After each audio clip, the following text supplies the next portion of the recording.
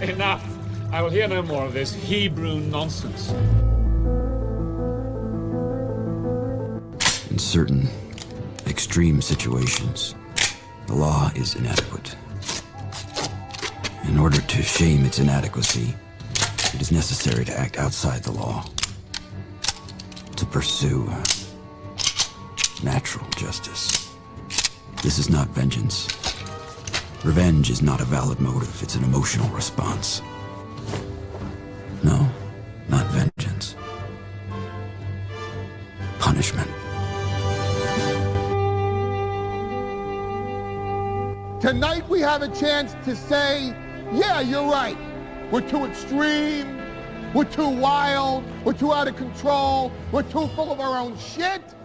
Or we have a chance to say, hey, fuck you, you're wrong. Fuck you, we're right. Because you have all made it to the dance. Because believe me, this is the dance. Start the show.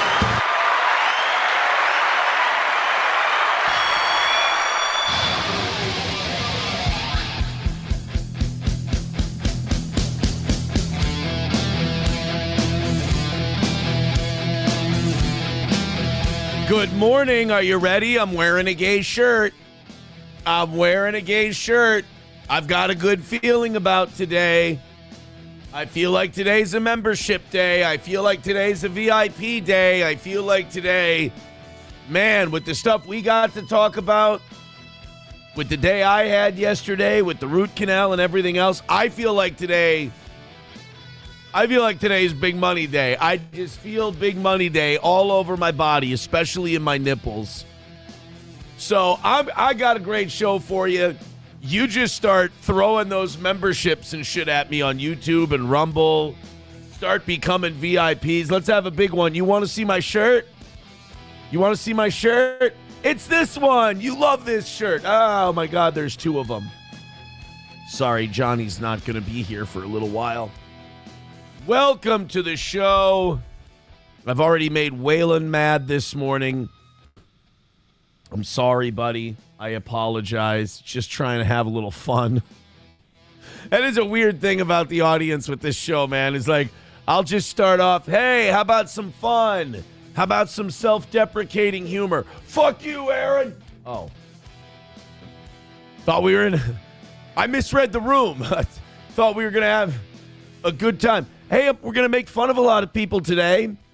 We're going to make fun of Amy Schumer. We're going to make fun of Matt Walsh. We're going to make fun of Joe Rogan. We're going to make fun of Tim Walz. We're going to make fun of Minneapolis. Oh, man, we got so many people to tease and taunt and make fun of today. All very good-natured, of course. All very nice and very kind. I'm very excited about today, guys. Thank you very much. And thank you to the evening show crowd. They got themselves back up over 300 yesterday. Good to be back. Now we got to get you guys back in the 700s today. And we got to let's make $10,000. Somebody said that we were 999,000 like 483 memberships away from 1 million memberships on Rumble. I say we go for it. Let's go. Let's see how close. Let's see how close we can get to 1 million today. Also, because we have a deal going on today, and because I have a big merch order list to fill on Friday, I say why not make it bigger? That's what I always say. Main vein. Yesterday we were like $50 away from a thing I can't talk about for another 4 hours. But Main vein said, "Hey, I got an idea. I'll bail your ass out today. You give me a VIP." And I said, $150 for the week gets you a VIP. And he said, okay, and he did it. And I thought, you know what? That's not fair. So I'm offering the $150 VIP thing the rest of the week. So for the rest of the week, it's $150 VIP. You know, some of you are only 100 away. Steven's only 50 away. I thought it was only fair to extend that offer for a week. So go ahead. You get the shirt, the hoodie, the winter cap, the coffee cup. You get two free tickets to every live event we do, a free piece of merch once a year, and I am probably going to start throwing a lot of bullshit on that store in the next couple of weeks. I've been having some ideas. I've been kicking some things around, and I've got some stupid bullshit that I want to put up there. And if you are a VIP and you haven't ordered anything in the last 365 days, do me a favor. If you have an idea for a custom item you'd like, let me know, and if it's within reason, I can get it created. Let's get started for today's show. We have so much to talk about. I'm so excited. Sometimes I just wake up and I have these good vibes. I have these good feelings, especially about the morning show. I always get good vibes about the morning show. And I just thought the Rumble subscription numbers have been going up. The Rumble viewership has been going up. YouTube's been steady. Fuck them. I don't care. I mean, as long as the viewership as long as we have more people watching the product, and we have, I just have a weird feeling that today's show is going to be hot. And then I have, on top of that feeling, I have a weird feeling that we're going to add some VIPs. We're going to add lots of shit. I just feel like a lot of shit's going to happen today. Stacy starting us off with $20 says, "Good morning, Vietnam." See, I told you, I just got a weird feeling. Wanna fuck? Let's fuck! Thank you very much, Stacy, starting us off with 20. I appreciate that. Then you got Waylon with $5 saying, "I'm not mad. Fuck you. Here's $5. You know what? I think all of you are mad at me. I do. I think all of you are mad at me. And I think Waylon just set the minimum price to prove to me you're not mad at me. Bigot on Socialist Media gifting a membership. Thank you very much. Oh, you guys are off to a fine start. We did get back over the 400 mark yesterday. We're 82 from 500. I think that's hittable today. Annoyed Wawa supervisor wants to know, what did you pay more for, your root canal or Root's appearance? That is very funny. If any of you have had a root canal, you know that Roots didn't get anything near what a fucking root canal costs. And by the way, I know dental insurance isn't a scam, but I also know that there are ways both in health insurance and in dental insurance that the doctors and the dentists and the hospitals and whatever, they help themselves. I had a guy in front of me who didn't have dental coverage. I have dental insurance, rich guys. And the guy in front of me did not have dental coverage. They took 15% off his bill, which, I mean, that sounds nice. Like, hey, we're helping you out.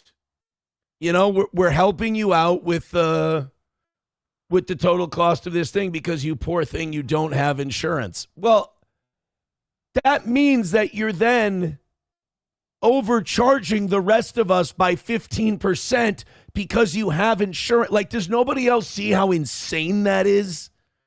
Oh, you don't have insurance? 15% off. No. It should be 15% off for everyone. All you're doing then is saying, because you have insurance, we're charging you an extra 15%. So we're getting ours on the back end. I was floored by it. But my tooth hurts, so I'm not going to make waves. Went in, got the root canal. By the way, they tell you the price beforehand. Like, they tell you the price 2 days before. They told me how much my insurance covered, which was like 800 some odd bucks. And then they tell you what your total was, which, by the way, root canal, this is without the crown. Like, I have the temporary filling in right now. I'm tempted to ride out this temporary. I had someone tell me, they're like, I still have the temporary filling from years ago. I never got it crowned. And I'm like,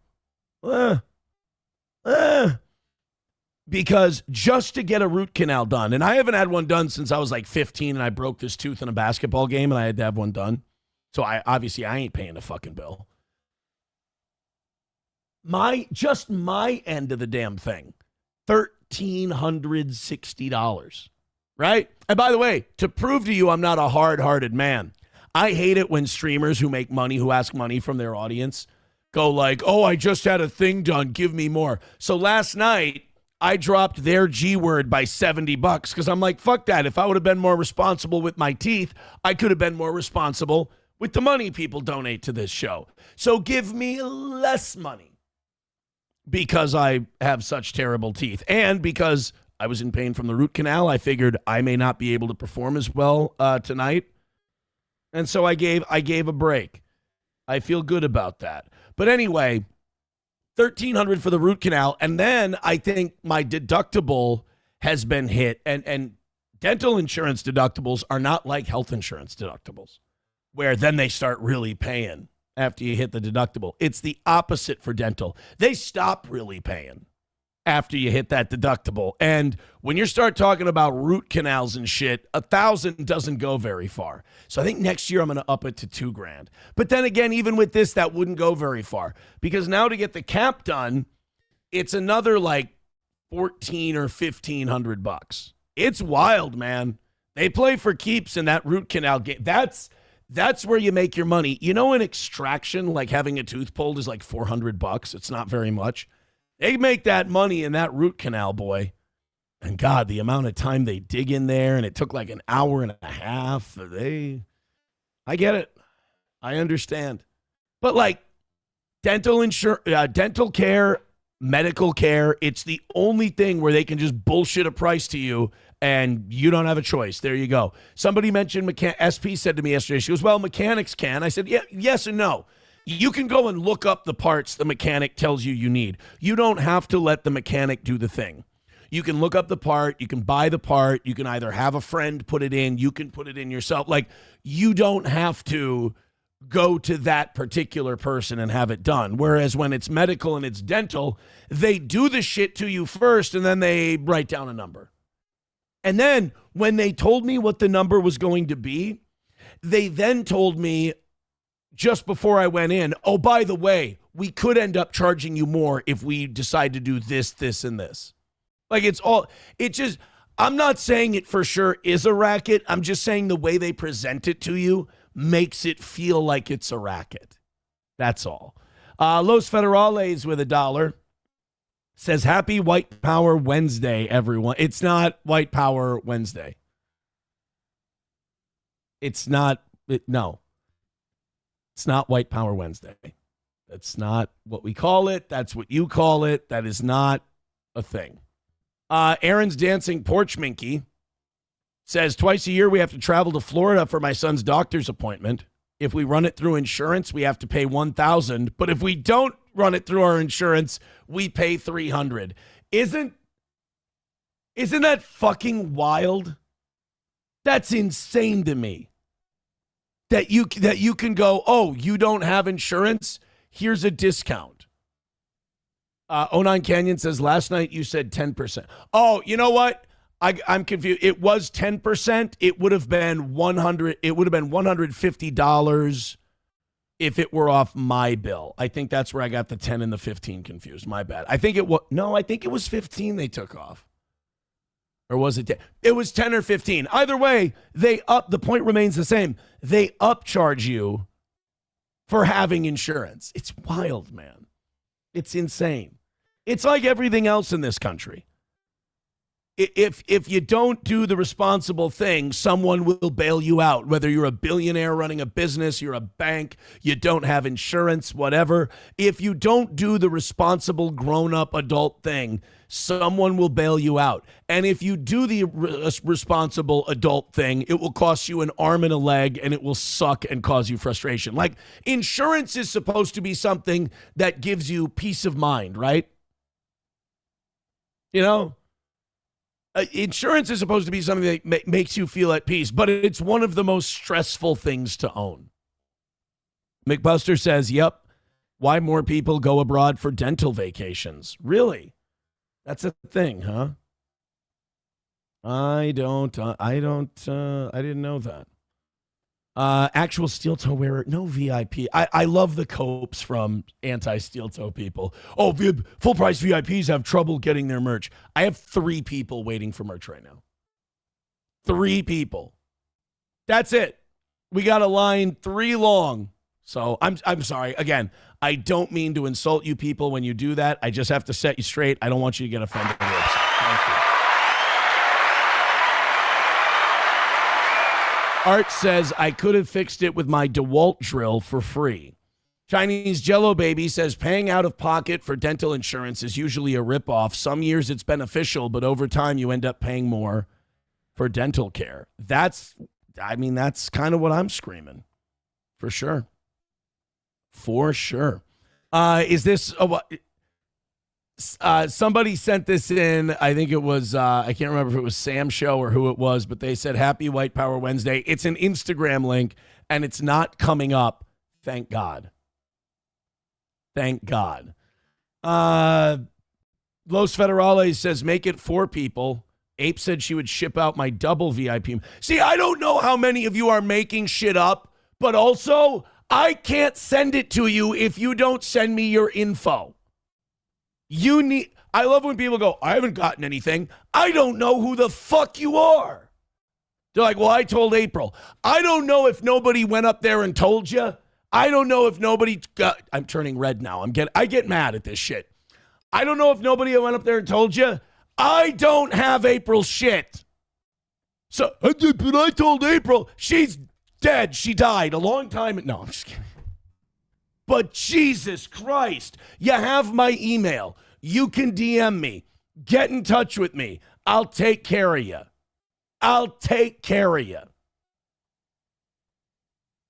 Jesus fucking Christ. So anyway, hit like, hit subscribe, hit follow. And I can't hold your hand through this shit, okay? You got to be a big boy and you got to talk to me. MSO says, I never get anything either. Nor should you. Nor should you. All right. So make sure that you show me that happened and ask anyone. I take care of you right away. By the way, main vein, again, send your shit because you're going to be the next guy going, nobody sent me. I didn't get anything. I got 3 emails waiting. And those are coming up next on Friday, and then I'm square with the house. $9.99 from Red Fox Mad. He says, Aaron, you need this direct pay dental. Refers to models where patient pay dentist directly, bypassing traditional insurance, often through affordable monthly memberships for routine. Loaded Wrench with $2 says, got a buddy that can do it cheaper looking ass. Well, I have an uncle who's a mechanic for, knock on wood, I haven't had to have auto work done in ages. J4SNY with $4.99 says, do you remember criticizing Scott for not letting a guy train for free? No, I don't remember doing that. You retard. I remember telling him, a guy he had already let into the gym, that I wanted to take him into the ring and work with him. And Scott said, no, I'm worried because he took a little longer to pay his bill and shit. And I'm like, yeah, he's already in the fucking gym. Let's let him go in there. So no, I'm sorry. You got that one wrong again. But you know what? I'm sure you got a strong coat plan. I'm cooking people today. I got to stop cooking people. It's a bad look. It makes me look shitty, and I apologize. I'm sorry, Jays for SNY. It's just that when you get shit wrong, I got to set you straight, but I forget a lot of you guys are really sensitive. But you know what you do very well? Create your own reality and live in it. The Dabbleverse, ladies and gentlemen. Those guys are still so fucking salty that I just bailed on them and then crushed them. And by the way, only crushed them by letting them keep talking. It bothers them. Ryan the Garbage Man says, my mom goes over the border in Mexico. That's never the start of a good sentence. That's never. Whenever something says my mom goes over the border into Mexico, I go, oh shit. This is where pre-reading comes in handy. My mom goes over the border in Mexico for dental care. She pays up to 2/3 less for services on a cash basis. She has no complaints. Dude, there's something about saying, like, I have to go get a Mexican root canal. Just sounds like something's going up my ass at some point. That's all. I know it's probably racism on my part. It's probably bigoted. the way I'm saying that. It just feels like sodomy. Saying I'm going to go get a Mexican root canal sounds like it's illegal in many, many states. Oh, my God. Snigger Niggardly says that actual steel toe wearer's name is Alan Daniels. Oh, my God. Guys, anytime actual steel toe wearer decides to get a little bucky, just everyone tell Alan to calm down. Let's just calm down, Alan. I think Alan's still upset that it was too many wins for the toe. You can OD on wins for the toe, which then causes you to OD on copium. Poor guy. Annoyed Wawa supervisor says, my friend is a high school sports correspondent and went to Mexico to get his caps done. I can ask him for the ref if you want. Oh, for the referral? Friend is a high school sports correspondent? No. Oh, that's a fucking what's his name joke. Oh, that guy's down bad. Oh, that what's his name? Oh my God. He's really snapped. He's lost it. By the way, Bigot on socialist media says Alan Daniels is raging at 6:20 a.m. People in the chat saying, calm your tits, Alan. Oh no. Snigger, what did you do? Snigger, what did you do? Jews be Jewing. Niggas be niggaing. Oh, Alan, just calm down. Alan, just take it easy. Yep, Alan's coping in the chat. Alan, calm down. Mr. Daniels, take it easy. Veldrain with $1 says the reason you don't have to worry about automotive maintenance is because you can't change a tire. The car has been sitting in the garage on two flat tires for months. That dude, Veldrain, that's a conspiracy theory that Alan and his friends would believe. I feel bad for them. I do. It's not healthy to have that much copium on a daily basis. They can't even admit the win for the toe. You guys are off to an amazing start. Thank you. You know that thing you've been doing with the memberships and the 2s and the 5s and the 20s and keep doing that, because I had a weird good feeling about today and I want to see it come true. Hit like, hit subscribe. We're on our way. Everything's coming up, toe. Let's go, baby. Let's go. All right, let's start by making fun of Amy Schumer. All right, all of you restless guys in the chat, those 3 or 4 of you who have got your dander up today and you're bitchy and you're mad, and let's all calm down and make fun of Amy Schumer together. Can we do that? Because there's about 500-600 people right now that just want to have some fun with you. They want to hang out. They want to have a good time. Hopefully we end up with 700-800 of you here to have a good time this morning, and I think we can have a good time. We're going to make fun of Amy Schumer. We're going to make fun of Matt Walsh, Joe Rogan, Tim Walz. We got some heavy hitters. That Minneapolis ICE raid, which, by the way, I guess they've already grabbed like 1,500 people. I saw one number that said 2,500. Every other number I'm seeing says 15. But ICE is grabbing a shitload of people in Minnesota. They are currently undertaking the largest ICE operation in American history in Minneapolis right now. I think it was like 2,000 agents are on the ground. And they've already caught rapists and murderers and, other Walz voters.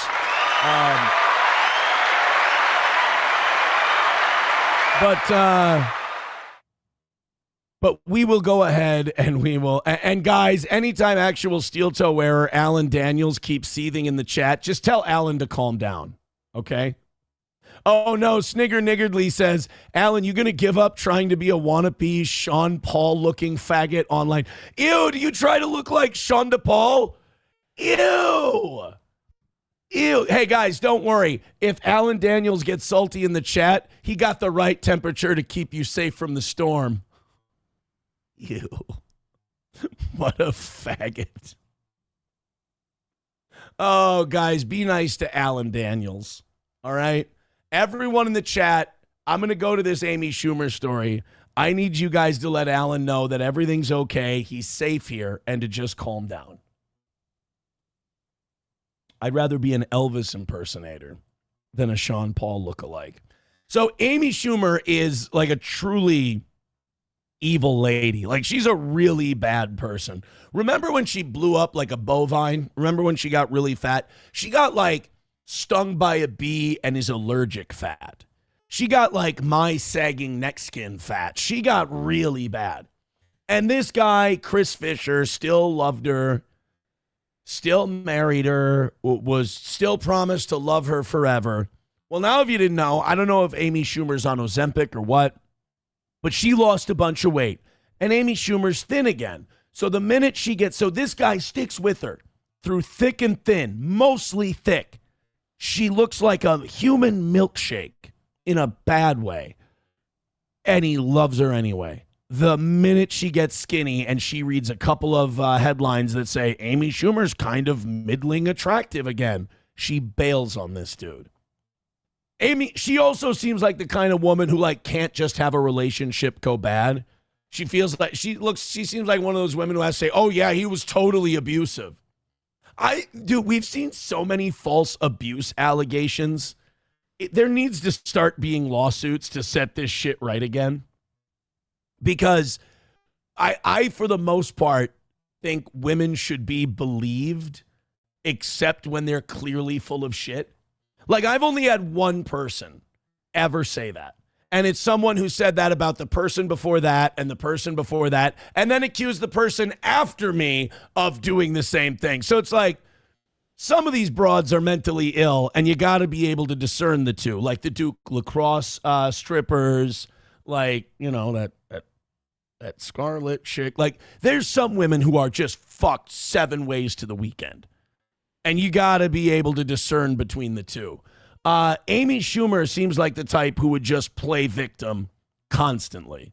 The filing isn't a surprise. Amy did announce last month that she and Chris were separating.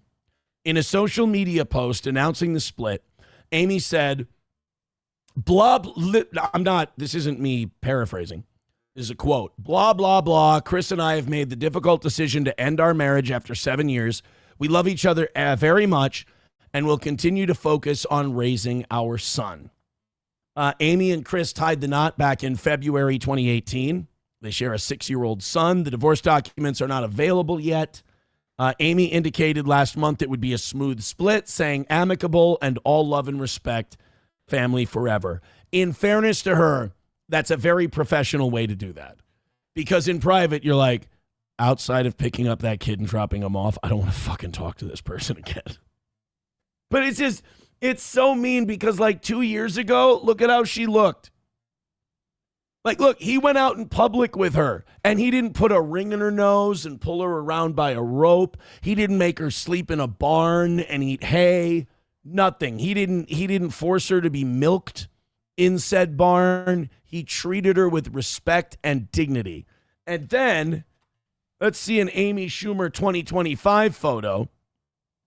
And then when Amy Schumer starts looking like the woman on the right in this photo, or she starts looking like that and she gets skinny again, now she's going to divorce the guy. What an asshole. He didn't even make you sleep in the barn. And the minute you get like this, you leave him. How dare you? I hope she ends up with a cartel lieutenant.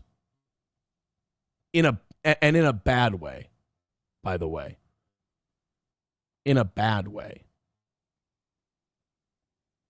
In a really bad way. Honky says, oh, Ozempic. Art says, when Ozempic gives her diabetes, she'll be sorry. Yeah, I think the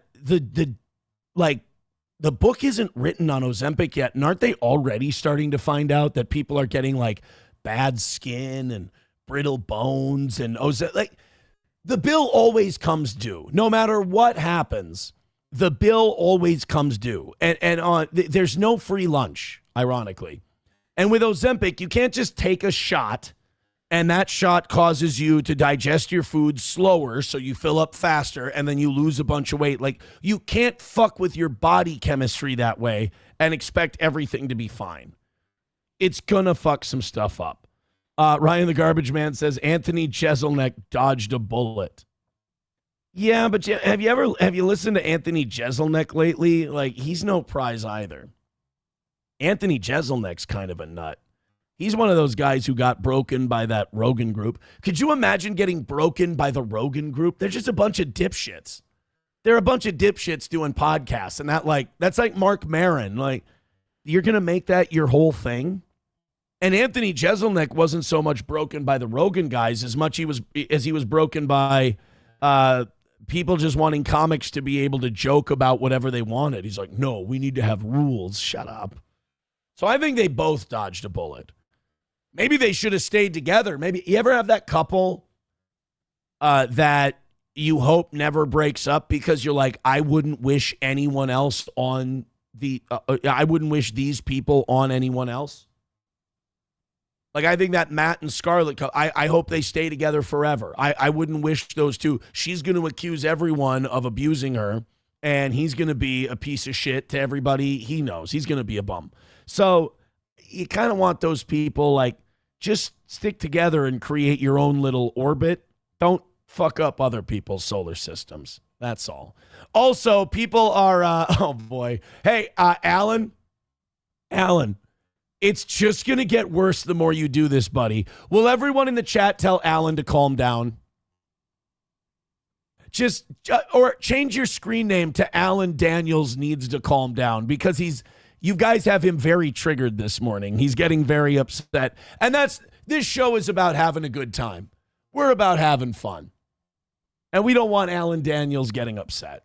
And he's very worked up right now. Alan Daniels, Veldrain with $1. Everyone's Adam Daniels. It's a Spartacus thing. Getting thin to Amy Schumer is the same as a trans woman getting tits. Bravo.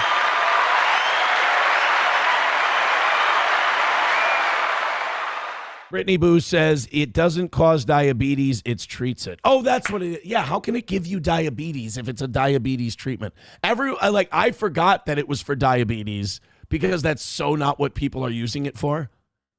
Celebrities, I should say. Like, wealthy celebrities are not using it for diabetes. They're using it as an end around exercising.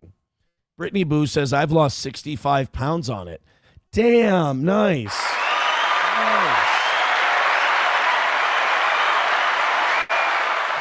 Brett says, Alan, chill. Mike Go says, Alan, relax, guy. Cockdiff says, eat a dick, Alan. Well, Cockdiff wants you to eat a dick, Alan, but the rest of us just want to see you get better. The cleaner, never mind, the cleaner's apathetic. He says, let him cook. You guys are mean. Brett says that Ozempic also fucks up your bone density. Honky says, is gastric bypass out of style? Yeah, that's actually gay now. It's gay to get your stomach stapled. That's like so 2008. You're 2000 and late, bro. You got to take Ozempic now. You have to misuse. Now the whole thing to lose weight is you have to abuse diabetes medication. That's the cool thing. You know, what was the thing? People were abusing speed and they were abusing amphetamines to lose weight. That's what they would do before stomach stapling. They would abuse amphetamines. Then they started getting their stomach stapled, but then they started looking like Fat Bastard after he lost the weight in the second Austin Powers movie, or third. I can't remember which one it was. Now they have Ozempic. Annoyed Wawa supervisor says, damn, Alan, your factual name calling cuts to the core. He doesn't like it. He doesn't like, guys, don't call him Alan. Now, Honky says, who's Alan Daniels and why does he spurg out like a prissy, insecure woman?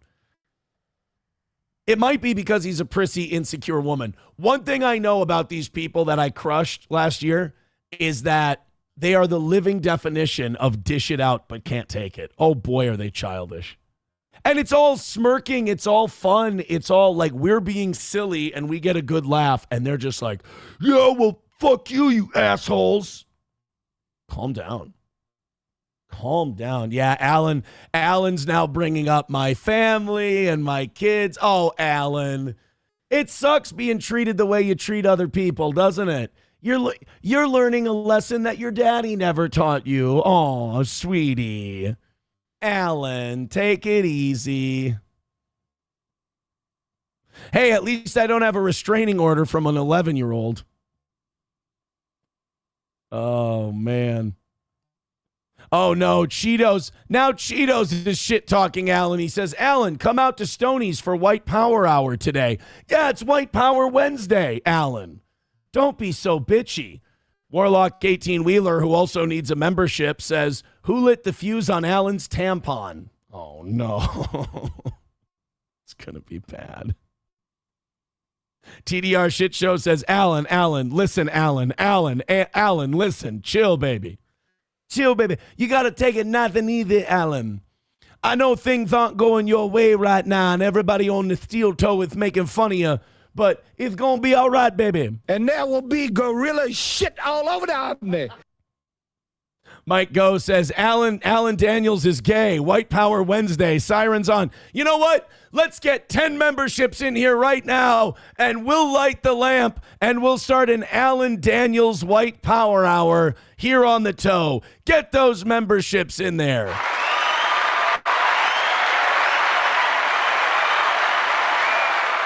Snowcat Tish says, wait, there's a restraining order against Melton from your dog. Yes. There is. And they don't seem to be fighting it. Miss Tay gifting a membership. There we go. There's one membership. 9 more. And we'll start a WPH in honor of Alan Daniels, who's getting the living shit kicked out of him by the Steel Toe crowd this morning. This is some old school shit right here. We're bullying Alan in our chat. You know what my favorite part is? He could leave at any time, but you watch. He fucking won't. He needs the attention. He needs this shit. Thank you to Zen Man for gifting a membership. Miss Tay gifting another one. 7 more. And we've got ourselves another one. A White Power Hour for our buddy Alan Daniels. Dude, Alan is spurging the fuck out. He is guys, I think you might have got to Alan. Oh, now he's mad because Cheetos doesn't allow pedos in his establishment. So Alan Daniels is an apologist for people who say they want to have sex with children. That's weird. And advocate for AICP. That's a very weird, I've really broken you, haven't I, Alan? Oh, no. A gifted membership from Mike Go. 6 more memberships. And we've got ourselves a White Power Hour for Alan Daniels. Lich Gal gifting a membership. Thank you very much. Oh, no. Oh, no. 5 more memberships away from doing a White Power Hour in honor of Alan Daniels. Thank you. Wally World gifting a membership. Thank you, buddy. And thank you, Alan, so much. Thank you so much. Oh, my. 4 more gifted memberships, and we are lighting the lamp for Alan Daniels. I told you today was going to be an oddly good show. Alan, I don't have to choose my words carefully. It's been documented. Oh, that was another cope you guys had. What happened to that? Sorry, Alan Daniels. All right, guys, 4 more gifted memberships for a White Power Hour for old Alan Daniels. They clung to that cope. It's almost like they've been lied to by an obese fat man who's embarrassed that he talked about having sex with children numerous times. He even made a song about it. Oh, yeah. It's a fucking creep. Sorry, Alan. I know that was your guys' big cope, but it's almost like I've been telling you the truth, and you've been being lied to by a guy who couldn't beat the toe. Don't worry. He's not the only one. I've left a lot of bodies in my wake. Thank you to Cheese and Professor Tie-Dye and TDR Shit Show for all gifting memberships. All right, 1 more. Wally World gifting a membership, and we officially have a White Power Hour in honor of Alan Daniels. Light the lamp, hit the music. Ladies and gentlemen, this one's for actual steel toe wearer, a.k.a. Alan Daniels. Oh, my. Get your memberships in. Get your PayPal, Streamlabs, and Venmos in, because we've got ourselves a White Power Hour on Wednesday. I think we broke Alan Daniels today. I mean, Brett, yeah, he is in trouble. I mean, if he contacts a child, he goes to jail. Bigot on socialist media gifting a membership. Thank you, buddy. Oh, my God. Look at this. Thank you guys so much. Wally World is now in third place.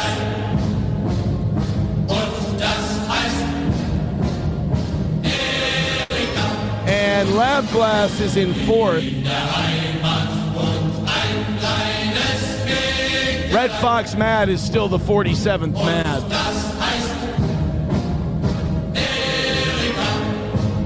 Uh-oh, I think Alan might have tapped out.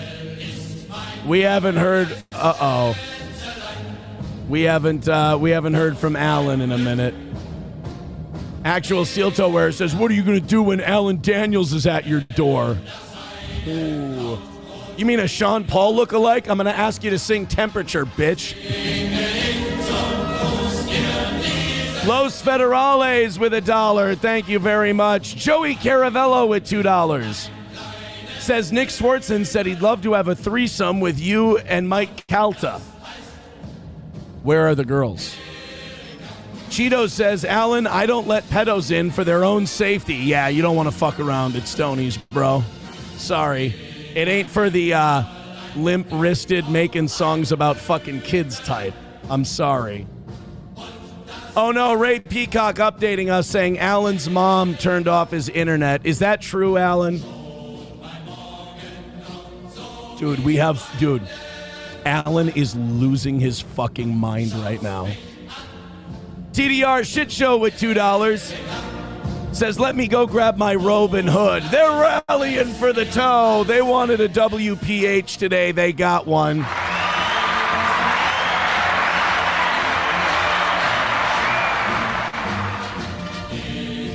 Oh, man. I tell you what, BG Salty says, if Alan Daniels comes to your door, pay for the pizza. That's what, you know what, Alan? If you come to the door, yeah, I'll pay for the DoorDash. And I'll give you a nice tip. Oh, this didn't work out. This did not work out for Alan Daniels the way he thought it would. Thank you, Snigger Niggardly, for making that a fantastic bit. Snigger says, Alan Daniels needs permission from his grandmother to leave the house. Who will mind his dog? Snigger, does he really live with his grandmother? That's fucking sad, bro. Annoyed Wawa Supervisor says, Alan's mother cannot turn the internet off. He watches from the library. Let's get serious, people. Well, thank you guys very much for that WPH. I appreciate it. We're now 71 memberships away from 500. Thanks, guys. All right, guys, here's what I'm going to say. I'm going to show mercy. We've got a lot of stuff to do today, and I think we've officially broken Alan Daniels. I think we've turned him insane. I want you to lay off Alan now. He's in the last stages of loser cope. He's begging us to block him. Guys, nobody block Alan Daniels. He's an honored guest. Old Alan Daniels. Sam Show loves Jewish dick is not. You can always tell when the toe is winning because these guys are just lashing out. I wish they knew how to play the game. It would make this so much more fun. All right, Matt, look, there are some phrases and there are some things that when I'm getting a show ready, I stop for them. And when I see a tweet begin with Matt Walsh is a dangerous idiot, I stop. I'm like, you know what? Stop selling. My money's already out. Matt Walsh is a dangerous idiot. Cool. What is he? Is his hand near a stove? Has he been put in charge of a child all by himself? What makes Matt Walsh a dangerous idiot? Well, this guy, Adam, from Adame Media, he's got like 500,000 followers. He's a news analyst. He posted a clip of Matt Walsh on a show called Counterpoints. This is a spinoff of the show Breaking Points with Crystal and Cigar. I think they do a good job. I watch a lot of their stuff. Well, they had Matt Walsh on from the Daily Wire, and Matt Walsh sees himself as a debating savant. He sees himself as a guy who destroys people with facts and logic. And the man's confidence is derived from two things. He has a deep voice and a beard. There's no intellect behind it. I mean, you talk about a guy who sucks. Matt Walsh is so bad at making points that he makes me want to be like pro-trans people in bathrooms almost. Because I'll listen to him make arguments and I'll be like, Matt, I agree with your premise. Sell me on it. And then the reasons he gives makes me go, you've actually talked me out of the premise. Matt Walsh is a fucking doofus. He's terrible. And he's also Ben Shapiro's bitch. Now, you can tell Matt Walsh is not cool with the amount of influence Israel has over our country. You can tell that Matt Walsh also was not comfortable with what Israel was doing in Gaza. But Matt Walsh knows that if he had to go out on his own, he wouldn't make a dime. He's like that Andrew Klavan and that Michael Knowles, a guy who, if they aren't cashing Mossad checks from the Daily Wire, he ain't going anywhere. So he's got to keep his job, thus the meme. Get back to work, Matt Walsh.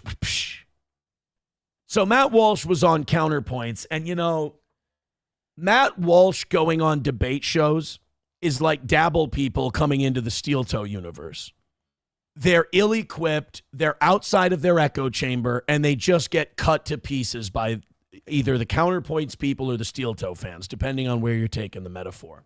So Matt Walsh goes in there, and they start talking about Israel, they start talking about Palestine and all of that stuff, Israeli influence over America.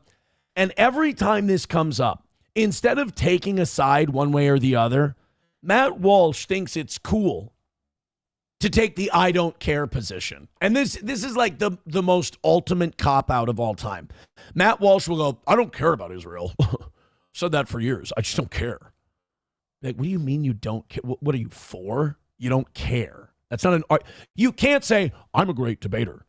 I am a great political philosopher. I am a guy who uses facts and logic.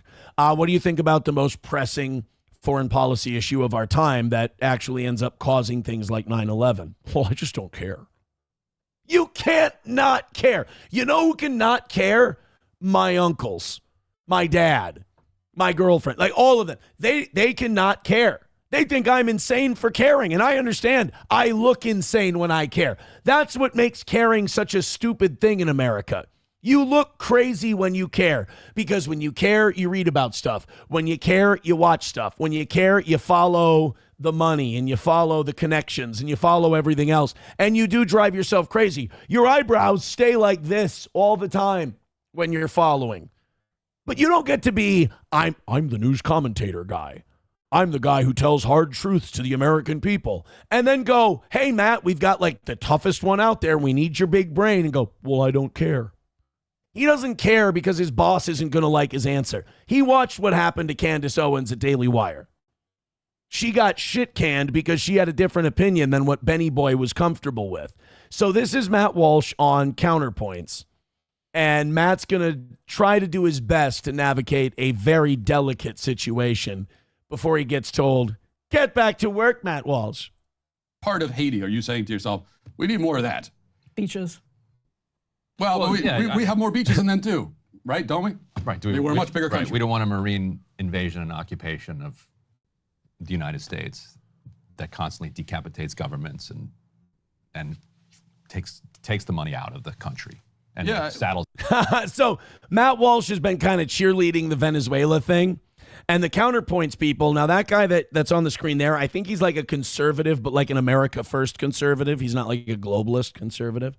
And Matt Walsh is very much a globalist conservative. And Matt Walsh has been cheerleading the Venezuela. Well, it worked. It worked. And this guy's like, yeah, we've been running around for like the last 60, 70 years, cutting the heads off of dictators and overthrowing everybody in Latin American countries and setting up these banana republics and, extracting their wealth and making the people there hate us. And I don't know if it's a good long-term strategy. Matt Walsh is like, well, why not if it works? I've been hearing that a lot lately. Well, it worked. Well, yeah, if a bank robbery works and you don't get arrested, you still did a really deeply immoral thing. We don't want the Clintons debt either. From a revolution. Yeah. Right. Although I don't, so you're saying that. We wouldn't want to be like basically. Dude, they are shitting on Matt Walsh to his face right now, and he's not picking up on it.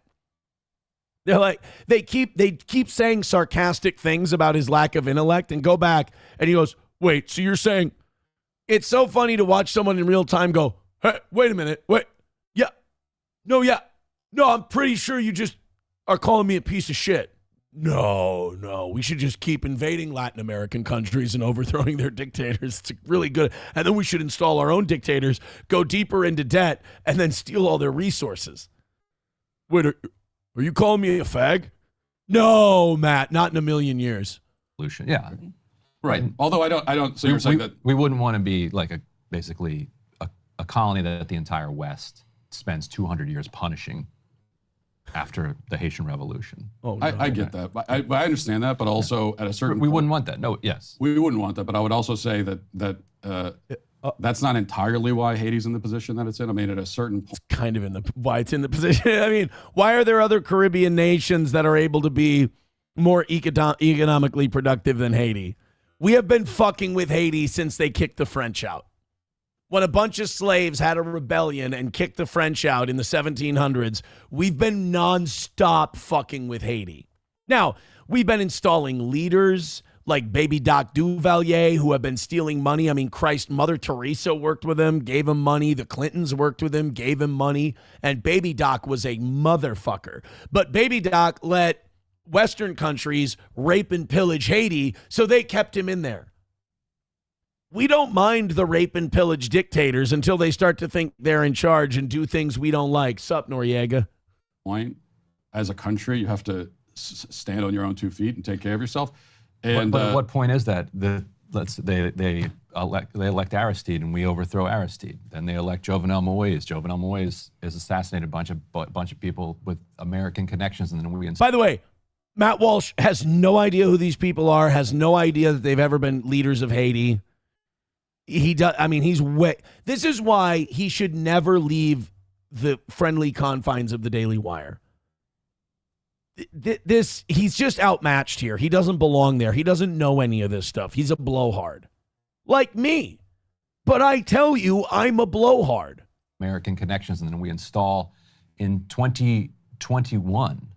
Like the United States installed the prime minister that we just ousted. So we don't even give this country 5 years to get its shit together. I mean, you try to become a productive nation and a good economy when the biggest world power is in your own backyard and they're overthrowing your leader every 800 or 900 days. You go to bed and you wake up 800 times. The United States is in there taking out your leader and putting in a new one. And now we got fucking barbecue. Now, it's gotten so bad, barbecue is in there now, eating people. Like, so we could say, okay, yeah, you got to get over the, 200 years ago, but like, we're still doing it. Yeah, I mean, and I'm not in favor of, I'm very non-interventionist. No, you're not. In my policies, so I'm not in favor of most of the things that were... Very non-interventionist. We've just been funding and aiding an extermination camp in Gaza, and your big response has been, I don't care. Fuck, dude. Doing in other countries. We just made the new government in Haiti in a hotel room in Jamaica. And then we insisted that whatever government we... That's right, man. You're going to install a new leader in Haiti, and then we're going to all fuck each other. That's what we're going to do here, man. You're going to go to one of our numerous degenerate sites where Westerners come and defile themselves, man, and then we're going to pick the new leader of Haiti. Made in Jamaica had to allow Kenyan troops to come in under the... The nice thing about Haitians allowing Kenyan troops to come in is you really can't tell the difference. Sorry. Flag of the UN in order to go to war with the gangs. Yeah, I'm not interested in, right. If it were up to me, I'm not interested in doing anything in Haiti. Like let Haiti be Haiti and take care of them. That's sort of my whole point here. Let them take care of themselves and their own problems. I'm also not saying that there's like never a scenario where we let someone from Haiti into the country. Dude, Matt Walsh is... And by the way, this is a good example of how Matt Walsh is a bozo because he needed to be educated on the history of Haiti in real time. He needed to get a crash course in Haitian history. But also he doesn't know anything. If I'm Ben Shapiro... Like, Ben Shapiro clearly controls every aspect of this guy's bookings and his life and everything else. Why are you letting him come in? Why are you letting him do these shows? He's just, at a time where the Daily Wire is bleeding subscribers and nobody's watching it, why are you letting Matt Walsh come in there and further let people know that you guys are all full of shit and you're retarded and don't know your head from your ass? And like Joey Caravello says, imagine your country is so fucked up that the Kenyan army has to come in and help you. You wonder, it'll never happen in my lifetime, but you wonder if America just said, hey, we're out. We're not going to fuck with your country anymore. I bet you all these countries would figure it out within a generation. I really do. But here's the problem. We won't let them because we're worried that what they'll pick is something that won't let us take advantage of them and do business with them. Like, let's be honest. If Haiti could pick their leadership right now, they're all very, very poor. They'd probably go with something like socialism or communism. And we'd be against that. So we would go in and we would intervene and we would put some suit and tie wearing capitalist in there who would let us come in and pillage the place. But they would probably want a communist. Chevy fan says barbecue doesn't eat people. He's named that because his family owns a restaurant. Who's the one who eats people? There's a Haitian gang leader who eats people. Maybe it's not barbecue. I apologize. But I thought barbecue ate people. Does Haiti barbecue eat people? It's a weird thing to type in. Rumors of cannibalism in Haiti are unfounded and not credible, according to the U.S. State Department and human rights experts. Jimmy Chorizier, his name even sounds like a sausage, goes by the alias Barbecue. His mother was a street vendor who sold barbecued fried chicken. Oh, lovely. There are allegations that Chorizier's gang has committed cannibalism, but no independent investigative body has been able to corroborate those accusations. So, all right, there's accusations that barbecue's guys are eating people. They're just trying to stay on brand. Leave them alone. It would be, if we just took the reins off and let Haiti do their own thing and we got barbecue as a leader, I don't know. Let's see what could happen. Brett McCart says, imagine being proud your culture is such trash that the only thing they do en masse is sneak into another country and take advantage of an already established civilization. Hear me out on this one, though. Name any group of refugees that you dislike, and I can tell you that maybe it's our cosmic punishment for fucking around in the rest of the world. Haitians, we've been fucking with their country since our founding. Cubans, ditto. Venezuela, yes. Somalia, the last 35 years at least we've been fucking around in there.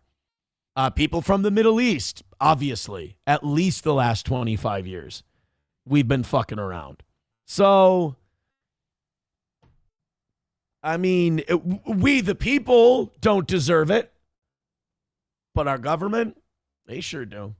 Jay Wink says, I'm betting there has been some eating people in Haiti when they're eating dirt cookies. Chevrolet JB says, you give me a dozen dirt cookies, my neighbor would start looking like beef. Yeah, you guys know about the dirt cookies. I mean, we've done it. I mean, I know we've got a lot of new listeners all the time, but like, we've gone over the Haitian dirt cookies thing quite often. Haitian dirt cookies. Oh, also, why does Jeremy the Quartering always blame his problems on the left? Is that a thing? Is the fucking quartering guy still blaming the left? The left doesn't care about the quartering, if they ever did. Nobody cares about the quartering. I think his grift got exposed a long time ago. Oh, man. Here, Haitians eating dirt cookies to survive. And then we'll bring Johnny on. Oh, Johnny's right there. Johnny's here. Johnny, you're in. Yeah, I'm on. Hey, how you Good doing? morning, sir. Good morning. It's always fun to start out with the refresher on dirt cookies. You want to start out with the dirt cookies refresher? Yeah, why not? All right. We're already off to a great start today. I don't know how long you've been awake, but this audience has been extremely generous this morning. Oh, I've been listening for like the last half hour. I try to get in early, so I'm in on what's going down. No, they're off to a great start. Keep going, you guys. I appreciate it. There's an outside chance we hit 500 today. It's a long shot that we hit 500 memberships. Mm-hmm. What I'm looking to But do, there's a chance. is I'm looking to get back into that 700s, hopefully 800 today for viewership. That would be nice. Because we pressed 8 on Monday, and then we went down. And then we dipped on Tuesday. We didn't hit 7 on Tuesday. 6 is our, that's like our floor. We're like, hey, we're happy at 6.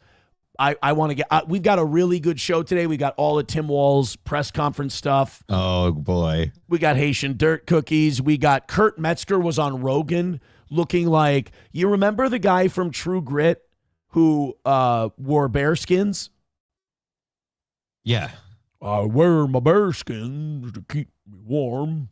That's the original Greaser Bob. He dressed like Greaser Bob on Rogan's show and then went in and screamed about dolphins and Jews for 3 hours. I loved it. Shit, I need to go watch that later. Dude, I highly recommend the Kurt Metzger Rogan episode.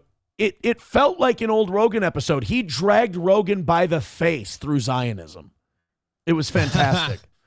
Then Theo Vaughn had Dave Smith on, and that was a little drier, a little more, because, Theo's really into the Middle East, and Dave Smith is obviously more of a politics guy than a comedian at this point. He's doing very well with it. They had a little bit drier conversation, but it was pretty good. It was kind of how they felt a little turned on by Trump. Not turned on, turned on. Right, but betrayed. Yeah, not like a boner. Down. Well, it could be a boner, but it would be anger. Hostility boner. Rage boner. Yeah, exactly. Those two, I highly recommend those two episodes. But we got a clip of Metzger today, and he looks like he just had a conversation with Rooster Cogburn, the way he's dressed. All right, a refresher on Haitian dirt cookies. Again, it's very important to remember the United States and the British and the French have not stopped fucking with this country for about 300 plus years. Down from generations here in Haiti. Women spend entire days making them. Grandmothers, daughters, and younger girls. Infants are nursed while mothers work the mix. Kids see. By the way, when they say the mix, they're talking about dirt. It's mud. Yeah. They just let the mud, and here's what the saddest part of it is. They shape the mud in the form of a cookie so it doesn't look like you're eating mud. Yeah. And they just let the circle of mud dry. To enjoy them, at least when our camera was around. When you tell people in Haiti that puddle of mud is coming to town, they go, oh, good, I'm starving. But these patties, known as bonbon terres by the Haitians who eat them, are a grim reminder of just how poor this Caribbean nation is. Ugh. They aren't sweet, they're hard to swallow, and add almost nothing in terms of nutrition, because the cookies are actually made of dirt. You're literally just filling your stomach you're filling your stomach with gravel so it doesn't rumble. Well, that's why they're working the mix over there. They sift it so you get just the finest particles of dirt, so it'll all pass easily enough. But you're going to be, in that country, they literally shit bricks. They do. They're shitting bricks all the time. And that's just waiting for the Americans to overthrow their democratically elected leader. Again, they're shitting bricks. But it really, you're filling your stomach with rocks so it doesn't grumble. Feel hungry. And we will not help these people unless they install a guy that will allow us to pillage their resources and leave them with no economic opportunities. Like when you really start to dig in, and you can't blame Israel for this shit. That's why this was on us. That's why I always say, don't get hung up on Jewish people. Zionism. We've done plenty of bullshit on our own. Yeah. Zionism, Israel, bad. Individual Jewish people, whatever. Take people as they are. But you can't involve Israel in this. This is us. This is when you grow up and you start following the news and you realize, like they say in Goodfellas, all that good government bullshit, we've been the bad guy. And the reason we haven't been seen as the bad guy for very long is because we were being compared for about, 80, 90 years. On one end, you had the Nazis. On the other end, you had the communists, both totally worse than we are. So we looked like the good guys when we were pulling all kinds of dirty moves and enabling genocides all over Latin America. Now, with the Soviet Union gone the last 30 years or so, it's become very evident that we've been doing a lot of fucking around on our own. The only problem is we're more passive aggressive with it than, say, the British Empire used to be. So it's taken people a little longer. But like, we won't come in and feed these people unless they have a leader that lets us take their resources and pretty much whatever else we want. Isn't that strange? It's like, here, we'll give you UN food aid. And even then, most of you won't be able to get to it. Right. But the only way you can get that food is if you let us come in and take the resources that would otherwise be yours that you could work on. Right. It's a suicide pact you're signing with the devil. You know what I'd do if I was a Haitian, Johnny? What's that? I'd take that deal and then crawfish and drill that old devil in the ass. Johnny, what would you do? I already did it. Oh. It fills your stomach. When we haven't eaten anything, this dirt cookie fills your stomach. No. Traded, sold, and even hoarded by women here in the poorest section of the poorest country in the West. Oh, they do salt it. Oh. Hooray. Yeah. They do salt. So there's the something mud. worse than a saltine. Thank the Lord. Salted mud. Hemisphere, Cité Soleil in Port-au-Prince, Haiti. Small amounts of vegetable shortening, salt, and occasionally sugar are mixed in with the dirt. On a good day. On a good day, we got a little bit of sugar. On a good day, you can throw some sugar in your mud, and you got sugar mud. That's kind of nice. That's when the dirt cookies are sweet. I got a sweet dirt cookie. That's top shelf stuff. Like, this sucks because I'm an American, but watching this makes me want to invade America. Okay, so I'm an American. This makes me want to invade America. Now can you kind of understand where terrorism comes from? Oh, yeah. I can get where people are not happy with us. I just wish we'd stop doing the stuff that makes even more people not happy with us. Right. I'm not too worried about Haitian terrorists, like, jumping the border and coming and getting us for everything we've done effing around in their country. But I know we've pissed off enough other people on behalf. That's where I go. But if I came from a country that was constantly being fucked with by the United States and I had a chance to go to the United States, I think the most passive I could be, the nicest I could be to the country that fucked up where I come from, is eat all their pets. What I would do is probably set up a few bogus daycares. That's what I would do to get back at them. It's the slow knife that cuts the deepest. I don't know that I would do it, but I would certainly not feel too bad about it. So at least I can understand that. Right. But as a person in this country who, again, didn't approve these actions, doesn't necessarily condone them. It sucks when we do all that and then. Yeah. Boom. And then, yeah. So I personally, I wouldn't mind if maybe we got, if we stopped fucking around. Well, Ron Paul tried to teach us years ago. He said, look, all this shit is blowback from us fucking around over in the rest of the world. And everyone said, how dare you not love America, Ron Paul? And he said, I just don't want us to go broke. I want our dollar to stop being worthless. I want people to be able to live in houses. I want us to stop bombing other people and killing children. Like, I'd really like to be pro-life in every sense of the word. But he's an asshole, apparently. Kind of zero for some on that list. Yeah. That's like, I love Ron Paul too, and like people who love Ron Paul, they talk all nice about him and everything, and I'm like, I don't have the heart to tell those people, like, bro, we lost. He ain't getting anywhere. Yeah. He ain't getting anything done, and the ideals he espouses are coming from absolutely no one else. Right. Well, maybe Thomas Massey, maybe Marjorie Taylor Greene. Look what happens to them. Yeah, Marjorie Taylor Greene's out. Like, that's the thing I was thinking yesterday when you're like, oh, and the MAGA people. And I'm like, the problem is that, you know, Trump goes out and MAGA candidates, like, those are fading out already. Like, people that don't stick with Trump that are true MAGA candidates, like I said, we lost Margie. She's like, I'm Margie. done.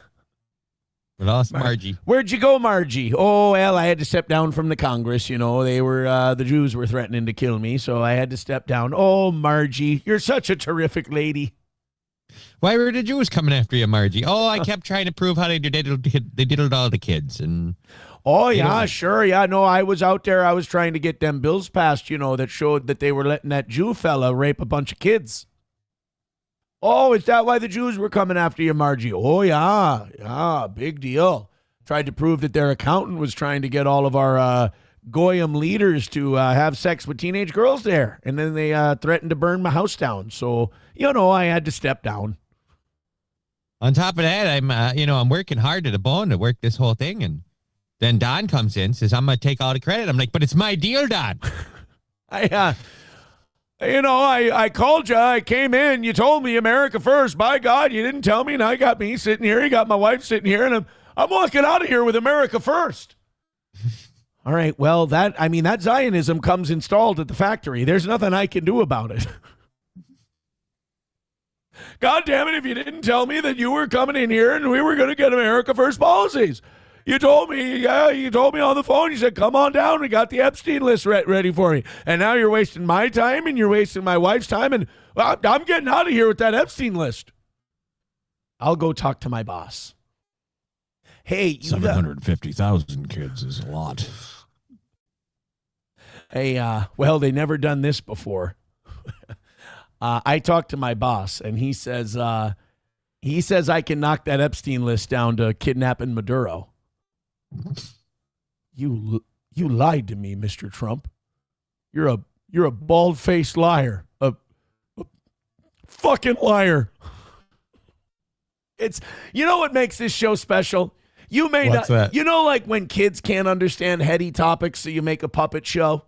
Yeah, that's what we do for adults. You don't understand geopolitics, so what this show does is we break it down into the plot of the movie Fargo. And now everyone can follow it. Here. So I've got a great example of how the world is like Fargo. Say the United States wants to invade a country, but we have no reason to.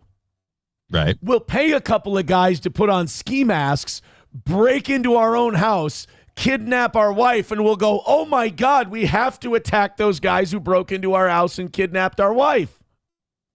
Meanwhile, we were the ones behind the kidnapping the whole time. The United States in this instance is Jerry Lundergaard. And things turned out great for him.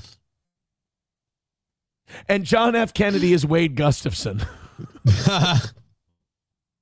I think everyone understands it now. TDR shit show with $2 says, just imagine that shit. They're literally shitting sandpaper. Their assholes are 100% scar tissue. Shit, bleed, heal, scar tissue. Yeah, you think Lindsey Graham's asshole is disgusting. Like I said, these people have been passing bricks this whole time.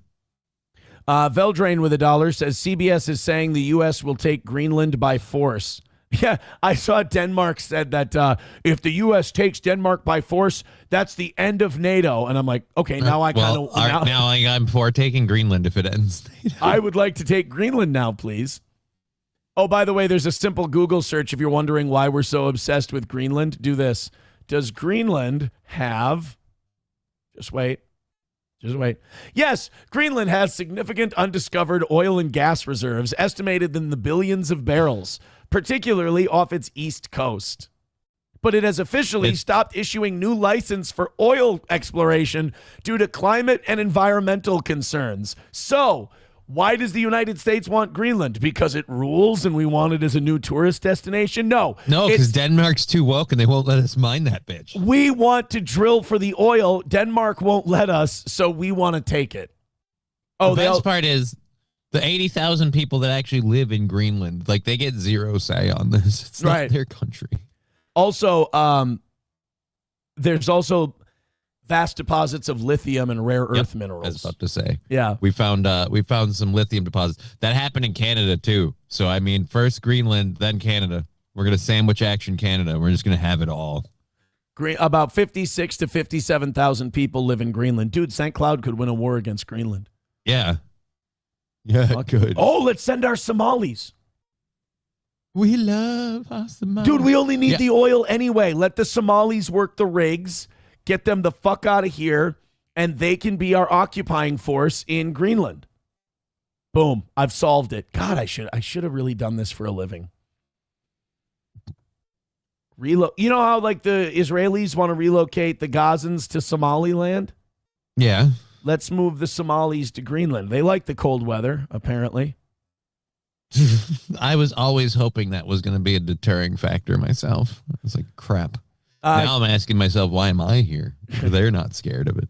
Well, you're going to be on 90 Day Fiancé with Digger. Have you talked to her about that yet? I've talked to her about it. We're considering it. She's not entirely sold on the idea yet. I love it. She loves the show, and she's thinking about it. I don't know. We haven't made an official decision. I got to tell you this. I'll let you know if we do and apply. I thought about this yesterday, about you and Digger doing 90 Day Fiancé, and I was like, I had to be selfish for a moment. In my own head, I was like, get some steel toe plugs on there. Well, I'm worried more about plugging me, but I get you. Yeah, no, but just from doing the thing, it's going to happen. I'll be wearing, I have steel toe hats and shirts, and I'm always wearing the fucks. Yeah. So it's going to happen. Perfect. It's perfect. I'm way behind in the fucking chat. Margie didn't want to get Navalny'd.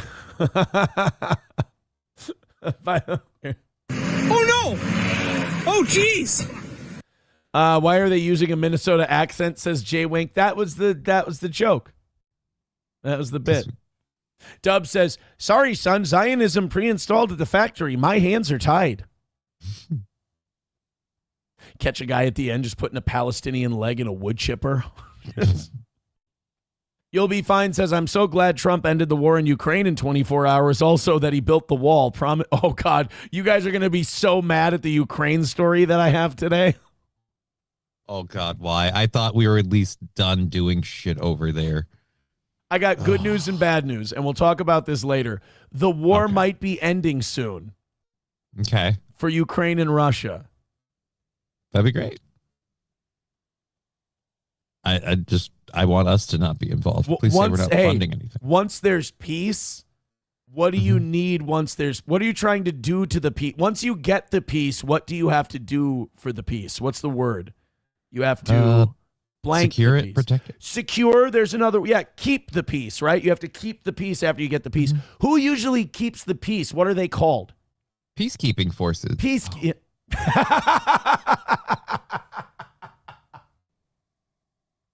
Keir Starmer, the Prime Minister of England or the UK, already said, we're ready to send peacekeeping forces in.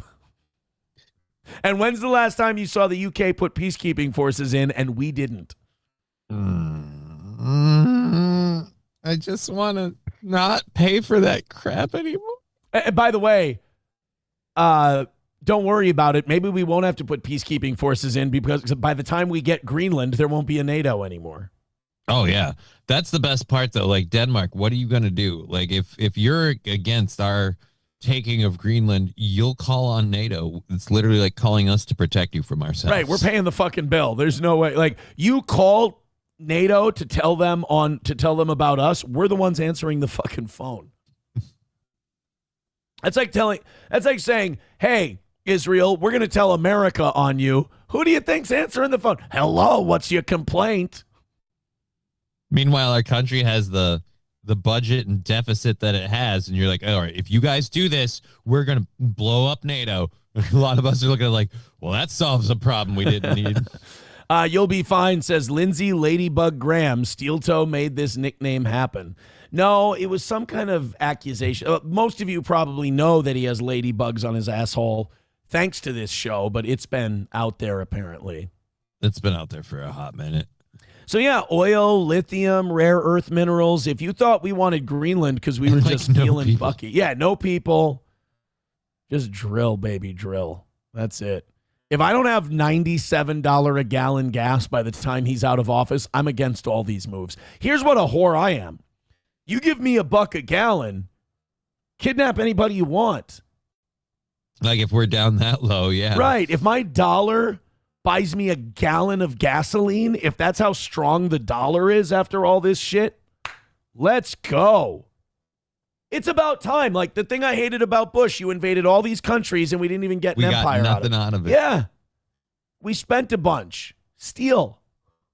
What's oil at right now? About $60 a gallon. Or $60 a gallon. $60 a barrel. $60 a barrel. So $60 times, they say there's billions of barrels in oil.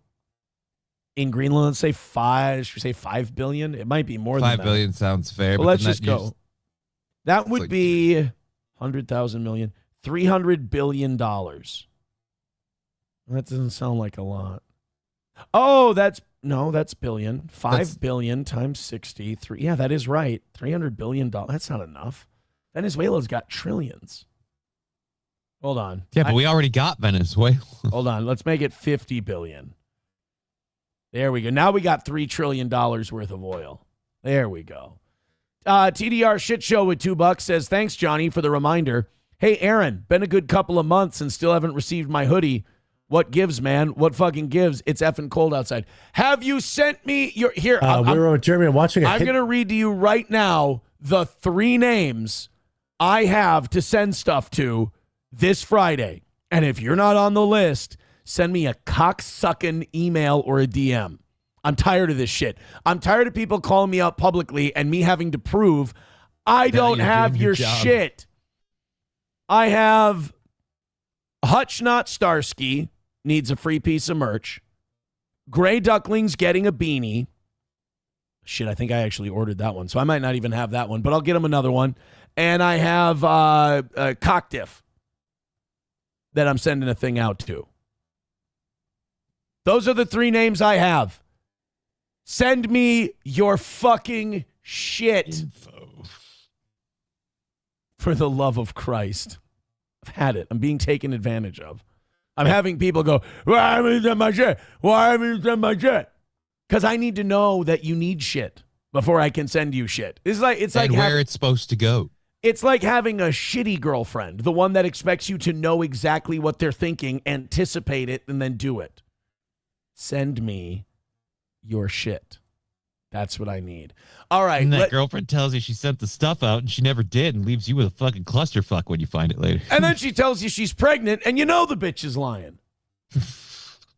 All right, guys, hit like, hit subscribe, hit follow. It's very early on. We're a little over an hour into the show and we're already kissing 600. We're at 576 right now. Let's go. YouTube, you need to go up by about 100. Rumble, you need to go up by about 70. That would put us at 740. I'd be happy with that. You guys get to where you're usually at, and we're looking good. Under 200 for YouTube is unacceptable. That is underperforming. And Rumble under 450, that's unacceptable. That's underperforming. So let's go, baby. Let's go. Nail it. Crush it. Wild Card with 199 says, get some sweatpants on your merch. That's a great fucking idea. Bubba did have a fine idea. All right.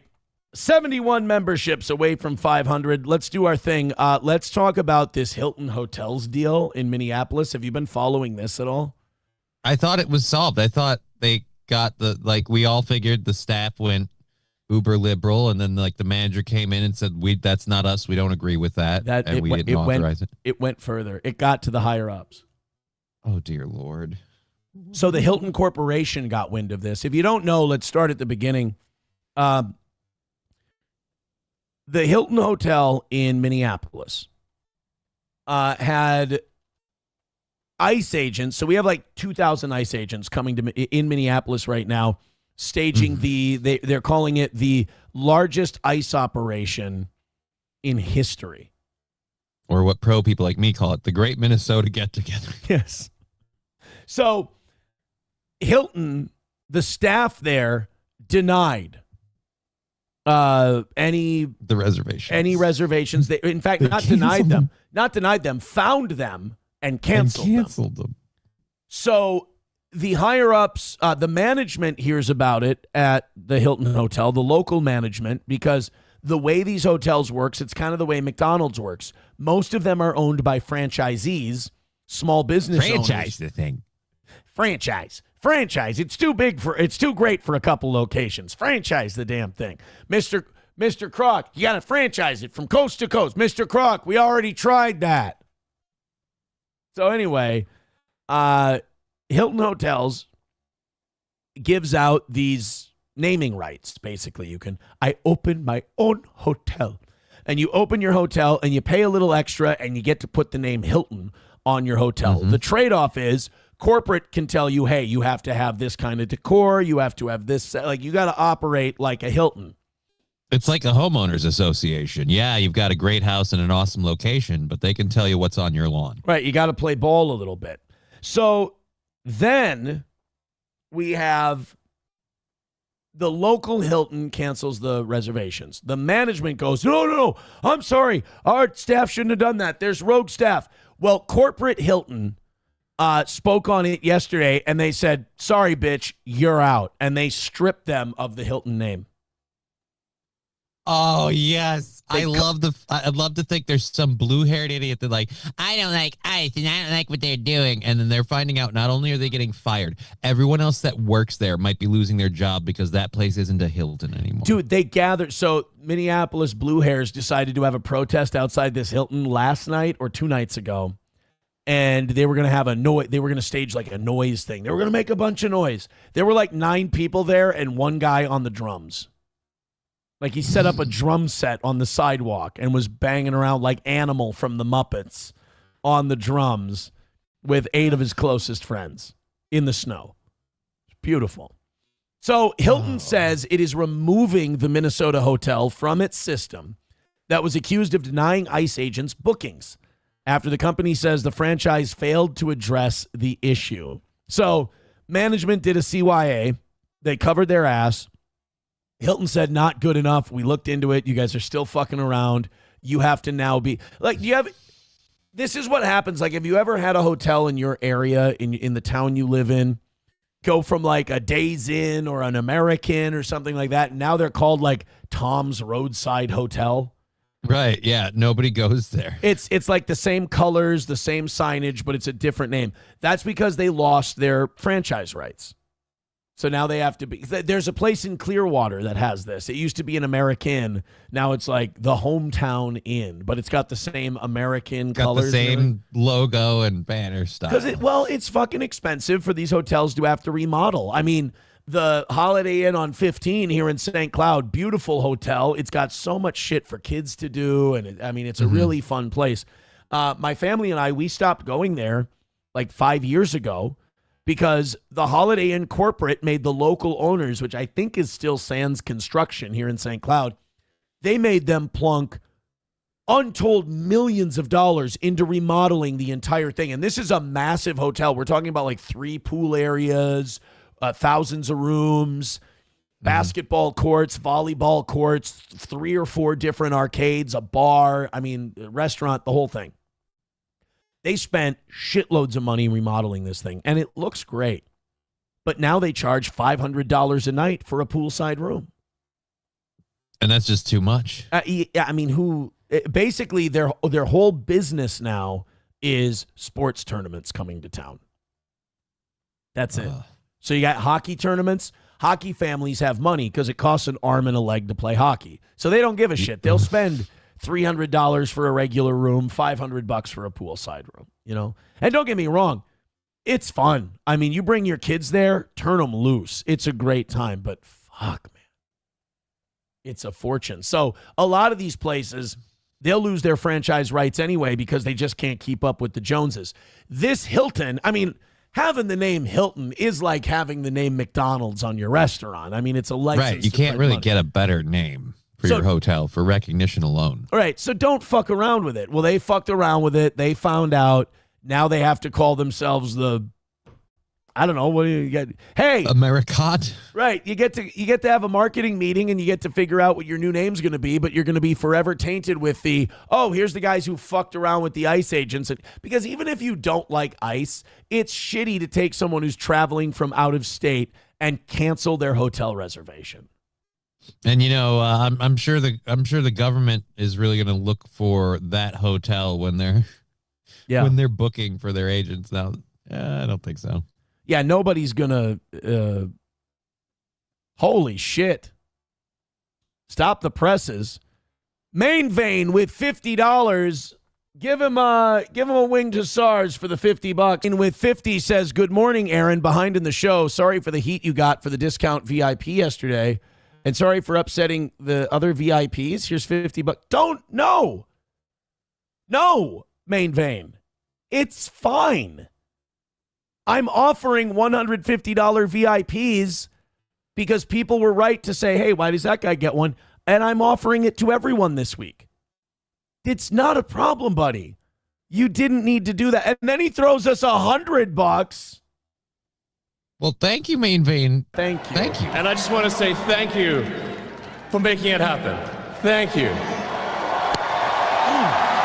He says, here's the rest of it, and then gives us 100 and says, thanks for a rad show and making the workday better. I cannot tell you how much I appreciate that and how kind that is, but that is so incredibly unnecessary. Thank you so much. You did not need to do that. I appreciate it immensely. And unlike that guy over there, I'll say, look, it's entirely necessary. Where's my PayPal? Let me put that up.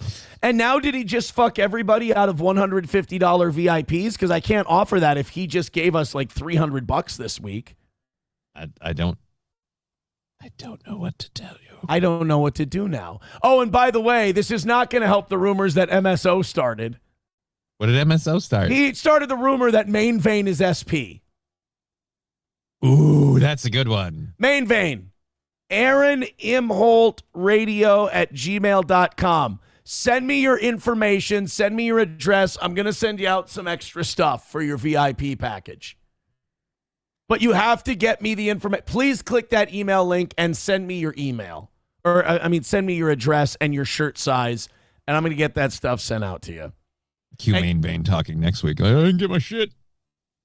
And I'm going to get everyone else their shit today, too. Today's ordering day, officially. Okay. Today's officially ordering day.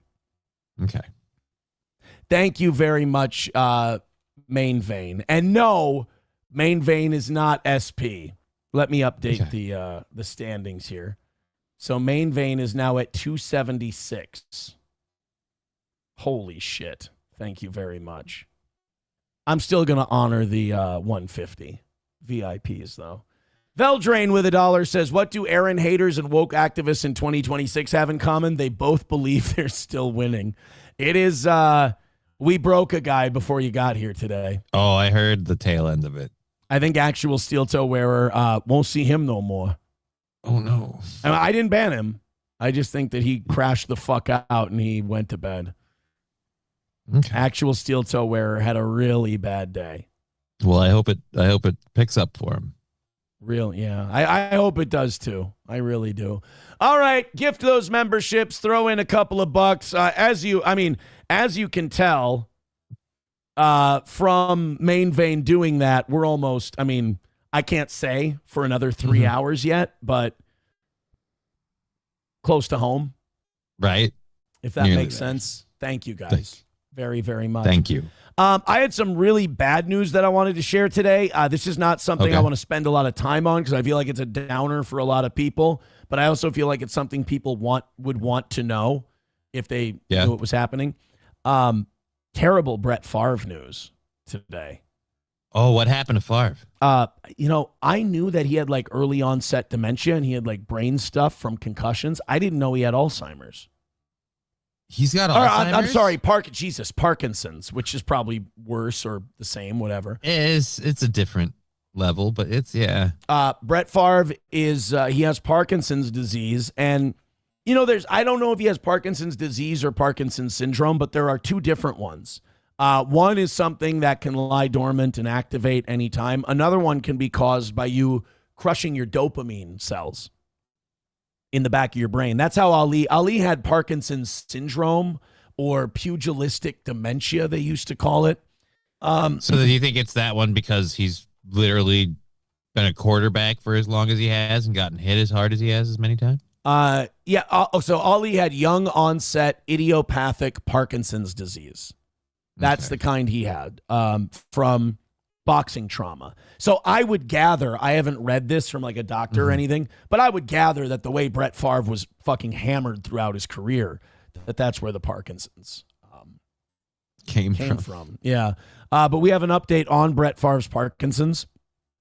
Brett Favre said he has given up hope as he battles Parkinson's disease. Favre revealed that some days he feels like a pretzel from the pain and has to deal with constant shaking. Brett does not believe they will find a cure soon. He says he wakes up sometime and he can barely use his right side. It sucks. Obviously you as someone with, while not the same disease, you don't, but there's similarity in the symptoms. Yeah, no, I wake up and some mornings I can't, like, my legs won't bend. So if they were in, say, like a fetal position when I was sleeping, I can't walk, I can't stand, they won't stay up. And then sometimes if I slept and I was straight, they're like boards and I'm walking on stilts. I fell the other day just because my leg would not retract at all. It hurts and stuff like that. The shaking thing, I can't even imagine. Yeah. Like I'm dealing with the right side, like slowly dying. So we're just losing the hand slowly, but what are you going to do? That's like saying MS or Parkinson's, one's better or worse than the other seems trivial, but like it is. I assume that, I mean, it's kind of shitty to ask you which one you'd rather have, but like not having the tremors has got to be a plus. Yeah, not having the tremors is a plus, but then not having the ability to move really sucks. Like for mine, like the difference, like if we want to like fucking cut it down to it, the difference with mine where like you'd rather have mine over his. And I'll say that I would rather have my condition over his because like his good days and bad days, like he's stuck in a situation. Mine ebbs and flows where when I'm really, really sick, like, yeah, I can't move. Like my arms are weak. Knees weak, palms are sweaty. There's vomit on my sweater already. I don't get the reference. Yeah, it's a country song. Anyway, okay. So Eric Church, right? One of his early. I want to hear him cover that song now. That would be interesting, but I don't know if it would really work out. But yeah, it's kind of like you're kind of saying it's pretty much a coin flip. It's a coin flip. The problem I have with mine is like mine's slow degradation. Like I've seen how bad it is at like the deep end of the scale, and I'm just slowly sliding there over the course of my life. It sounds like for his, because of the way it was caused and everything, he's going to have a lot shorter trajectory on that scale. So he's already starting, and it's gotten to the point where he's like, there's no hope. I can't do it. Like his degradation is going to be a lot quicker and a lot harder. Yep. And it's going to be harder to deal with. Whereas mine, like I said, it ebbs and flows. We can get kind of plateaus. And so, now we're at the wheelchair stage. We might be able to find a way out of some of this shit. I have hope that we can find ways out of this stuff. They're progressing on it maybe quicker than they are Parkinson's. Actually, ironically enough, in Canada on the West Coast, it's like one of the top places for MS. So if we take Canada, I'm very hopeful I can move and get some top shelf treatment. Hey, save some of that for 90 Day Fiance. I am. Save some of this gold. It'll still be here. Save some of this gold for TLC. or as Adam Eget 6 million says for 279 Canadian, wah, my legs don't bend. Wah, I fell down. Wah. Is that about what you're trying to say? No, I'm just saying, like, I have difficult days, but my difficult days aren't as bad as that. So I would say my situation's better. But so you're saying you're saying he might have misheard you. I think he misheard, misinterpreted. You know what I heard when you were talking? What's that? Me mom died in the holly. Me dad's shoes. That's what I heard when you were. Is that what you were saying? No, because I don't think my mom was in the holly, and she's still alive. Dude, nobody was in the holly anymore. They're almost. Wait a minute. I'm not saying it never happened. That's not. Harry Holt denies the death of 6 million. Nobody tell Buzamok that came out of my mouth that way. I'm not saying it didn't happen. I'm saying like somebody just died in the Holocaust. Holocaust survivor just died. She was like 94 years old. There can't be. How long are they going to be digging these people up for? I don't know. I'm just surprised they're still doing it. Hopefully it'll end soon. Red Fox Mad with $4.99 says, can we get the old school bits and subs shirts from the Twitch days? No, I don't. I mean, I could try to recreate them. Email me. I can check my prize closet and see if we have some old ones left over. I don't think we do. But I could do a shitty facsimile of them. $4.99 from Mark Robinson says, remember Bountygate? Send the Saints the bill. Yeah, no shit. Well, I mean, it wasn't just the Saints' fault. Approachable with $1 says, sound drop for a $100 donation. Start at 45 seconds and go till either 50 or 55 seconds. Thank you, Ablo Pacheco, for gifting a membership as well. You guys are, holy shit. Thank you so much. Phenomenal. Thank you. I think you're like 70 memberships away from 500. Yes, exactly. 70 memberships away from 500. So let's see. We're kind of on fire today, so I'm going to try. It would be foolish of me as a filthy, disgusting beggar not to try this. Everyone gift 10 memberships right now on Rumble. Right? It can't hurt to do that. Right. Everybody just gift 10 of them right off the bat. Boom, boom, boom. All right, this should be the new $100 clip they're saying. The four skins, the redskins. Whoa, whoa, whoa, here come the Indians. Bit of the old northern soul, is it, boys? Putting the gay back in Marvin Gaye. I'm on fire over here, lads. Come on, I need some back. I like Colin Farrell, but I don't understand why that would be the one. I'm ready to actually promote Winged Hussars to the $100 drop. I'm ready to have it be the 50 and the 100, if I could be honest. By the way, we talked about Eric Church covering Lose Yourself. Yeah. It's not quite Lose Yourself, but it is my favorite Eric Church cover of all time. What's that?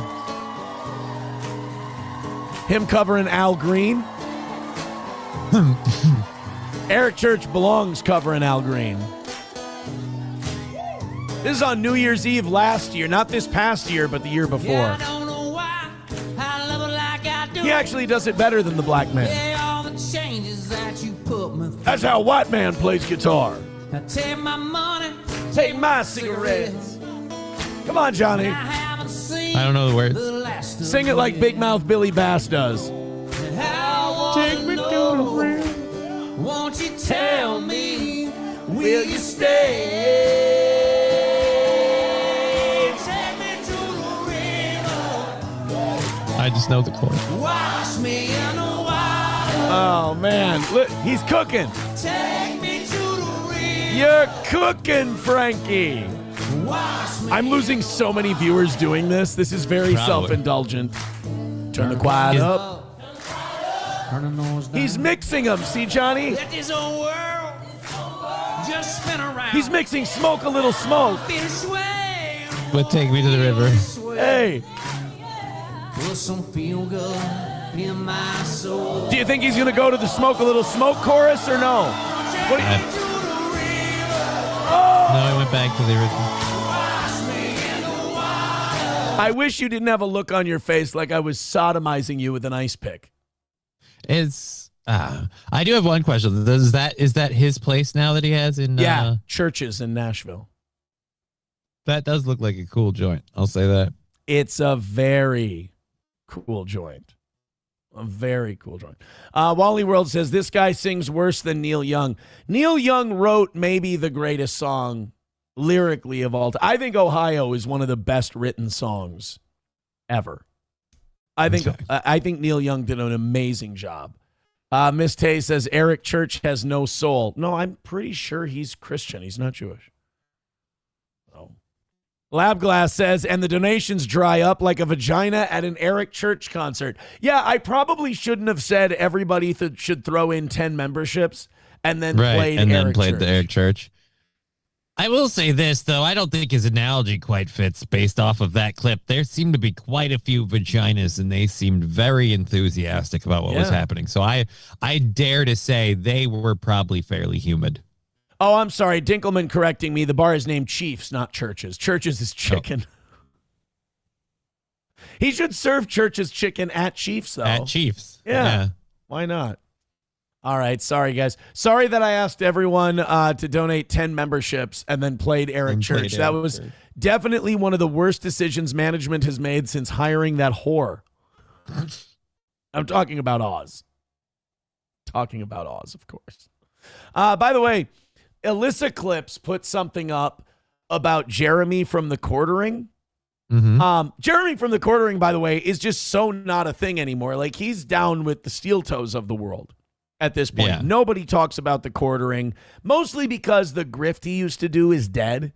Like, the left is owned by facts and knowledge, and the wokies are destroying Disney, and like that whole thing's over, right? Like, we're talking about Jews now, brother. So, the Quartering, you know, every time his coffee doesn't sell. Every time. And he really put in a lot in that. Yeah. Every time, you know, he tried to switch to being a coffee mogul and that didn't work. He blames it on the lefties. Like, every time the quartering struggles, the left is behind it all. Whereas we know on this show, every time our viewership drops, we go, oh, Aaron probably did something that was lame and gay. It's not. Because, like, if we lose on YouTube, we gain on Rumble. Like, it all comes out in the wash. People just move over to another platform. It's not the left. It's my choices in gay music and shirts that hurts this program. I can't help it. But, only he can do it. But Jeremy can't help but blame the libs every time something goes wrong with the quartering. Let's see this latest example. Piece on you. The craziest. By the way, I have not watched this yet. This is the kind of respect that someone like Alyssa Clips gets from this show. Where you just trust her, what she's presented you with? It's going to be gold for the grandkiddies. Thing is your attire in those old computer repair videos.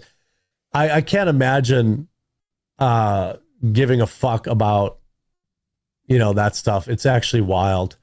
I wasn't shitting on you, Robot, but hey, Jared, have you watched a documentary on you? It's very well researched and edited. Oh, I'm sure. Oh, no, they're fucking with him in the chat. They're like, somebody made a documentary about you. Have you watched it yet? That's like going in, people will ask Mersh, oh, have you watched what's that guy's name? He retired, but he did really good, funny documentaries. The British guy. God damn it. I forgot. Porcelain. Have you watched the Porcelain documentary on you? It's like, no, he probably hasn't watched the Porcelain documentary on it. Do you know what a fucking sociopath you'd have to be to go, I'm going to sit down and watch this documentary from a guy who thinks I'm the world's biggest piece of shit? Right. I'm sure it's going to be fair and balanced. Yeah. I'm sorry. I'm not a narcissist in that way. I don't need to watch 3 hours of someone telling me what a piece of shit I am just because they say my name. I'm good. I've always said, you are more than welcome to think I'm the most terrible guy who's ever lived. Just don't ask me to indulge your fantasies. That's all. So Jeremy, asking him in his chat if he's watched the documentary about himself. I mean, first of all, if it's a documentary that doesn't include his perspective on shit, it's not complete. It's not very accurate. Yeah. Definitely not a troll comment trying to get retards to watch some hit piece. The thing is, what's funny, I let people promote hit piece stuff on me. I always figure, look, I'm clearly getting to you. I'm clearly in your head. You clearly think about me even when I'm not off the air. And above everything else, is that not my job as a talk show host? To get you to emotionally invest in. That's what I've always thought my job is, to get you to emotionally invest in the product. How you choose to do that is up to you. So guys like Jeremy, when they react to shit like this and like, oh, it's probably bullshit. It's probably, Jeremy, it's the internet. It's all fake and gay. Laugh it off. Tell him you'll watch it later. Yeah, just tell him, oh, yeah, can't wait to watch that. And then that guy will go, whoa, whoa, and he'll think about that all day, and then you can just move about your business. You can move on. Yeah. Is like, the only thing the left has is like... The left. A 30-year-old video where I'm telling this. So I'm telling the story about how I worked at a computer repair facility, and we saw like C-scam, like child predation. It's C-SAM, not C-scam. But anyway, so this is the loser's cope that people do. Like they'll bring up something in your chat, you'll read it, and then you'll try to explain it. It's like, this is not going to help. Don't bring it up. Let them get their little joke in. Ha, it's all fun. Like, you don't get to just laugh at all the nice stuff people say. Like people are going to say shitty stuff a lot. We fucked with Alan today because we thought it was funny. Alan comes in here and says horrible, shitty things all the time. And then somebody reveals that they know his real name. And we decide, let's give Alan Daniels, actual steel toe wearer, a little taste of his own medicine. And you watch how these people just can't fucking hack it. And it's fun. I don't know. Like, to me, it's always been fun to expose those kind of people. It's a fun little troll move. It totally strips away their credibility. But to go back and then he goes, oh, this is all the left have. Bro, the left is not worried about the quartering. Like, in my mind, the quartering, like, the left should almost be claiming the quartering and saying he's their psyop to make Republicans look retarded. I'd go as far as to say, like, nobody's really worried about the quarter. I don't think any of us are thinking of you. That's kind of the problem is you've run your road, you had your 15 minutes, and now you're boop. The only thing I care about with Jeremy the Quartering is when he creeps the fuck out of Melanie Mack so bad that she asks his co-host for help. When he says, Melanie Mack and I are going to go watch a game together. Oh, and they're like, aren't you married, bro? You're going to go to dinner alone with another chick and watch a football game? And Melanie Mack looks at his co-host and mouths, help me. And the co-host immediately, have you seen that clip? No, I would like to. Oh, my God. Videos or pictures on a check that computer, out. and we call the cops. That's like the story time, right? So that's the whole story. I'm talking about, hey, we found these type of videos and we called the police. So, hey, by the way, when you take your computer in for repair, just know, hey. Which I believe Patrick Melton would do the same thing. He'd call Moody first. Be a moron. Like, essentially, I was not trying to tell child predators to clean their computers for getting repaired. It was like, hey, people, look at this stuff. Totally normal thing. But the left uses this clip and says, he's telling pedophiles how to get away with being pedophiles. And literally nobody that's actually watched the clip gets that from it. It's just completely made up. And by the way, you're just volunteering that all of this bothers you because something happened. Yeah. Because someone, the best part is this documentary probably doesn't even exist. I do have one question for you, Jeremy, though. If you're telling people that you found a bunch of CSAM or whatever the acronym is on a computer when you repaired it, and you're like, hey, it's so dumb, people look at this stuff, clean up your computers before you go in and have them repaired. They aren't wrong where people are saying you're telling predators how to stay predators, because you're telling them like, hey, if you're a predator, your computers can get looked at when it's getting fixed, so clean it up. Yeah. Like, I have to have a computer go get fixed, and I don't care if anyone looks at it. You know what they're going to find? All the photos I used to use to make thumbnails, a bunch of stupid cartoon images I've made for show sponsors on my show, but that's it. Like, ooh, this guy plays a lot of video games. Holy shit. Like, that's it. Like, so when you're telling them, clean up your computer, you're kind of saying, if you've got something you don't want people to see, make sure you clean it up. That might not be specifically for the pedos, but yeah, it's just Jeremy still saying like, the left is doing this to me. I'm a victim of the left. Stop it, dude. I mean, that went out of style a long time ago. The left is making people stop buying my coffee and stop watching my show. Boy, I tell you, that left wing, they're really diabolical. I mean, they're so calculated that they get people to not buy coffee and to bring up computer stories. Yep. Oh, they're dirty, rotten bastards. By the way, I'm trying to find you that quartering clip with, did you say Stephanie Mack? Melanie Mack. Melanie Mack. God, I can't keep I spelled her name wrong. That's why. Quartering Melanie Mack. Oh, it was at, what was the TPUSA thing called? America Fest. That's what it was. I need to where did this clip cannot have gone away? Quartering. It's obviously not like a recent one, or it would still be out. So it's no, it's from like a few weeks ago. Oh, well then it's got to still be here. And it's him saying, it's the quartering saying, hey, we're going to go to this thing. Oh, God, if somebody can find me the link, I would love to. I didn't expect to be talking about this today. Let's see if I can find it. Quartering Amfest. Well, how about Jeremy quartering Amfest? I knew I should have saved it long ago. Jeremy Hambley, the quartering, reneges on his promise to donate to charity. I don't fucking care. I don't give a shit about that. Okay, I'm getting some videos of them in the booth. I gotta see the one though where he's like, Melanie and I are going to a bar to watch the football game together, and then she mouths over. She goes, "Help me," and then the producer all of a sudden goes, "Oh, I can come with you guys. Why didn't I get invited to the football game?" And Jeremy goes, "Ugh," and Melanie Mack goes, "Oh, that would be so fun. You should come with." Fucking married, dude. Get out of here, you creep. Oh, well.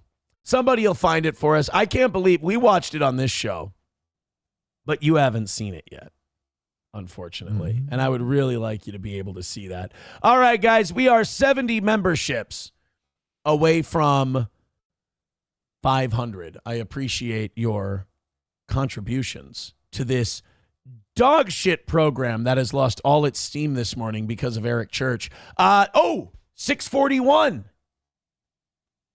All right. Nice. We're almost at 7, so we should probably get moving on some Rumble's about 50 away from where it should be. YouTube's about 60 away from where it should be. So we definitely got at least the mid 700s in our blood today. Hit like, hit subscribe, hit follow, and pardon my French, let's go. Let's go. All right, off we go. I think we have our Tim Walz press conference clips now. Okay. By the way, Red Fox Mad with $4.99 says Johnny has naked photos of Digger on his computer. LOL, the computer repairman will get a great show. Oh, Johnny. Nope. We specifically don't trade photos and things like that because we both do shows and online. Well, not shows. We both do stuff online. We don't want people getting it. We don't have photos. We don't do photos. Is there any steel toe influence in why you made that policy? Honestly, at this point, I can't say no because, like, even if there wasn't before, like, the policy was in place before, but good God, has recent events certainly reinforced that thing and that's why we don't. Learn from me, boy. Learn from me. Avenge me. Now there's people on the internet are trying to accuse, like, Gino sent that Matt Mead guy pictures of Keanu and all this. And it's just like, guys. Joey Caravello with $2 says, Aaron and Johnny watched the movie Shadow Dancer starring Clive Owen and Andrea Riseborough. You'll dig it. I like Clive Owen. By the way, you want to know what the biggest misses in cinema history was? What? Not making Clive Owen Bond after Pierce Brosnan. Oh shit! Yeah, I'm not a what's his name guy, Daniel Craig.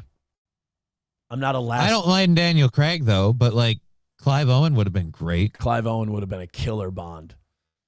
Killer Bond. They got to get a Muslim Bond next because he's got to represent London. I thought they had Idris Elba being the next one, but yeah. Well, Piers Morgan wants that. Oh. Well, then who's the Muslim one going to be? Mamdani. No, how about the slave owner in The Mummy? Okay. No, how about the head of the Black Scorpions or whatever in The Mummy? We could have made that guy the dude. Benny from The Mummy. Get somebody from The Mummy. I'm trying to think of movies with Muslims. How about the I Am the Captain Now guy? He could do it. He's probably running a daycare in Minnesota somewhere. It won't be as good. I'll just say he doesn't have the look, I think, of because that guy was pretty scrawny. I mean, he can bulk up for the role. All right. TDR Shit Show with $1 says no photos, only videos. That's the secret. That's the key. Hostile Soldier says F. Murray Abraham. I think you're gonna have a hard time waking up old F. Murray. He's in his eternal rest phase now. I was SP decided to watch Scarface recently one morning when we woke up, and it was so sad because the scene at the Babylon Club where it's Frank talking to Tony and Omar.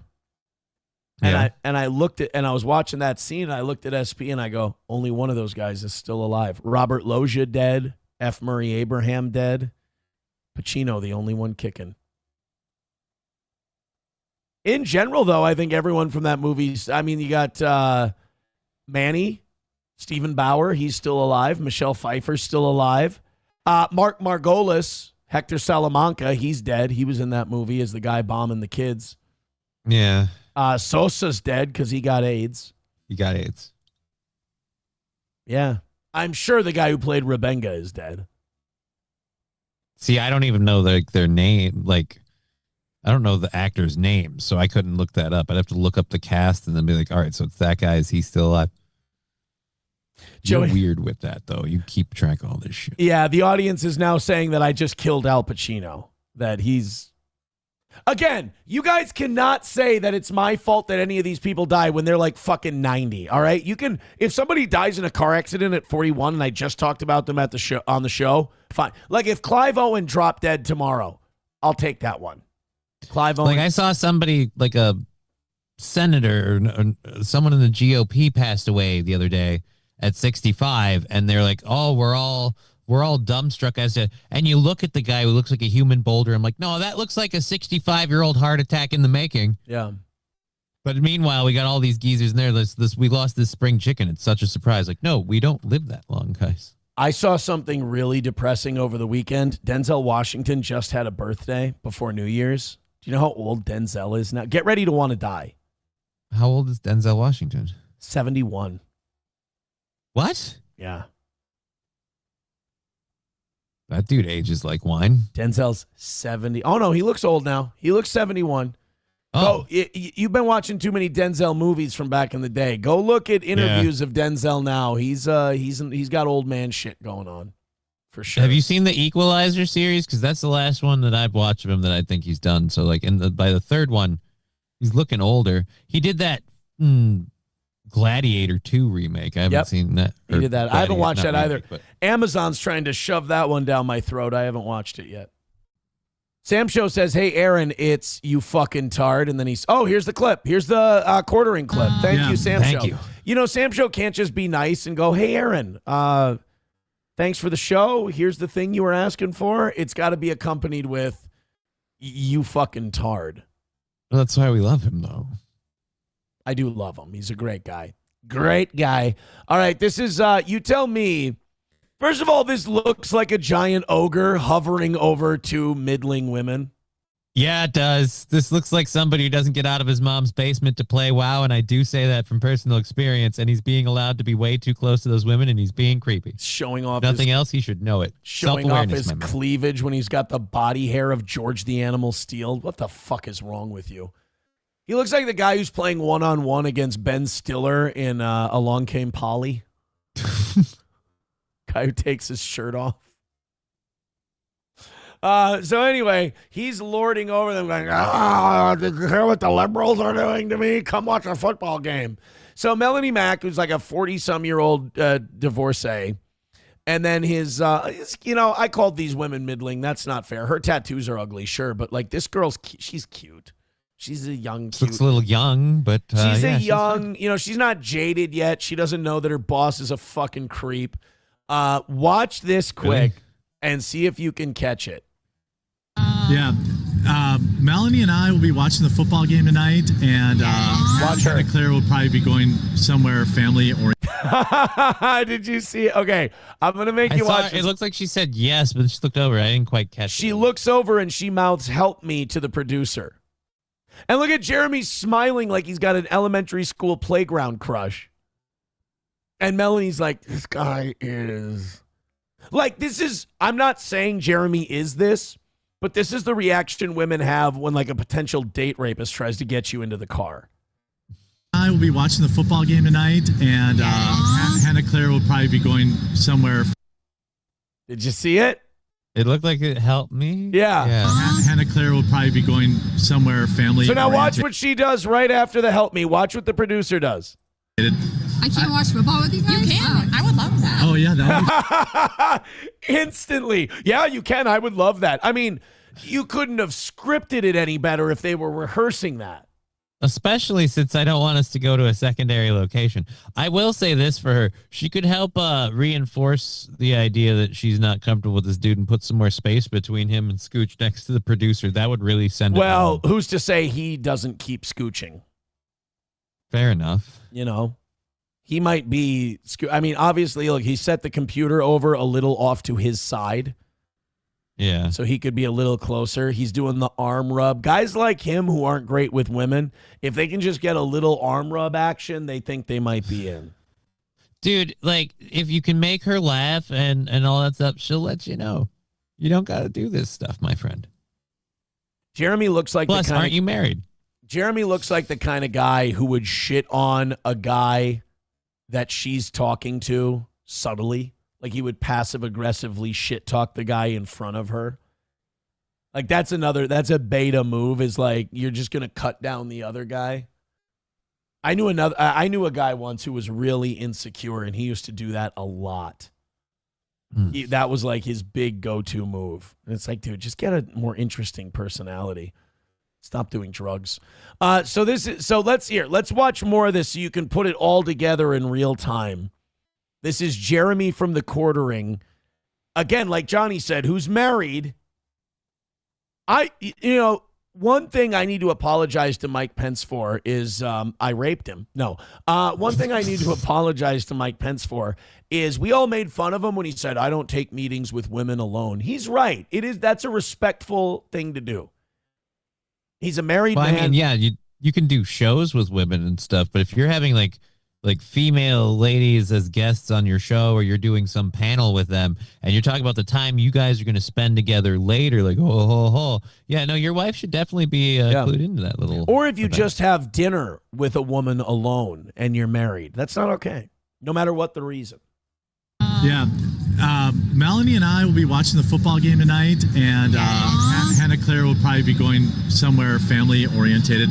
I can't watch football with you guys? You can. I would love that. Oh, yeah, that would be Wow, thanks, Melanie. I'm not here. Yeah. We just didn't know if you Well, look at, oh my God, look at how fucking mad Jeremy is.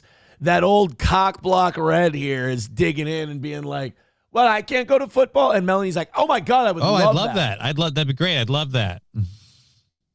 Like that. And she would have thinking, I already said this and I'm going to pay for it. Yeah. And now, fuck, I got to feed another person. She's going to get in the way of my moves on Melanie. Like, no offense, dude. Again, this is one of those, and just ignoring for the fact that completely immoral thing that you're married. If she was into it, she'd let you know, buddy. I'm no Melanie Mac fan, and she might be down bad and not where she used to be in terms of like social media and shit, but she's still not this down bad. She's still better than this, for God's sake. So Melanie, I mean, honestly, the reaction Melanie gave the producer when the producer asked if she could come with, it sounded like the same response she would have given if she said, would you like me to mace Jeremy and kick him in the testicles while we run away? Yes, I would love that. Yeah. All right, we'll watch the whole thing. Melanie and I will be watching the football game tonight, and Hannah Claire will probably be going somewhere family orientated.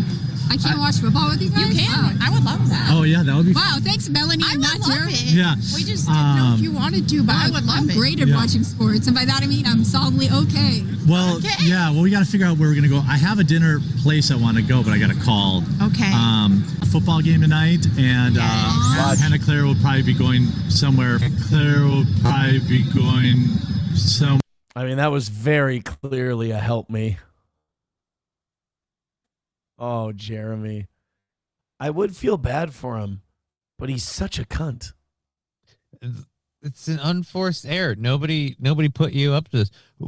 It's not like they have some sort of business meeting they have to go to. I don't know how he secured the, like, we're going to go out to watch the football game together thing, but I would have kind of just left that alone. If you've got that in the bag, then don't bring it up on air. Don't tell people. And again, I feel like I'm kind of going at it without paying attention to the first part. You're fucking married, dude. Why are you trying to go out to dinner with Melanie Mac? You're a married man, for God's sake, Jeremy, and you're wildly unattractive. Takes one to know one over here. Sam Show Loves Jewish Dick says, isn't Melanie that Catholic goth goth whore who likes to say fag a whole bunch? If any of you didn't know who Melanie Mac was, I believe that Sam Show Loves Jewish Dick just gave you the best primer you could possibly have on Melanie Mac. Sam Show Loves Jewish Dick says, never stopped Aaron before. I'm a force. I don't use force. I am a force. All right, we need a few more likes and follows on Rumble and a few more likes and follows on YouTube, and we will be up to 700 in no time. Hit it. We're glad to be in the 600s. That's wonderful. Always thankful for that, but always wanting more. Greedy, greedy, greedy. That's us. We're also 70 memberships away from 500. Thank you very much. Here we go. Tim Walz Press conference, the moment I've been waiting for. I hope you guys have been waiting for it too. Tim Walz took questions yesterday. He did not take questions the day he announced he would not be running for a third term. The media was very upset about this. So Tim Walz had a whole extra day to prepare and not lose his shit and play it cool and not blame Trump for everything and just kind of be a diplomat, be a politician. Remember, this guy was one election away from being vice president. I mean, to do that, you have to have a certain temperament. I have my criticisms of J.D. Vance, but when he gives interviews, he's cool as a cucumber. He doesn't get worked up. So now we got Tim a day later. He should be great. He should be doing great. In no way should we be able to hold a red color swatch up and see what shade his face turns. Let me just say this in advance of these 5 or 6 Tim Walz clips we have. Tim had a rough one yesterday. Now, here's my hope. I don't know what your hopes are for Tim Walz, but I will say mine. I hope the Republicans continue to push this fraud thing. I hope we figure out exactly how much fraud there is. And I hope we can talk to these whistleblowers, like the guys we've watched on the news, and see how much they tried to tell Tim Walz and Keith Ellison about this, and see if we can't threaten these guys with criminal charges, thus getting them to resign. Immediately. I think the goal should be Tim Walz's resignation. This is a win for Republicans, but I think it's a very neutral win. You get this guy to resign in disgrace, it'll help you more at the end of the year, because they're staring down the barrel of Amy Klobuchar for governor, and I don't think she's beatable. She's the most popular politician in Minnesota.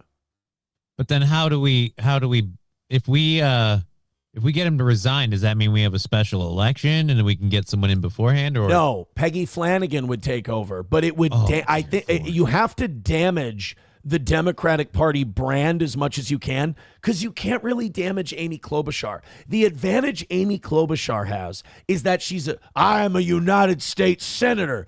They don't do shit. You have nothing. She just needs to be nice, the shoulder length, reasonable haired soccer mom kind of vibe that she's always given off.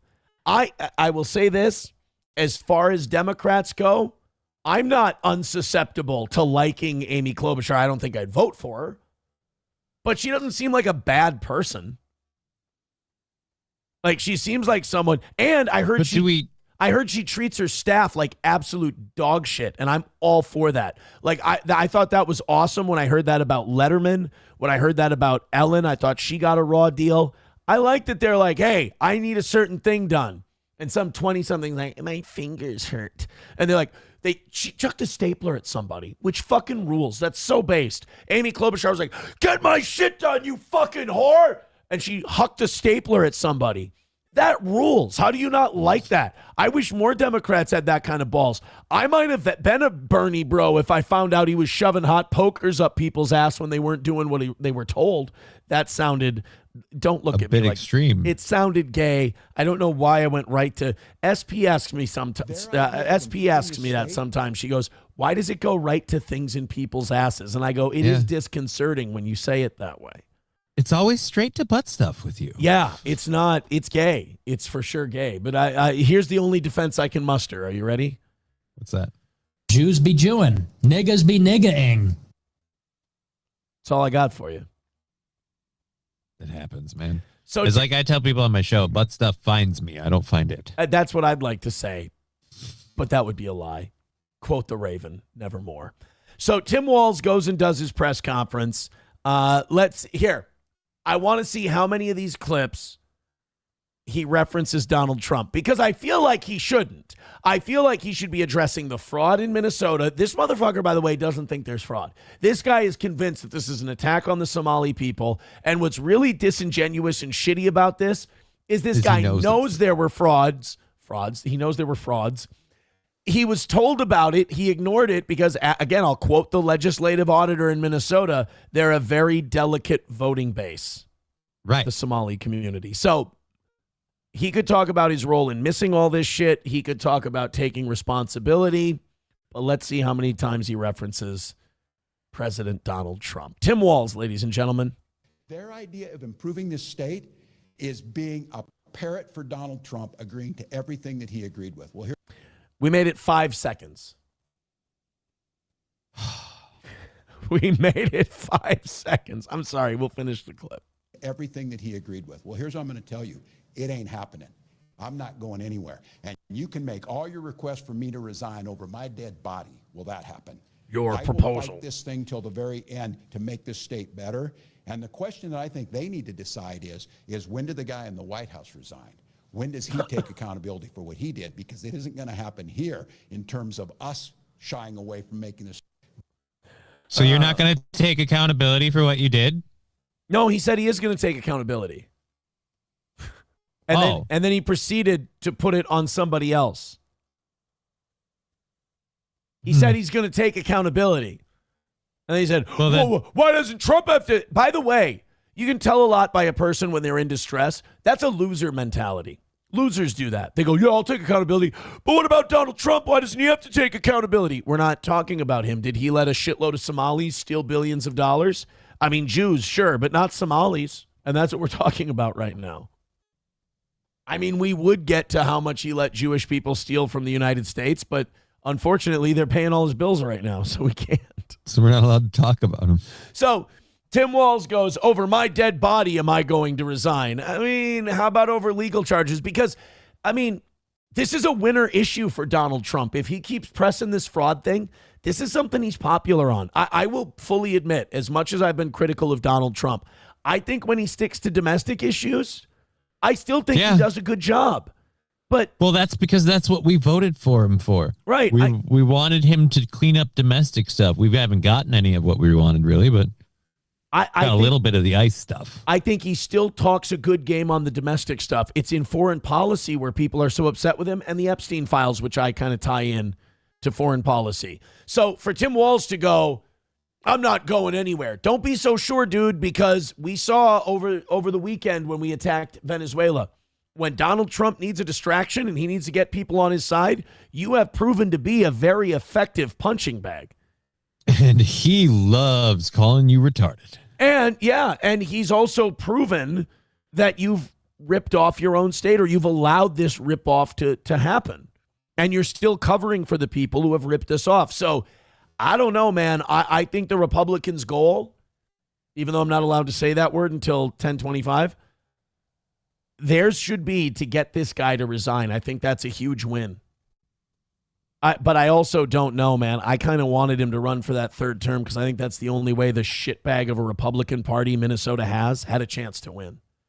Yeah, but that's my thing. We get him to resign. Does the Republican Party get in? And does it change anything in this state? I would like to see some legit changes happen to just, again, the blatant ignorance of the fraud would be one. How old are you? I'm 42. Do you think do you have a lot of confidence that that's going to happen? Oh shit, that's right. I'm 43. Fuck, keep forgetting that. Do you have a lot of confidence that what you just said you wanted is going to take place? Oh, I have zero confidence that that's going to take place. Good boy. Good boy. That's the ticket. That's the taste. Wally World. I'll see a Viking Super Bowl before I see that happen. Wally World with a gifted membership. Thank you, buddy. Los Federales with $1 says this should be a new soundbite donation video or WPH inspirational video. We'll get to it after Tim Walz. $2 from Joey Caravello says, fun fact, Johnny has his old lady's panties on right now. Nope. Pajama pants. Nobody here was judging. Leave nothing to mystery. Everybody here was, I'm wearing sweatpants as well, but I'm going to the gym after the program. Braggart. Yeah, I always put my jeans on after the show. All right, let's go to the next Walz clip. Tim Walz claims that him not running for re-election is part of his personal accountability. This is a short 20-second clip. All right, so we're 1 for 1. There was Donald Trump references. This is all Donald Trump's fault. This is only a 20-second clip. Surely he can go 20 seconds without bringing up Trump. Yeah. Or denying fraud. I think let's see. The good news is on this is that I got no election to look forward to. I've been in front of you. I'll call on who I want to call on, and I'll watch what the press gets written, and we'll make sure that in this state there's full accountability for everybody, because buck stops with me. I'm accountable for this, and because of that accountability, I'm not running for office again. Dude, he's this is what a breakdown looks like. We're going to watch the questions you ask, and we're going to see what you print. We're going to hold you accountable. And if you don't say, he's not saying if you don't tell the truth. He's saying if you don't write the things I want you to write. And look, in his defense, it's got to be hard for a Democrat in Minnesota because you're so used to the media sucking your balls all the time. Right. And then you became a national figure and now you look like shit and everyone's calling you out on it. Exactly. Also, a side note to all this, Alpha News was kicked out of this press conference. They weren't allowed in. Liz Collin tweeted yesterday. She said, we showed up to the governor's press conference and they told us, quote, you're not on the list. Yeah. Because again, when you want to completely ignore the facts and just scream, this is Donald Trump and MAGA racism, you can't have people asking legit facts, but all of the fraud is being committed by the Somali community in Minnesota. What do you have to say about these fraud cases? It becomes a difficult problem. But Johnny, he just wants to be held accountable. Yay! So we're looking at jail time over his dead body. That's what I would have loved. That if you said you want to be held accountable, the buck stops with you. How much jail time do you think you should serve? Well, just start there. So now you can see the face is starting to turn a little redder, right? Yeah. We've got about 3 more clips left of Tim Walz. He's going to get strawberry fields forever here pretty soon. Let's go to our next clip. This is 1:17. Oh, this one, no joke, is the most shameless one. He digs up the body rhetorically. He digs up the body of Melissa Hortman and tries to hide behind that. What, the guy that attacked people, supposedly, like the crazy guy that thought he was doing Walz's bidding to attack people? Yeah, he was appointed by Walz. He was appointed by Mark Dayton, 2 different boards that were governor appointed. Right. And, he went and he killed Melissa Hortman. And Tim Walz now we just played the I'm taking accountability clip. Right. Part of his taking accountability is wagging the finger at Republicans and telling them they're bad, bad, bad. And if you don't stop criticizing him, you're ignoring Melissa Hortman's children's wishes. Listen to this piece of dog rat shit. Try to use a dead legislator to try and shield himself. I will only pause this once in the middle. It's 1:17 clip. Here we go. They're unwilling to stand with Melissa Hortman's children. And I want to tell you this, for those legislators who went and shed crocodile tears at her funeral, shame on you. Like you? Shame on you. Her children are asking you to do one thing in her name. It's to tell the president to stop doing this. That shouldn't be that difficult. So look, for Republicans here, I have more energy than I've ever had. Joe Biden committed said to that. this state more than I've ever been. I love this state with every fiber of my being. I believe we are the best state. Have I been perfect in this? God dang no. I wasn't perfect as a teacher. Whoa. I wasn't perfect as a coach. I wasn't perfect as a soldier, but I was pretty damn good at all those things. Yeah. You weren't. I've spoken to people who were in your unit, sir. No, you weren't.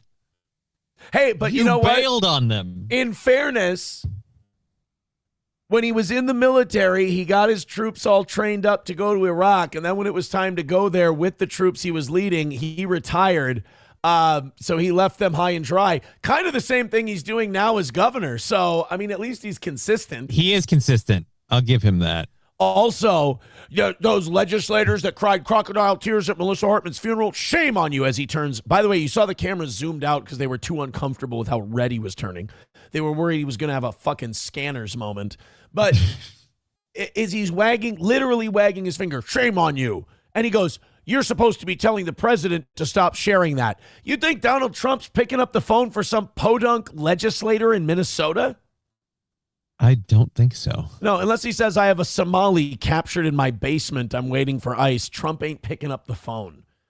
So for him to dig up Melissa Hortman's body, figuratively speaking, and hide behind it is a real chicken shit move. Again, remember, Johnny, we're taking accountability here. But if you don't believe everything he says, then you're just dishonoring Melissa Hortman. Tim Walz, I'm so glad that he got the vice presidential nomination. I'm so glad that this country... Because if the magnifying glass of that nomination didn't happen, he'd probably still be just coasting along. Right. I love the fact that the rest of the country got to see this guy and got to see, because In short bursts, he can be cool as a cucumber and, oh, gosh darn it, I was just a gosh darn teacher, don't you know? But when he gets pressed just a little, I mean, when this guy gets pressured just a tad, he turns red as a strawberry and he loses his shit as he's doing now. We'll play the rest of this. And I am committed to getting this right. And I will tell you what, if they think now, I mean, game's over for them now. It was all me. I was the bad guy or whatever. Well, put up or shut up now and tell us what you're going to do to make this state better.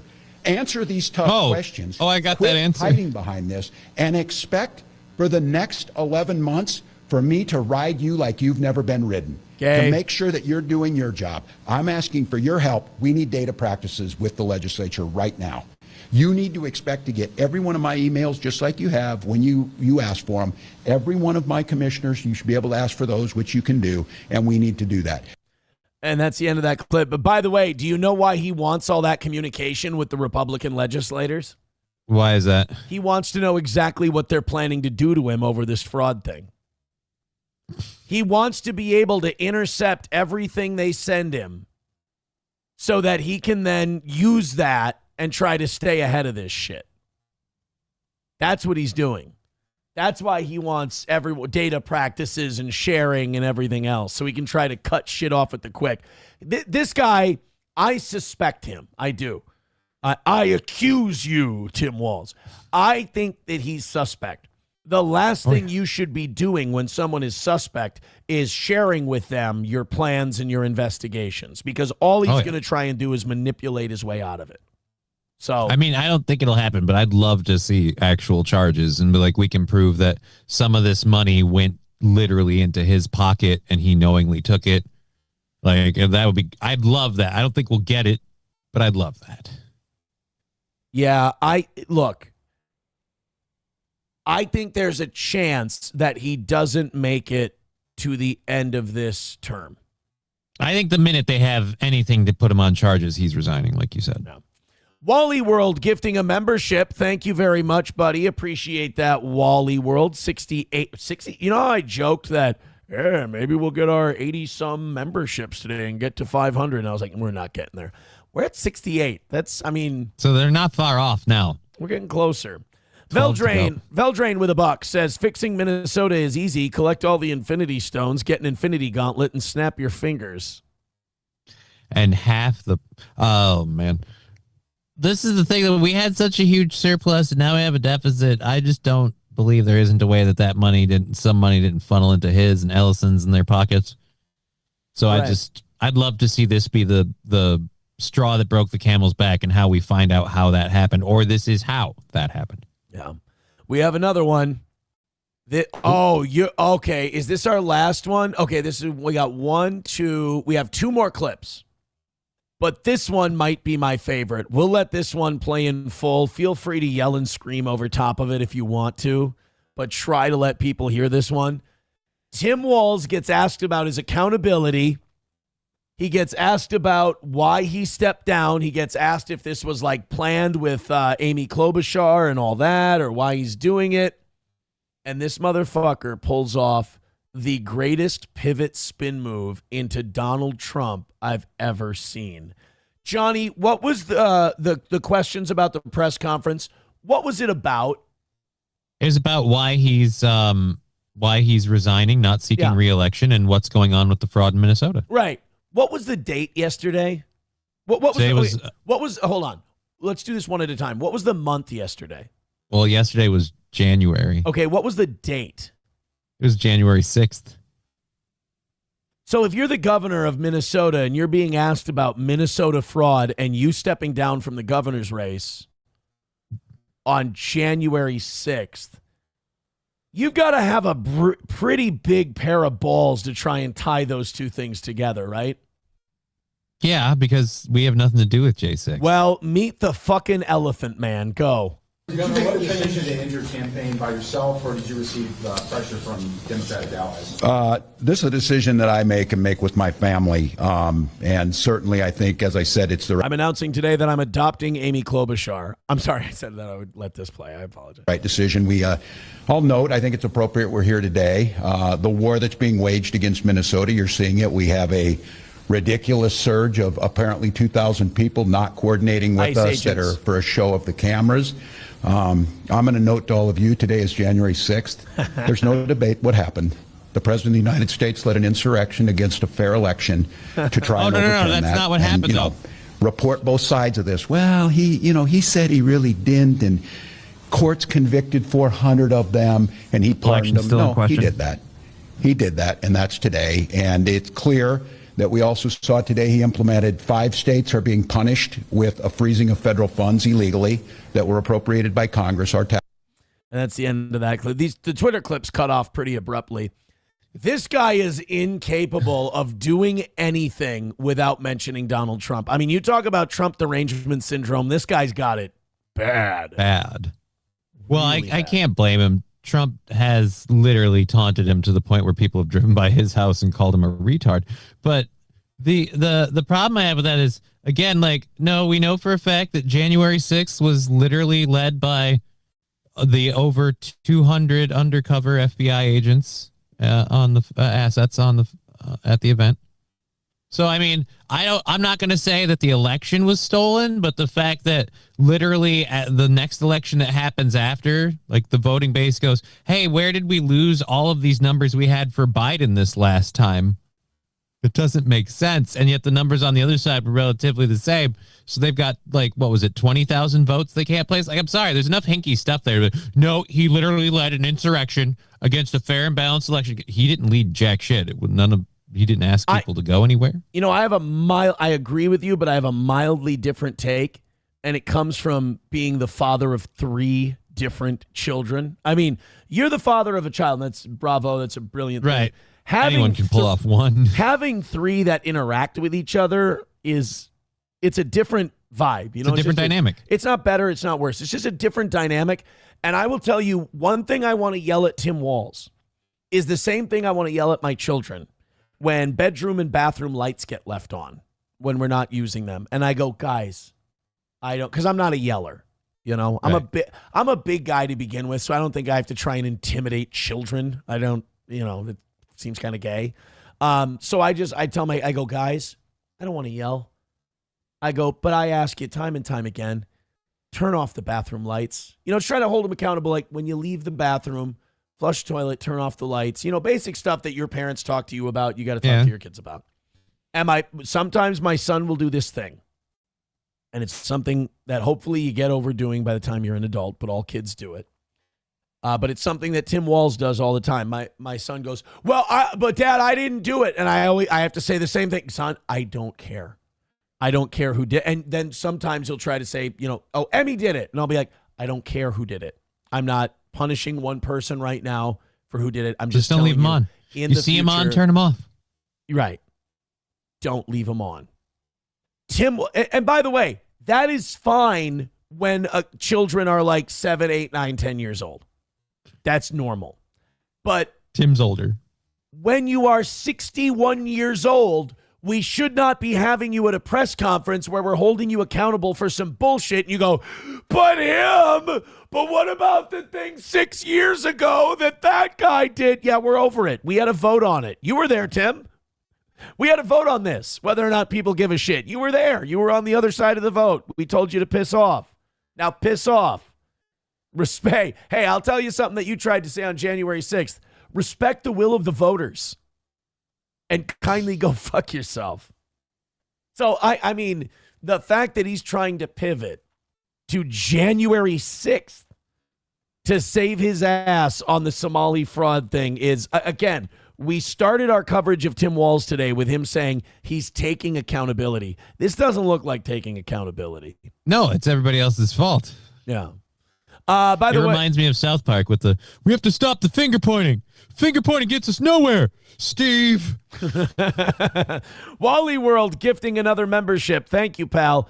Good old JR gifting a membership. Thank you, JR. That puts us 66 memberships away from 500. We can make that happen. To steal from Chad Zumach, you're doing it. Thank you guys very, very much. Main Vein with another $1, as if this guy needs to give us any more money.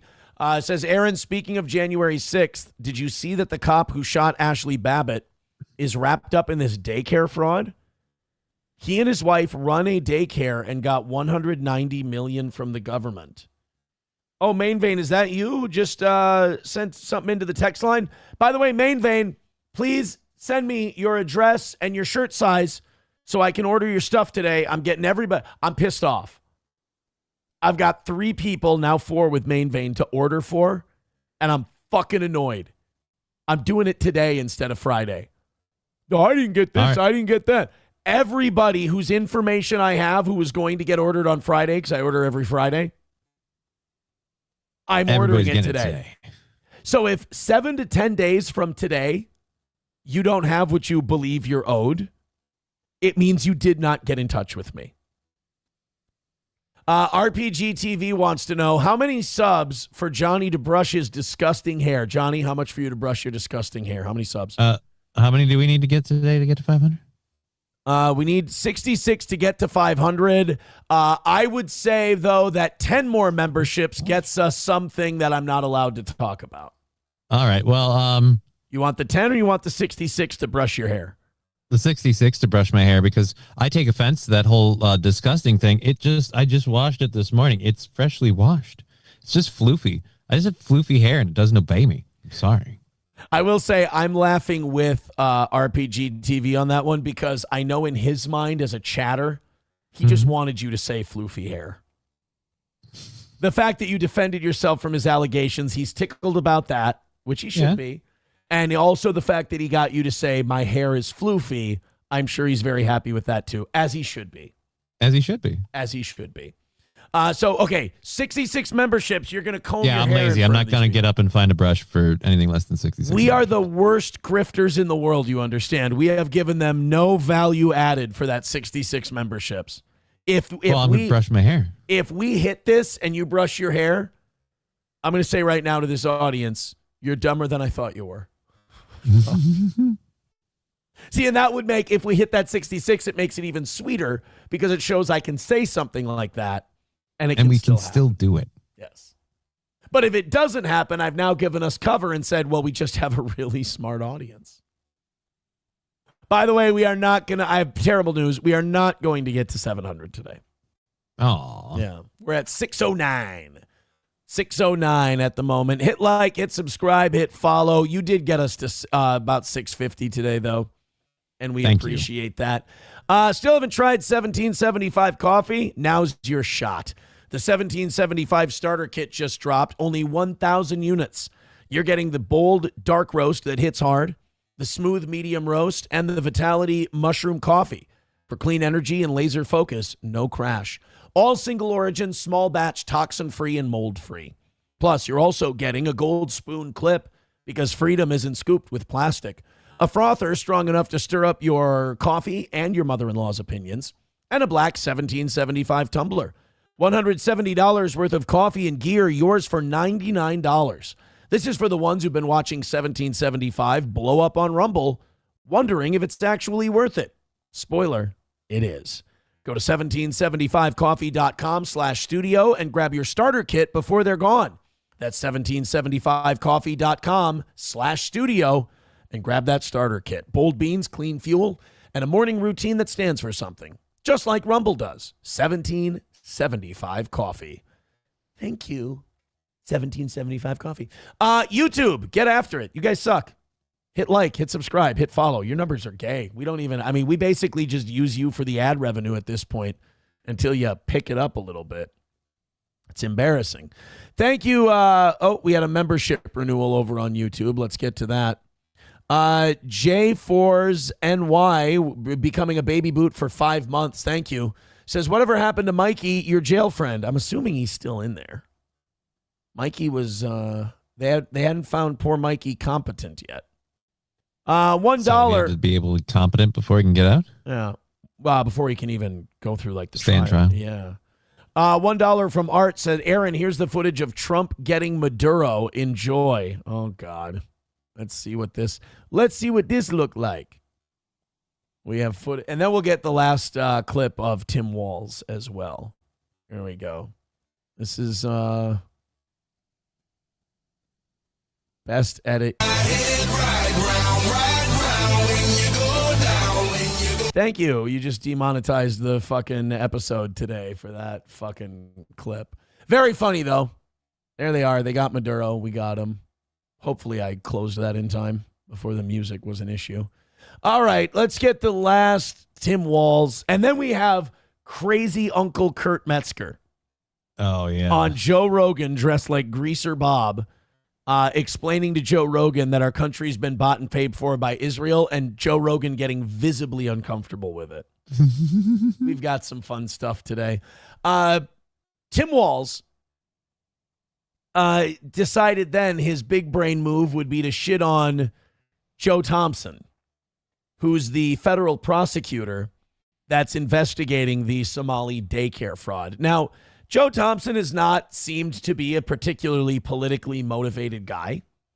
Right. Joe Thompson has been very open with his investigation. He's given numerous interviews on it. And he does seem concerned with figuring out how much fraud was committed and what's going on here in Minnesota. Tim Walz, essentially, in part of his taking accountability tour yesterday, decided to accuse him of being politically motivated and that he should have been fired a long time ago. Ladies and gentlemen, this is what accountability looks like. This without having to spend any time worrying about the politics of this. I'm going to fight it, making sure that Minnesotans are cared for. I'm going to fight it by doing the respect that we should have for rule of law. So I just think all of you see this. It is just going to be relentless. Why 2,000 folks? What are they coming? Do they want to coordinate with us? No, because you have already said that you're not going to coordinate with ICE and you're going to warn communities when they're on their way. So no, they're not going to Not going to coordinate with you. You said you're going to work against them. You've already said that you're going to be a hostile actor. So yeah, they're going to cut you out. You had that stooge of yours, that shitty nutless police chief of Minneapolis, Brian O'Hara, basically go, "We love our Somalis. We love our Muslims. Oh, they're so good. Oh, they're so sweet." So he's out. And then he says, oh, these 2,000 ICE agents, they're only here for politics. They have captured and detained multiple people wanted for murder, multiple people wanted for sex crimes, multiple people wanted for burglary and assault. No, they're finding illegals that we keep here in Minnesota, and due to our voucher registration program, I'm guessing that you and your administration allow these people to stay here so they can vote because for they you. vote. Yeah. Because you Democrats in Minnesota decided a long time ago that it would be politically expedient to fuck over the farmer labor part of Democratic farmer labor, and you would just see if you could great replacement your way to victory. And now people are starting to catch on to that, and they're starting to say they're going to take it away from you, and you're literally throwing an hours-long tantrum. You saw a U.S. attorney stand up, which was would have been let go by any other administration, speculating about things with no factual information. That's defamation. That's coming from the U.S. attorney. We are under a... He's now saying that the state is under attack. We're being defamed. I don't know if he's threatening legal action there or what, because Joe Thompson is doing his job. Yeah, again, and the whole reason Joe Thompson's doing his job is because you actively worked against the people doing theirs and you doing yours for your entire tenure as governor. Again, there are sides now on this Minnesota thing. You can't deny the fraud anymore. And it seems like Tim Walz is dangerously close to doing that. You can't deny the fraud anymore. So either the fraud exists and you're going to help us get rid of these bad actors, or you're going to stall and you're going to delay and make excuses and allow it to continue. It's your call, Tim. And you seem to be on team stall and attack. Assault like no other time in our state's history because of a petty, vile administration that doesn't care about the well-being of Minnesotans. My job. Yeah, but you're still here. But the good news on this is Republicans are sure they're going to lose the governor's race dramatically. That's fine by me. I don't care who sits in this seat as long as it's not one of them who hurt Minnesotans. I care that it's somebody who understands and respects this office. As long as it's me or one of mine who hurt Minnesotans. Yeah, what do you mean as long as it's not one of them who hurt? I don't know how the Republicans have hurt Minnesotans. First of all, you guys have been in charge. Yeah, first of all, Republicans can only hurt themselves here in Minnesota. They've proven that time and time again. They're utterly incompetent. But, I mean, to say that, you know, I'm not going to let these guys hurt Minnesota. I'm sorry, the ones who are showing how many dollars in fraud have been taken so that they can stop. Because one thing we can show with this fraud is it's going up exponentially. Right. Like it's getting to the $1 billion per year point at this moment. So, Well, at least he can lean back on the economy of Minnesota and show how our surplus and our economy here is so strong. So this fraud really doesn't have anything to do with it. Chips and Diff says, Joe Thompson always does have that shit-eating smirk on his face, though. Well, you know. Right, because he's got so many receipts. How can he not? Sorry, the guy loves his job. and Tim Walz is making it very easy for him. Yes. TDR Shit Show with $1 says, I'm not sorry for pissing you off, Aaron. He did just give us 10 memberships, so at least he's it's an olive branch. Thank you very much, TDR Shit Show. Hey, Johnny, in an hour and 40 minutes, I don't have to talk about a certain thing.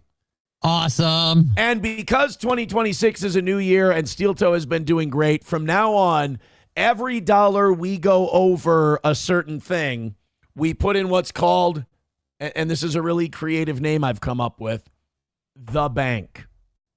Oh. We're putting it in the bank. And here's the deal with the bank.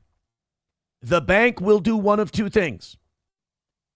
The bank runs up. Let's say we have an evening show where everything comes up short. We dip into the bank. We make it all good. We did that on Monday. Aaron, what if we get to the end? So the Wednesday evening show will be the last show we're allowed to add to the bank. Because Oz worked out in his deal, whatever goes over on Thursday, he gets half of it. Now, let's say we get to the end of Wednesday and there's money in the bank. That will go to Monday morning and afternoon's goal. Okay. That's the new rule. So if you guys continue to throw in, we'll just add it to the bank, use it like a credit card. Basically, it's the glove box of Alonzo's car in training day. So thank you guys very much. Every dollar you give to this show goes towards this show. Tridio Gamus with $1 says something about Venezuela you didn't cover. Check their Bitcoin reserves and where they rank. Oh, my God. This is the thing that Russia was talking about, that we're going to basically take all the crypto. Transfer over to Bitcoin and crypto and crash it and then just restart our economy. Pay off all our debts, crash. It'll kill two birds with one stone. Central banks and governments hate cryptocurrency. Yep. So they want it done. They can't get it regulated because people in Congress don't know what the fuck it is. Fuck, I barely know what it is. And they hate it. They don't like it. It's competition. But there's nobody you can kill to end crypto. Like you could kill Lincoln to end greenbacks. You could kill Kennedy to not back our currency by silver. You could, try to kill Andrew Jackson for killing the federal bank or for killing the federal bank at the time. What you can't do is, Johnny, what would a certain character in Shooter, how would they describe the leadership of crypto? They'd say it's a conglomerate. If you cut off one head and another takes its place. Yeah. And if one of them betrays the principal, they each betray him. Yeah. That's, you know what? That's perfect. There's one guy who could make that shot. They dropped a building on his ass. Another fella. Bitch, I met the... It's another fella named Bob Lee Swagger. I wouldn't know. Never met the man. So, so now this, if this is true what this guy's telling me, I'm going to Google it in a second, and Venezuela had huge Bitcoin reserves, it definitely makes sense now between the oil and the Bitcoin. Why we moving over there? I think Russia was right. I think we're going to pull this dirty Bitcoin move. And by the way, I know I shouldn't be. I know it's anti-freedom. I know it's anti-people. But I hate that $38 trillion in debt we have. And to live in a debt-free country would feel so good. Fucking crush crypto. Kill it, crush it, eliminate it, wipe it out. I don't know what the fuck it is anyway. pay off all of our debts, and let's start square with the house again. I know. Look. Yeah, but we're just going to go under immediately because they're not going to change their spending. It's fine. It took how long for us to get to 38 trillion? When was the last time we were a debt-free nation? Sometime in the 1800s. Was literally, that's when we were last a debt-free nation. So it took us 160 years or so to run up this debt. My children and my grandchildren will be fucking dead by the time we're in financial trouble again. And no offense, I don't think I'm going to be fine with you. I don't think I'm going to be that attached to the great grandchildren. I mean, I hope they make it out okay. But if we can get that $38 trillion, basically America is so in debt, we skipped the sucking cock stage, and now we're at robbing gas stations phase. We're paying our debts. I didn't realize that was the trajectory, but I'm almost glad we skipped that phase. Yeah, we're robbing gas stations. Well, we didn't skip the sucking dick phase. That was Israel, but then we also give them money, so it doesn't work out quite as well. Venezuela crypto reserve. That's what I want to find out about. What is Venezuela? What you know about crypto? What you know about green eggs and ham? I fucking hate that so much. Recent reports suggest Venezuela might hold a massive undisclosed shadow Bitcoin reserve of $60 billion. Oh, that ain't going to get the job done. Global crypto reserves. Come on, what do we got? How much? I'm not seeing a number here. I've seen as high as 17 trillion. So let's just steal all of that. We'll get it half paid. And then 17 trillion in Venezuelan and Greenland oil. And then we'll get the rest paid. How's that? I mean, yeah, but again, I worry that with how fast we've been kicking the debt up lately, that like you're saying like, oh, my kids and my grandchildren, like that's what I don't know that it'll last that long even. I think we'll get up there pretty quick. Oh, I'm sorry. That thing that I'm doing that you're trying to explain to me, that's called cope. Oh. I'm coping. Okay. See, I admit when I'm coping. Unlike others. Well, at least you're honest. Yeah. Joey Caravello at $2 says, Johnny, what's your view of the movie Grown Ups? This is important. I've never seen it. There you go. Veldrain with $1 says, as much as I don't approve of Trump's second term, his election marks a change in society. We endured being shamed to the point of fatigue, getting called any sort of ist or phone. I think he means phobe. I don't like being called a phone. Anybody calls me a phone, I correct them right away. Has very little, vibrate. Yeah, very little impact. Yeah, someone says, you're a phone. I go, Veldrain with $1 says, Democrats like Tim Walz who live in a bubble are finding out their strategy they have been using doesn't work anymore, and they're panicking. I don't know. I think Walz is just a panicker in general. I think he's just a panicky dude. Aaron, did you cover that fraud investigator that Kara Levin interviewed that got fired for calling this shit out in 2015? Yes, we did that. Yeah, we covered that, Monday. I think, on Monday or Tuesday. I think we did that on Monday. Fauci's Pangolin says, Aaron is the Kenneth of Copeland. Ooh, that sounded creative. bad. I don't hate that one.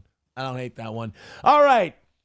629 is the number. Rumble, hit like. You're behind today. YouTube, you're always behind. Hit like, hit follow, hit subscribe.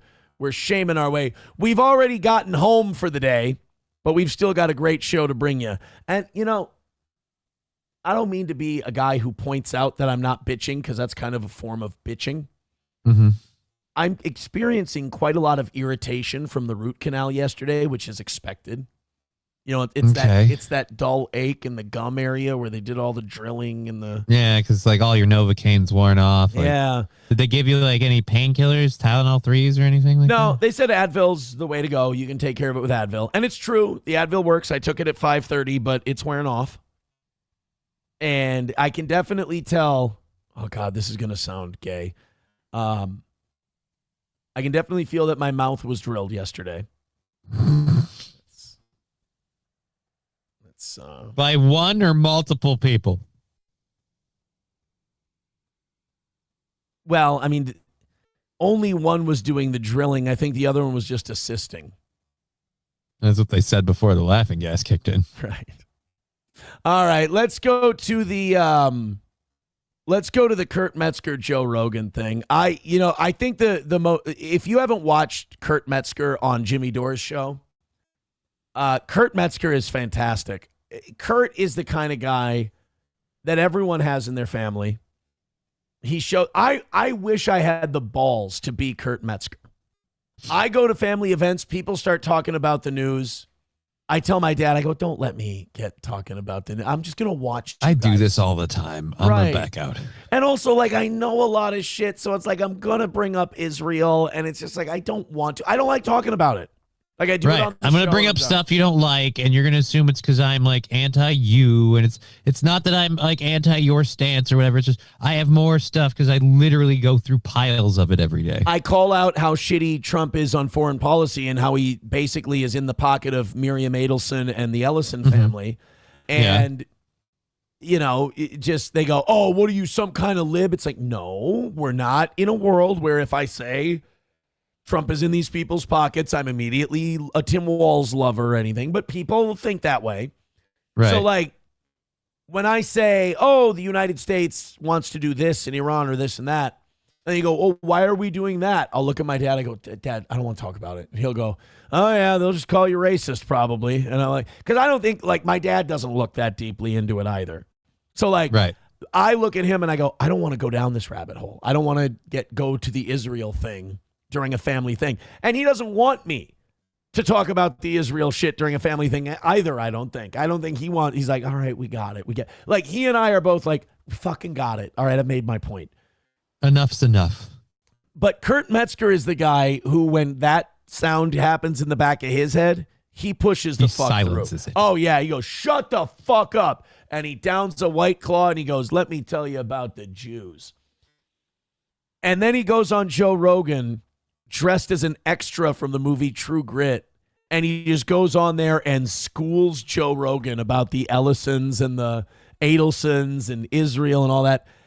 And, Rogan has become, unfortunately, Rogan betrayed a lot of his earlier positions on interviewing politicians. And now that we see where Rogan's at, this show's still massively successful. It's still the biggest one there is. But his criticisms and his commentaries have dulled. Right. Because he feels, sort of an allegiance. That's why these politicians want to get on your show. Once you sit down. They want you to have an allegiance to them. They want you to like them. Not only that, but they want to sit down across from you. It's a lot more difficult to criticize someone, whether you like them or don't like them. It's a lot harder to criticize them fairly when you know them. Whether you like them or not, it's a lot harder when you've sat down next to them, you've gotten to know them. It's a lot easier when they're like an entity or a brand and you can just shit all over it. Well, Kurt Metzger still sees these people as a brand, and he's trying to pull Joe out of the doldrums. I'm not the only one who said this. I saw it in the comments too. This felt like an old school Joe Rogan episode. Go watch the full episode of Joe Rogan with Kurt Metzger. We have a 2-minute clip here. And two things you're going to love right away is that Kurt Metzger is the guy who's going to talk about Jews at your family events. And Kurt Metzger is dressed, it kind of reminds me of when Tom Wilkinson played Benjamin Franklin in the John Adams miniseries. Okay. And he dressed in like a coonskin cap in France when they went to court. And he said, why are you dressed like that? He goes, these people see us as rustics and yokels. I'm just dressing the part. People see Kurt Metzger as a complete lunatic. And he's like, well, then I'll wear bear skins everywhere. That sounds like a fair trade. So this is Metzger on Rogan. Listen, now, remember when Theo Vaughn tried to tell Joe about Israel and their influence? And Joe like, oh, yeah, I can't believe you said that. Kurt's not going to let Joe get away with that this time. Okay. Like they're doing it like it's a job, right? Me assuming someone either. So, first of all, do you like how he's dressed? I gotta say, it's pretty awesome. He's also wearing a skull glove, but on one hand. Or like a skeleton glove. It's a hand bones on it, but just one hand. Is blackmailed or MK Ultra is me being kind of positive because really a lot of these people are just sacks of shit that are going for a bounty. So if you were MK Ultra, that's like kind of cooler than that, I think. And you think some of them can just sort of justify that bounty that, whatever country's paying it, hey, they have their own rights. It's specific like billionaires and shit pay it. And it works both ways, I'm sure. I'm sure a lot of See, here's diplomatic Joe being like, well, no, you see, it's also it probably cuts both ways. It's not just America being used and manipulated by a foreign power. We do it to other people too. Now, that might be true, but is Joe saying it because it's true, or is he doing it because he's coping? And is Metzger going to let that work either way? And I'll answer that question by, let me Google something real quick. Spotify is owned by Daniel Ek and Martin Lawrenson. Hold on. Daniel Ek, CEO of Spotify. He's Swedish.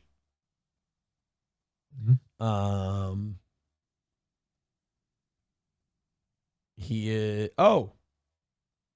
is a Zionist. Okay. I just needed to check. That's all. All right, continue, Kirk. With what? Anti-Israel stuff, people being paid a bounty, don't you think? Don't you think like there's certain... So yeah, okay. So anyway, there's Spotify Joe. He's like, but wait a minute, don't you think there's an anti-Israel like people are paying bounties to do stuff to Israel? One thing I will say about the anti-Israel movement is it really is organic. It doesn't have to be paid. It's organic by people who really have an aversion to seeing women and children murdered in an occupied territory. Like, you already occupy it. Like, for a lot of Americans, I believe, like, your shake test is Gaza, because all of us who say, hey, what we did to the Native Americans was really wrong. Well, now you have a chance. We didn't do the right thing and speak up about it then, but now in your lifetime, you have a chance to speak up about something that's very similar. It's people living in an occupied territory, but they're also being systematically killed and wiped out, like the Native Americans. You can stand against this, and then maybe you can absolve yourself of some of the original sin of America. Well, the original sin, slavery. Our second sin, which was the Native Americans. You can do that. Instead, Joe Rogan goes, well, hey, me got big brain idea. Could the anti-Israel stuff be paid for too? And Kirk's going to make the point, and it's a good one, and I think we have to give credit where credit is due. To me, it was the blue-haired lefties who started this.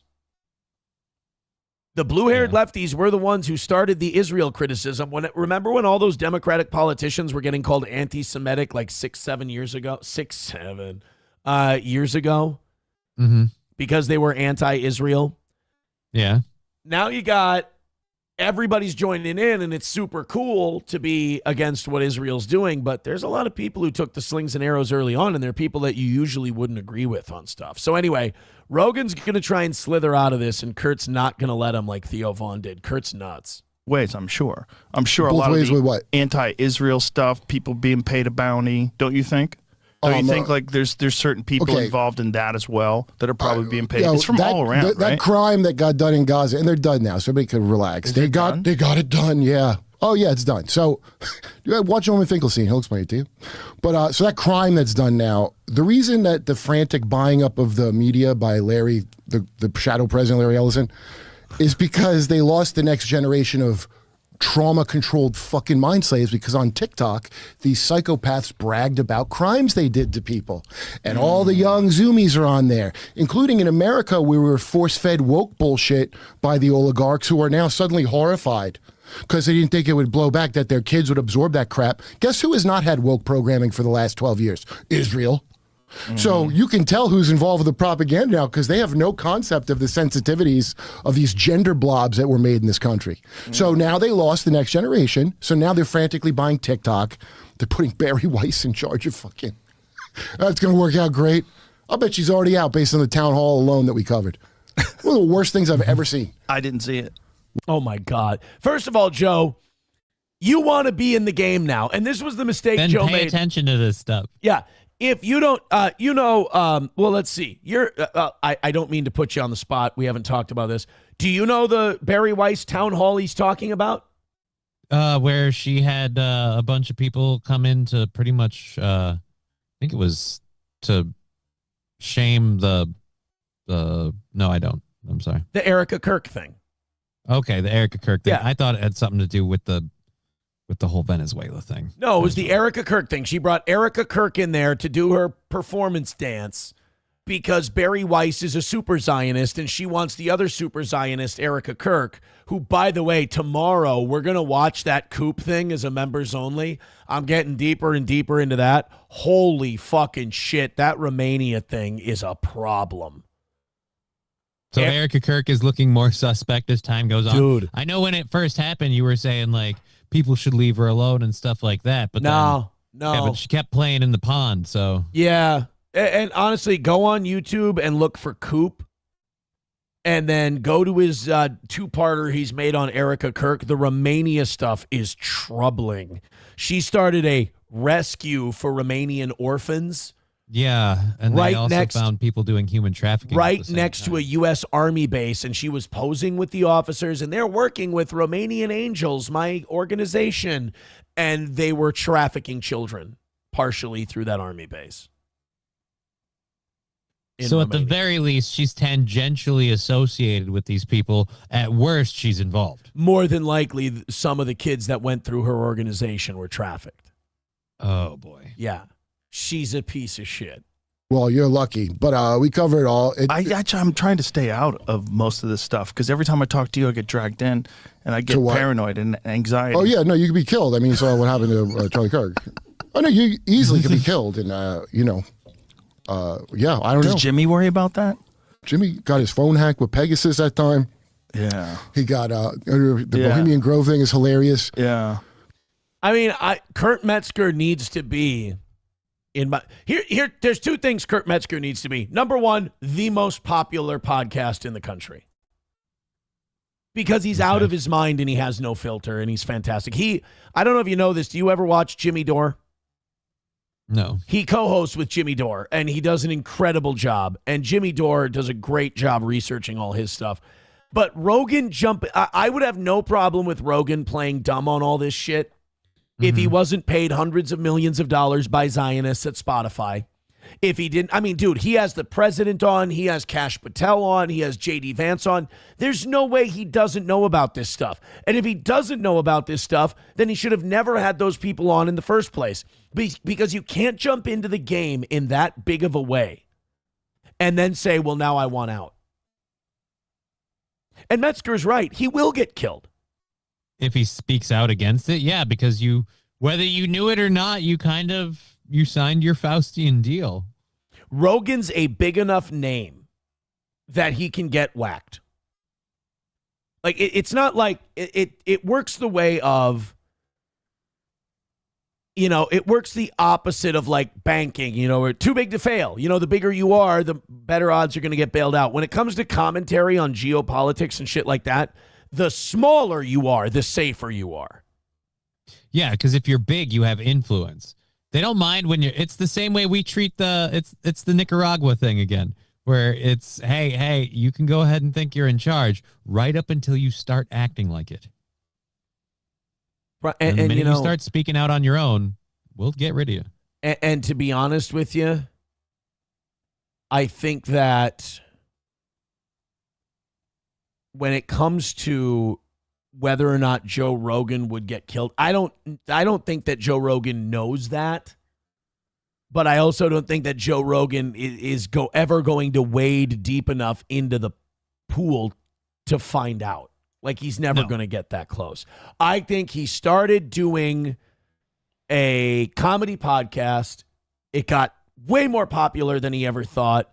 It got away from him. He got hundreds of millions of dollars. And then it got to a certain point of influence where he got uncomfortable and he went, holy fuck, I'm going to pull back. But he brings on Theo Von. Theo Von tries to wake him up. He goes, I don't know anything about this. Kurt Metzger comes on, and Kurt Metzger doesn't play nice. He just you saw him. He bombards you with on this it stuff. And gives you it right there. And then Joe Rogan goes, well, I'm trying to stay out of it, actually. And Kurt Metzger goes, that's smart. You'll get killed. So I listen to Kurt on that one. Sam Show says, sadly, Jimmy Dore is a bit of a tard. I like Jimmy. I think Jimmy does a good job.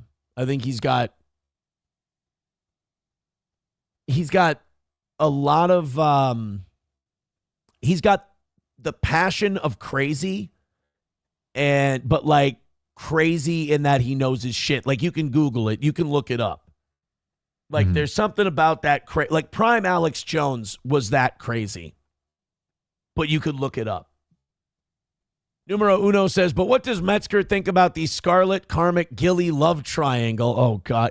Honestly, I would take back everything I just said about Kurt Metzger if he had an opinion. On the Scarlett, Karmic, what love triangle? God damn it. Why do you do this? Don't give Numero Uno. I was going to move right past it. Do you want me to? I don't really care. I know, but you asked. I just forgot who the other third person in the triangle was. By the way, before I forget, Plankton, thank you for the $5, says New Minnesota Fraud. Yay. By the way, 10 in the bank. Thank you guys very much. I appreciate it. 56 memberships away from 500. You know what? It's gotten really close today. I'm willing to do the last 10. Okay. Hold on a minute. Give me a second. I'm willing to do the last 15. Okay. I'm willing to do the last 15 memberships. So basically, if we get 40 more, we'll hit 500. And then I have to do an extra half hour. Son of a bitch. Chevy Fan says that Coop video you keep recommending is stupid. He attacks Erica for wearing workout clothes in a gym video. Time out. Are you talking about part 2? Because part 2 does get very watered down. Part 2 he starts going on like modeling photos she took and shit like that. But all he's trying to do is prove that she was lying about living this Christian lifestyle where she didn't drink and she didn't date. She's not the person she claimed she was. That's all he's trying to say. I don't think Coop is trying to say that there's anything wrong with her wearing the clothes she wears. He just doesn't like that she tried to pretend she was this babe. He's not buying the Babe in the Woods act. You know? Historically White says, I still have to look up the Romania thing. This conspiracy theory burns me out because of Candace. Oh, yeah, I read something about that, and I could be wrong, that Candace, the Candace bump, the bubble is kind of burst. Is she fading now? Yeah, I think she went to like number 56 in podcasts, which, again, I would murder you to become the 56th most popular podcast in the world. Don't get me wrong. It's still a great number, but I think the peak has crested. And whether it's drama or whether it's conspiracies, I mean, that's always going to happen because you have to keep feeding more. Right. After you call after you say the France's president's wife has a penis and you say that the Jews killed my friend Charlie Kirk, where do you go from there? Right. Exactly. So, yeah. All right. The Scarlet. God damn it. Numero uno, Josh Denny fan. You should know better than to try and get Johnny to say, wait, what's that? All right. What's that? So our friend Karmic X, who we... Yeah, I knew the Karmic and the Scarlet thing. I didn't know there was a third wheel now. Yeah, so Karmic had her on his channel, and they got along great, and everyone wanted them to get together. All I want is for all of these people to stop streaming because it's destroying their lives. But there's this Gilly. She's a woman who dated Karmic. She's another streamer. And numero uno, if I have this wrong, I've only read tweets about it, so I'm sorry. If Misery Loves Clips makes a video or Stalin makes a video, I'll watch it. Or Dirty Jersey Rat. Those are the only 3 I'll watch. So, as I've read, this Gilly gave Karmic super chat money or something and said, you have to stop talking to this Scarlet. Now, they're broken up. But you have to stop talking to this Scarlet. You have to block her. And like Karmic blocked her and all this other shit. And now I guess Karmic's saying his YouTube was hacked and he lost like 500 subscribers and blocked 50 people or something like that. It's retarded. And I'm looking at you right now because I'm mad you said what? Numero uno, did I do a good enough job explaining it? Wait, the important question is, Johnny, do you give a fuck? No, I still don't give a shit. Thank you. Thank you. I appreciate that. 56 memberships away from 500. Thank you. so much. And look at that. We went under 600 because of that. We deserve it. We deserve it. We deserve every single person we lost during that segment. Hit like, hit subscribe, hit follow. Thank you very, very much. All right, one more of these for the day, and then we'll call it on this, and then we'll get on to our next thing. They can cancel your accounts, freeze your cards, decide what you're allowed to buy, say, or support. Big banks and financial institutions have total control, and they use it.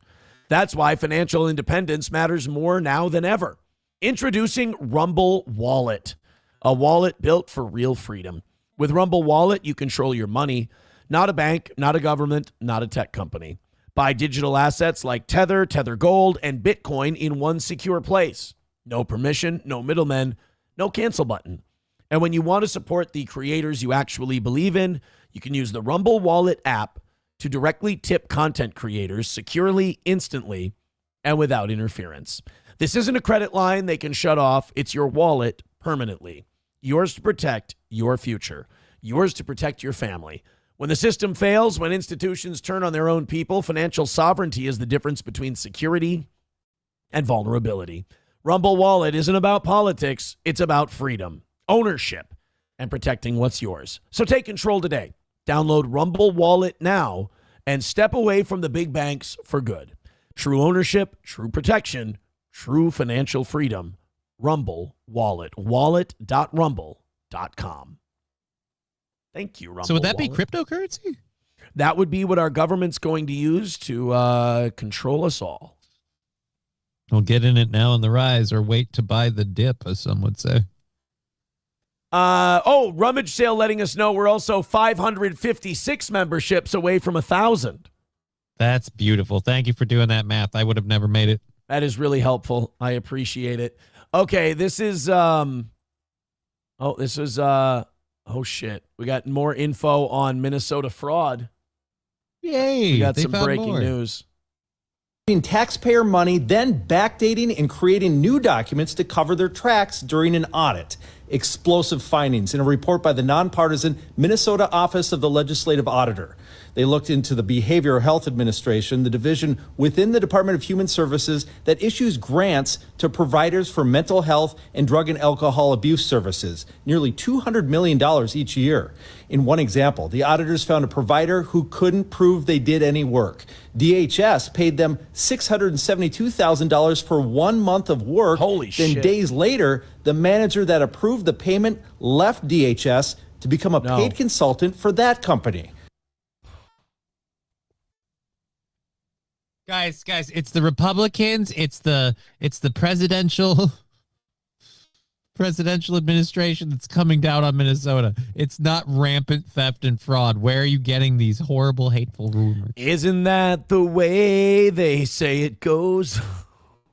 The most disturbing revelation to Legislative Auditor Judy Randall was that state workers fabricated documents when auditors asked for them. So even when we were looking into, when we had them dead to rights, and we're like, we just need to see the numbers, they fucked with those numbers too. Again, it's not the act, it's the cover-up. Frankly, in the 27 plus years I've been with OLA, I have never seen this before. I will say we have had suspicions periodically, but we have never been able to prove it, to document it, and we did in this case. And it's very troubling. I will add that it wasn't just one individual that created the documents or backdated the documents. There were several BHA staff that we could identify who had done this, and it was across the grant oversight process. Temporary DHS Commissioner Shireen Guy. Don't worry. In case you were wondering if it was just one person, don't worry. It's totally systemic, you guys. It wasn't a bad apple. Whole bunch was spoiled. He says that she was shocked to hear that and that it is unacceptable. Oh, well then, thank goodness. Tim Walz also came out and said, it's horrible racist propaganda being perpetrated by Trump and his MAGA Minnesotans, and I won't let these Republicans take over my dead body. Numero uno Josh Denny fan says, Karmic is, this is because of you, Johnny. He says, Karmic is a player, and 2026 is already his year. That's what's important. A new Minnesota star has taken over, and he's coming to Rumble soon. You know what I find fucking hilarious? What's is that that? when we say we're a Rumble show, man, we're growing big time on Rumble. It's amazing. All those anti-steel toe be like, yeah, fuck him, he's on Rumble. It's so gay. It shouldn't even count. He's on Rumble. Right. And now they're all coming to Rumble. They're all like, people are striking my channel. People are. You guys, you lay with dogs, you get fleas. I don't feel bad for any of you. You're fucking retarded. And if you would have listened to me and done a real show, yeah, it might have cost you a few hundred live viewers at a time, but you would have built back up again if you have any fucking talent. But you went, everybody's striking me, and YouTube's unfair with their AI stuff, and wah. Now what? Now they're all like, well, we're going to start a Rumble then. Another win for the toe. I thought that was lame and gay and a cop-out, and their numbers were fake, and it's all weird how that's not the case anymore the minute you guys need to do it. Strange. It always leads to another win for the toe. All right, one more story before we open up the 7 o'clocks, and this one has to do with the ICE operation that's going on in Minnesota. Let's get the details here. Remember, this is the thing that Tim Walz was so pissed off about. However, a major surge in federal agents are expected here in Minnesota on top of what we all have already seen in recent weeks. The Trump administration escalating its immigration crackdown in the Twin Cities. Fox 9's Maury Glover here now to explain what these agents... By the way, if you want to wonder how liberal our news is, they're telling you this story like it's a fucking political assassination. And this is the Republican-friendly side of the news. In this, people keep saying that, but here's the deal. Like Fox 9, it's kind of like the Hilton or the McDonald's analogy we made. It's franchised, so it's not quite the same. They franchise the damn thing. So this isn't Fox News. This is Minnesota media that bought a Fox affiliate, and they can put on whatever they want. And, you know, Fox isn't even that right-wing anymore. We'll be looking for, Maury. Well, the officers and agents started arriving yesterday in the first major expansion of President Trump's immigration enforcement efforts in the new year. Since early last month, federal ICE agents have been in the Twin Cities to crack down on immigrants who are in the country illegally. Now, a new wave of federal agents will expand on that work and help root out fraud. According to reports, the White House has already started sending an additional 1,500 ICE agents to the Twin Cities. Yeah, like if you're guilty, here's what I don't get. If you're guilty of fraud here and you're not a citizen, we should be able to kick you out. Hell, I'd say depending on your citizenship history, if you're just guilty of rampant fraud, we should still be able to kick you out. I'm sure it's a lot tougher. And like we with should all the still be able to do it. Yeah, with all the rules removed, I would agree with you. But even just like I'll start from a compromised position. If you're not even on all fours. Even if you're here legally, but you're not a citizen and you rip us off, steal our tax dollars, you got to go. Also, why are we not taxing the living piss out of these remittances? Exactly. We should be taxing them we should pick the 1%. I'll agree with Bernie on this. The 1% are getting away with highway fucking robbery when it comes to some of these taxes. When it comes to the burden that taxation is on the middle class versus the burden it is on billionaires is not even close. You want to balance this budget? I'll let you raise some taxes on billionaires. Let's fucking go. Income inequality is out of control in this country. And if you're a Republican and you like capitalism and freedom, I think you should want some higher taxes on this income inequality because, Johnny, do you know what income inequality ultimately leads to people selecting? Socialism. You want to fight off the Reds? You better not let the fucking income inequality get too out of whack. But that's a different conversation for a different day. These remittances, let's tax the piss out of them too. At least as much as we tax like inherited wealth. Like if you're going to get a bunch of money from your dad or your mom and the government's like, well, we need our piece. Well, that exact same piece should be taken out of every dollar that goes overseas. Because it's like, I got to send it back to my family. What's that? Other than inheritance. Yeah, at least. Down people who have deportation orders. On top of that, 600 agents from Homeland Security Investigations will focus on identifying fraud in the Somali community. All right, we've arrived to ABC. Oh, you little prick. The 30-day surge operation comes after a viral video from right-wing influencer Nick Shirley. Now, wait a minute. Time out. I don't think that ICE armed, prepared, and delivered all these guys to Minneapolis a week or two after this documentary because of the documentary. This has probably been planned for months. Including the documentary's release. By the way, this little Zionist shitbag is getting a big head, too. Mm-hmm. He's becoming an insufferable little cunt. Tim Walz announced that he wasn't running for a third term, and he goes, I got Tim Walz to drop out of the governor's race. Hey, asshole, that's what feds brag about. Right? Like when you're a plant, plants brag about that shit. Bob Woodward bragged about causing Nixon to leave office. Woodward was a CIA and Defense Department plant. That was all an It was a hit job. Yeah, it was a hit job on Nixon. As Nixon said, the same people that got John got me. They just killed him a different way. Somali-run daycares were receiving federal subsidies, but no children were present. The Minnesota Department of Children, Youth, and Families said it conducted compliance checks at 9 of the 10 facilities featured in the video. One facility closed in 2022. And investigators said children were present at all the sites except one that was not open for the day when inspectors arrived. Right. All these places, once the Nick Shirley thing went viral, started bussing kids in. Like even the Leering Centers, the neighbors said, there's never kids here. They bust them in today because all eyes are on them. Right. And also... And by the way, we just covered a story where apparently when fraud was happening, the government agents lied to cover up the fraud and in favor of keeping the fraudsters here. So can we believe that really happened, that those compliance checks and it all worked out?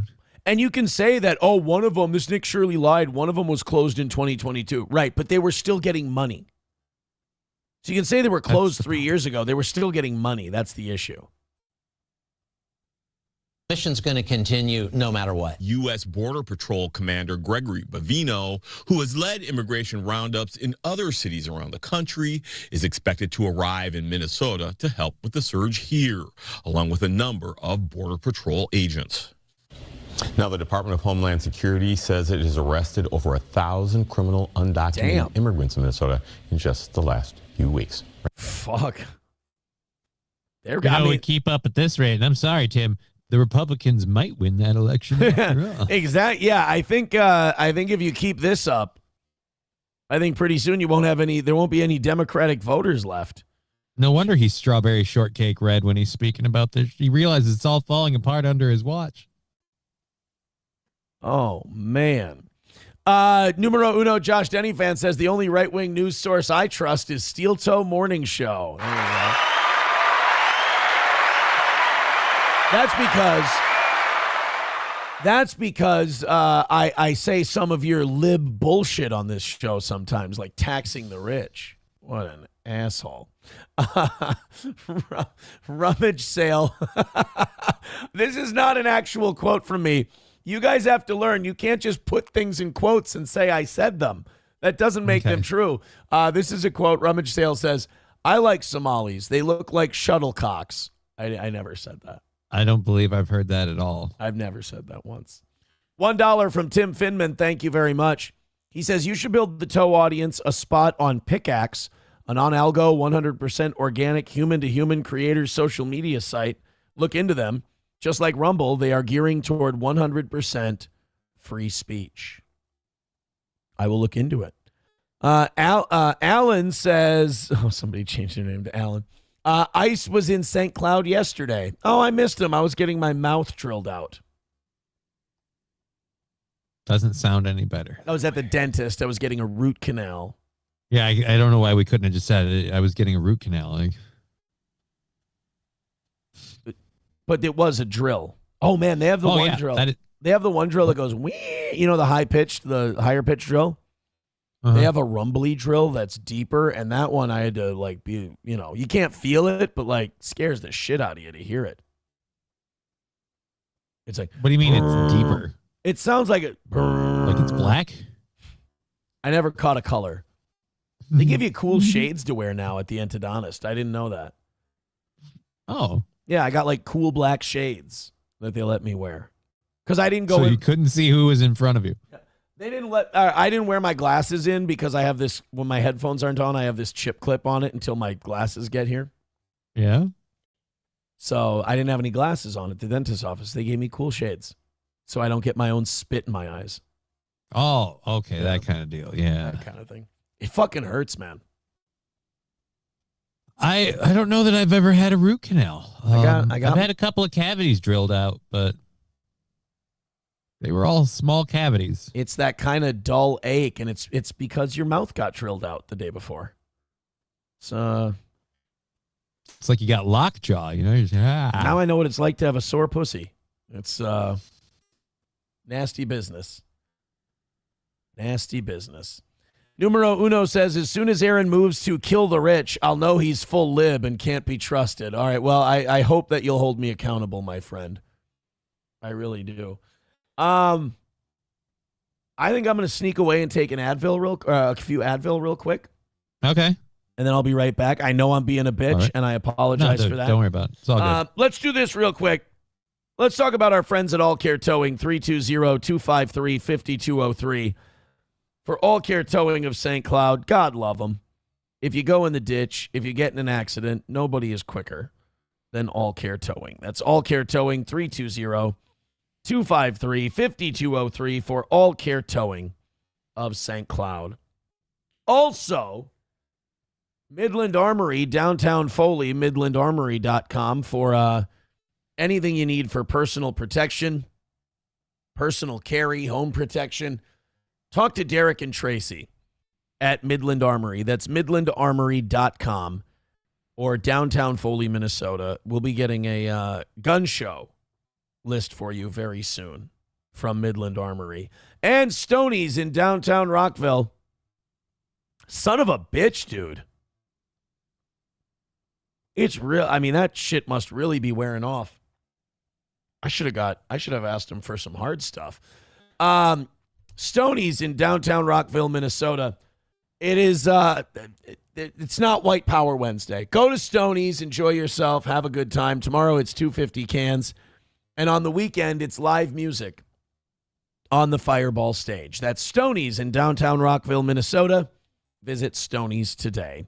Shuli Madoff with $2 says, Johnny, you playing Arc Raiders later? I've never played Arc Raiders. I've seen it. I haven't played it. I've got like Warframe, Marvel Rivals, and World of Warcraft installed on this new thing. I have no That's all idea. we've got, right? I have no idea what any of you just said to each other. Video game nerd shit. Rummage Sale is one of the, he's got steel-toe derangement syndrome really bad. He goes, they removed the root. How can it hurt? What a liar.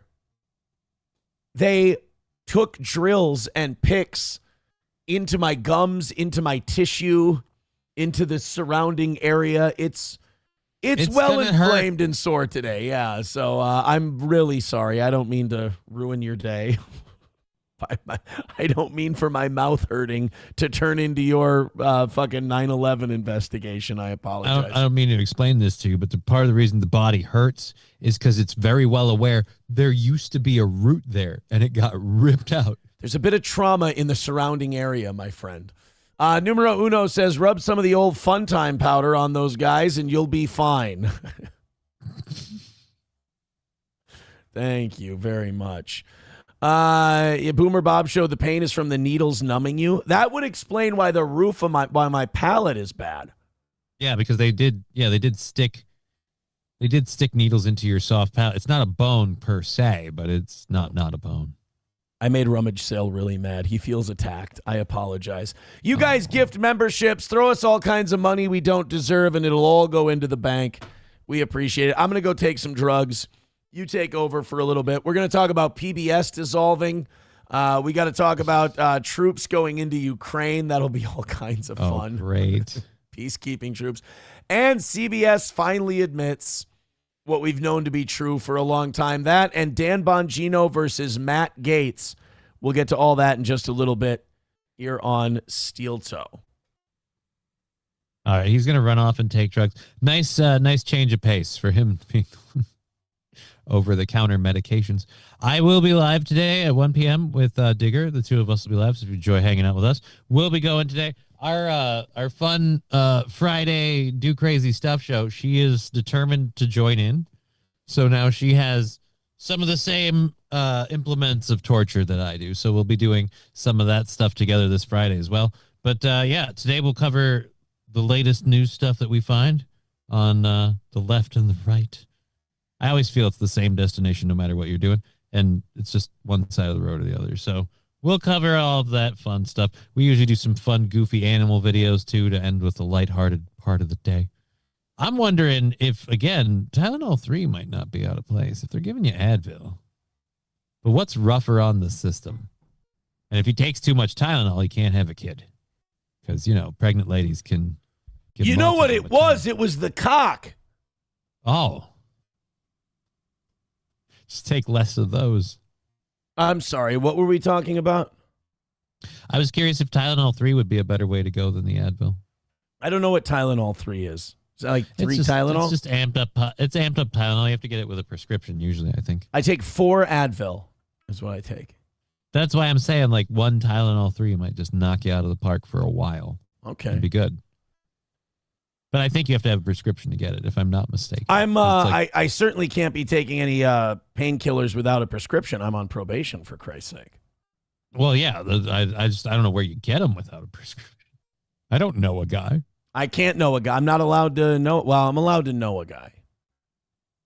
There's a lot of people who don't understand that misdemeanor probation is a very, very extremely light form of probation. There's people like, you can't leave the state. It's like, I could go fucking tap dance to Mexico right now if I wanted to. It really, they want you. It's just a question of how long I'm there. They want you to call every 3 months is what they want you to do. And they did. So they're like parents. They're like, don't forget us. Well, what you do is you call them and they say, do you live here? Yes. Do you still work here? Yes. All right. Talk to you in 3 months. Are you behaving yourself? Sure am. All right. Talk to you in 3 months. And then they tell you, you're like, okay, you guys are all on the lowest level probation. Our goal is to get you out of here in a year. I'm like, well, they said 2. Yeah, we're trying to get you the fuck out of here in a year. That's like everybody. They just want to, like, our system is just like, look, if we don't hear anything about you, we're going to get you the fuck out of here as soon as possible. It's like, all right. So, like, we got too many fuckers who keep fucking around, so we don't need you here. Don't ever take our system that seriously. It's wildly inefficient. Chevy fan with $1 says Aaron's going off screen to self-medicate. We've seen this before, boys. Yeah, I'm coming back geeked as fuck. Rachel says they poke and shove the fuck out of your gums. Don't say that. Rummage Sale is going to get mad at you. He's really triggered by dental work for some reason. And he didn't even get it, which is the strangest part. See, Johnny, here's my thing. Like, I feel like I'm a fun guy. I feel like I'm a relatively fun guy to be around. And the fact that I trigger the fuck out of people, the fact that I make them so angry just doesn't make sense to me. If I made them angry because, like, I have political takes they don't like, that's understandable. People take that stuff very seriously. But otherwise, I'm just a big goof. That's all. It was a goddamn goof. Rexstart parody account says, Aaron, don't let them know about your new daycare. It's probably bad timing. Yeah. People tried to warn me, but, I just don't listen. Hit like, hit subscribe, hit follow. We appreciate you being here. 56 memberships away from 500. I did say if we got to 15, I'd do the last 15. Right. I want to hang out in the chat a little bit. Everyone's been really generous today. I feel like if the audience has been really generous, you should hang out in your chat. Yeah. Give a him little love. more. Yeah. Makes sense. Numero Uno says if Aaron gets caught using codeine, they'll bump him up to the probation level where you're forced to passively aggressively admit you're not a lawyer at the beginning of every show. That's not funny. I'm so mad. I'm going to go upstairs and poison my dog. It's not. God damn it, Johnny. Deal with it. Stop it, Johnny. Stop it. Stop what? Chevy fan with $1 says a chubby Muslim will be interviewing your dentist Friday to get to the bottom of this. And by the way, they'll keep the dentist will go, he kept opening his mouth and going, ah. It was really uncomfortable. Oh, shit. Especially when we talk to him about payment. Before he even got in the chair, he had his mouth open. It was really fucking uncomfortable. I got to tell you. And every time we set him up for an X-ray or a 3D scan, he tilt his head back and go, ah. We're like, we don't need you to do that, sir. That's what I'm used to. We all put suitcase locks on our zippers when he comes in. It's fucking disgusting. We really don't like the guy. But he's not breaking any laws, if that's what you're wondering. It's just what I do. I'd call him sexually aggressive. The guy's got his ways. That's how it is. Numero uno, Josh Denny fan says, how many living creatures under a person's care need to get into substances before it's a pattern forming? I don't know what you're talking about. I do not know what you're talking about. I got terrible news, Johnny. I know you're a big Arthur fan. I know you're you love Prairie Home Companion and All Things Considered and all that. The Corporation for Public Broadcasting Board has voted to dissolve after Congress defunded NPR and PBS. So sad. I don't think this will affect a single person. I know a lot of people are going to lose their shit about this. Here's what I'm saying. Good. We're all watching streaming services anyway. It's all all of them have their own kids programs, and people aren't paying enough attention to what their kids watch and do already. So I don't like the idea of that as it is. The idea that we've had one that can't survive on its own, yeah, off. And people are like, well, what about Sesame Street? Two things about Sesame Street. One, I'm sure it'll be a profitable show. I'm sure somebody will air it somewhere. But it's either on Netflix or Amazon already. Yeah, but number two, how much of a run do you want? Like, Sesame Street has had one of the most amazing runs in television history. Now, it's easy to do when you get taxpayer money to put it on. But, like, there's enough. And like, the shit Sesame Street teaches is not like going out of style. Like, B will still come after A. No, counting. You got to do counting for the count. What a fucking retard I am. You know? Green people who come out of the trash should still be socially shunned by society. I mean, actually, they're changing that image on him now. Now he's like a garbage worker, and he teaches kids to recycle. Oh, fuck you. You're kidding. No, because my daughter got a new tablet, and one of the things she has is a Sesame Street game, and that's one of the things where you and Oscar the Grouch go through garbage, pick which bin it goes in based on how to recycle it. So Oscar the Grouch doesn't pop up out of a garbage can anymore? And just be a shitbag? Well, no, he does. He still lives in the garbage can. He's still a garbage can enthusiast. But now it's also because he's part of cleaning.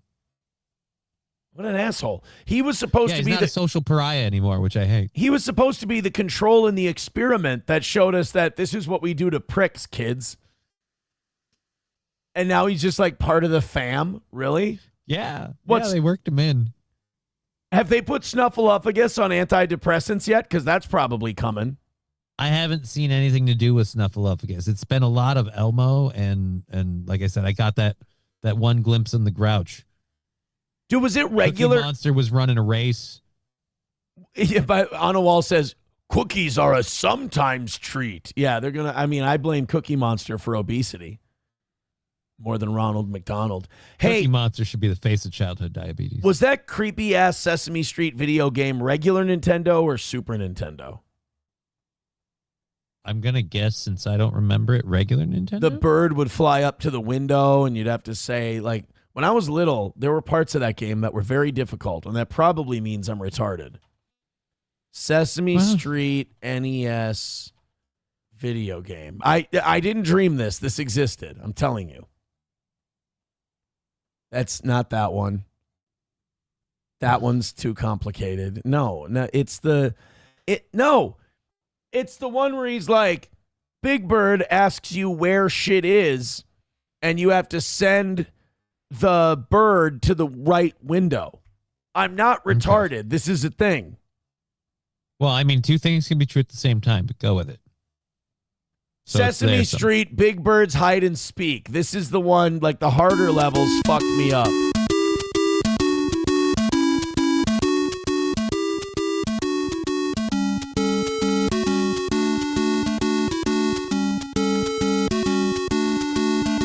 Way to go. You're going to get us demonetized now. Yeah.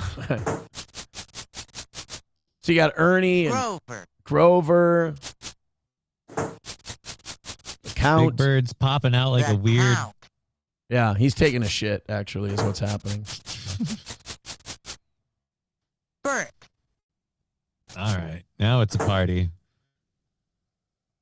Oh, God. Thank God. Okay. See, then the bird was there. Find Bert.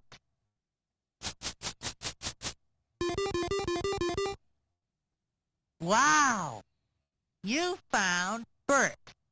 Now Look, they only had so much memory for these games back then. There's only so much they could do, man. What were these, 6-bit games? I think they were 8-bit. 8-bit games? There was only so much you could do. You know? It was a lot more fun when I played it as a kid. So anyway, Either 8 or 16. the public Corporation for Public Broadcasting has dissolved NPR and PBS. Now, does this mean that they're going to be gone? They've dissolved the corporation, but does that mean that the networks are going to be gone as well? Because they still get funding from like donors and like wealthy people give to PBS, and Those tote bags are collector's items now, folks. Can't get those no more. like, are they gonna? Will PBS survive? Is NPR going off air? Because there's a difference between shutting down the Public Broadcasting Corporation and all the stations going off the air. They might still have like their internet stuff. NPR is not going off air. The recent shutdown of its main federal funding source, the Corporation for Public Broadcasting, is causing major challenges, leading to budget cuts, staff reductions, and potential programming changes. Wow. They'll have to operate like an actual radio station now. That's terrible. They actually have to kind of, I don't know, make money. It's very, very sad. So, like, remember all of these threats when we wanted to cut funding for NPR and PBS, and they would go, oh, you're going to kill Elmo. Oh, you're going to kill NPR. They knew that was a lie back then. They just rolled with it. Especially as Sesame Street and Elmo and all those became bigger and bigger household names, they have enough weight that they can go to other places. Yeah. They could have gone somewhere else. And, you know, I will admit, though, where Democrats have a point, though, is the NPR PBS thing was always kind of an easy, low-hanging fruit for Republicans to go after. Like, do we have bigger fish to fry in terms of where our tax dollars go? Absolutely, This shouldn't be the first place we look. But it was one of the easiest places they could look. And so they went. It's just a bunch of fucking puppets. And, like, NPR has that, you know, the glasses down at the end of the nose vibe and the nose up in the air and the, you know, we're better than you kind of shit. You know, you go. I always assumed the whisper radio bit on SNL was a rip-off on it, or a rip on NPR. Where the two ladies that would talk like this. Yeah, that's what they're doing. Yeah. It's a public radio show. Okay, so I was right. Yeah. That was the whole premise of the bit. The whole premise. All right, yeah. So then again, I'm not surprised this thing hasn't survived. That's like you going right now going, Aaron, hey, the Night at the Roxbury guys, they were supposed to be like obnoxious club dudes or something, right? Yes. Right? Yes. I'm reading that right? Hey. You like it at PBS, huh? I get you more PBS. I get you more PBS. So, look, they're going to be fine. They're going to be okay. It was all bullshit and propaganda from the very beginning, but I hope this leads to us going after, bigger fish when it comes to taxpayer expenditures. Probably not, seeing as we're getting this news from Keir Starmer, the Prime Minister of the United Kingdom. Good news. We might be close to a peace deal in Ukraine. This war that's been going on for about 4 or 5 years might finally be coming to a close. And I'm sure it will have nothing to do with us organizing the cheap sale of oil to Russia from Venezuela. I'm sure that won't have anything to do with the Ukrainian peace deal. Well, Keir Starmer said something very interesting. You know, you're probably thinking, hey, that's great. If there's a Ukraine-Russia peace deal, that means we're done. Right? No more spending taxpayer dollars on these foreign adventures and these bullshit wars. We can finally just bring it on in. We can bring it to a close. Let's listen to Keir Starmer give us an update. We signed a declaration of intent on the deployment of forces to Ukraine in the event of a peace deal.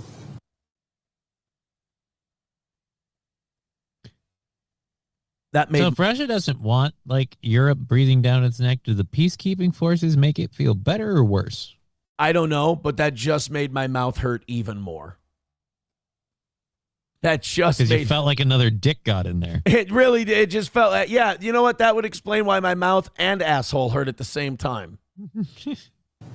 This is a vital part of our Ironcast commitment to stand with Ukraine for the long term. It paves the way for the legal framework under which British, French and partner forces could operate on Ukrainian soil, securing Ukraine's skies and seas and regenerating Ukraine's armed forces for the future. But this is what I didn't want to do. Didn't we spend enough money on Ukraine's armed forces in the last 5 or 6 years? More troops, more money. It never. And you know, remember this. Try to remember this for next time. Because when you say this is where it's heading next time, they're going to call you crazy. They're going to say you don't know what you're talking about. They're going to say that, you know, you just don't know enough about politics. Of course, that's not going to happen. It always ends up this way. We cut them blank checks. They run up the tab. And when it's all over, we end up putting boots on the ground. Every time they tell you, oh, there will not be any American soldiers on the ground in X country, they're fucking lying. And we never get the money paid back. No. We'll take your crypto. How much crypto does Ukraine have? We'll just keep getting it in crypto until we get to about $38 trillion out of suffice. But you know, if Britain's doing it, we're doing it. Britain's not going to commit troops to a peacekeeping operation without guarantees from the U.S. that we're doing the same. We discussed these issues in detail today, and so I can say that following a ceasefire, the UK and France will establish military hubs across Ukraine and build protected facilities for weapons and military equipment. Wow, that must be real reassuring for the Ukrainians. Hey, guys, France is going to come help bail you. Well, and it's funny the language they use. They don't want to say permanent military bases. No.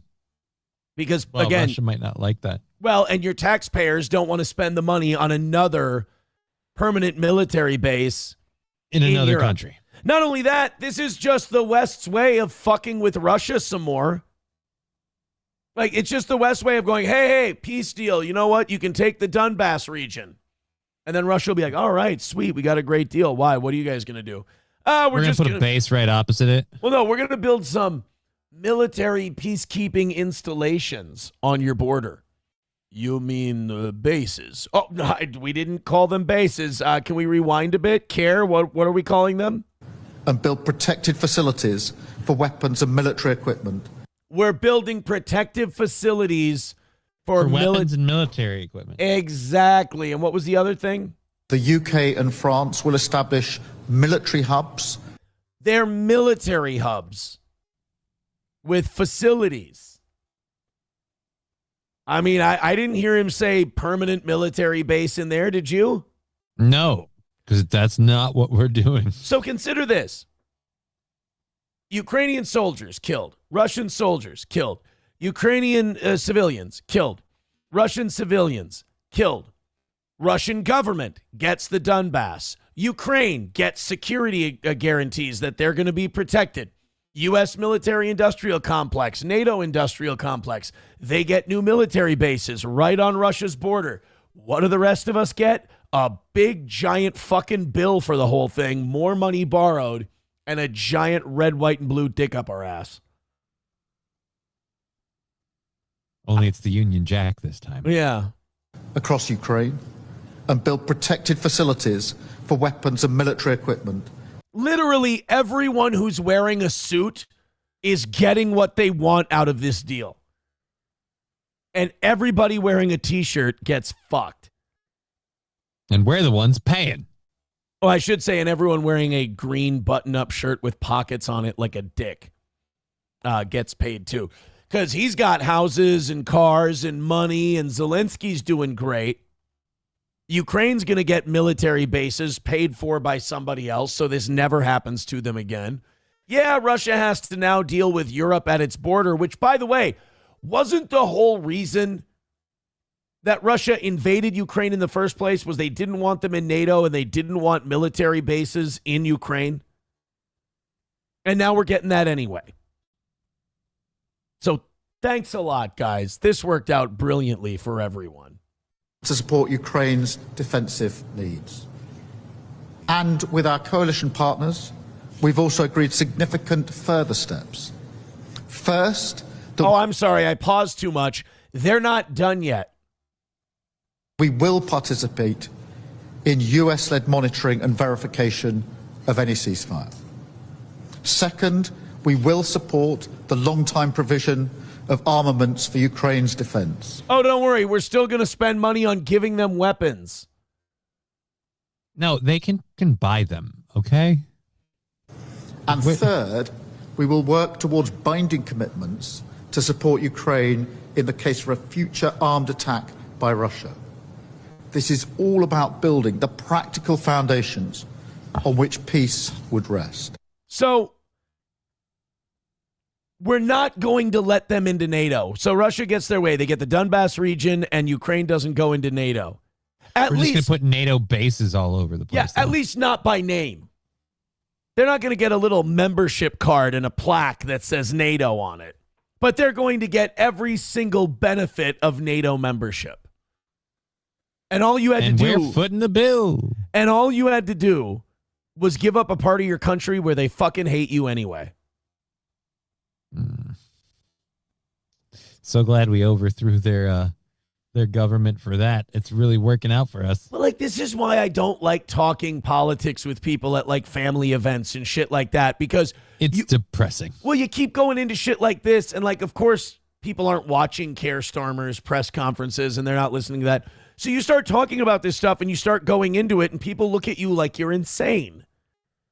And you're like, no. Why would anyone do that? No, this is literally happening right now. And you're going like, no, this isn't even a conspiracy theory, you guys. This is just the shit they're saying in public. We're going with what's out in the open. That's the scary part. It's like, are we over-informed or are they under-informed? Which one is it? I'd say since we can't really change any of it, probably both. Because ignorance is bliss, but at the same rate, like if you know you can do, like if you know about something but you can't change it, we're not going to get America to not lead the oversight of any ceasefire right behind Britain and France and building our military hubs. No. Oh, yeah. See, you guys, you might be right. Chevy fan says, Aaron, you're just stupid and don't understand that the art of the deal is giving everyone what they want except Americans. See, I didn't know that. Sam Show loves Jewish dick says, my wife's family is Ukrainian, so I avoid talking about politics and this war at all costs. Sam Show loves Jewish dick. Could you do me a favor? Do you have any insight into how your wife's family views Zelensky? Do they like him or do they think he's a piece of shit? Because I've heard both things, that the reason he won't let those elections happen is because he thinks he'll lose. Oh, I think he'll lose too. And I don't know. I don't know how Ukrainians feel about the guy. Bigot on socialist media says the longer Zelensky remains in charge is good for Russia. Zelensky has no idea what he's doing. Russia will liberate more territory every day. Well, I mean, under Obama, they got Crimea. Mm-hmm. And now under Biden, they got Donbass.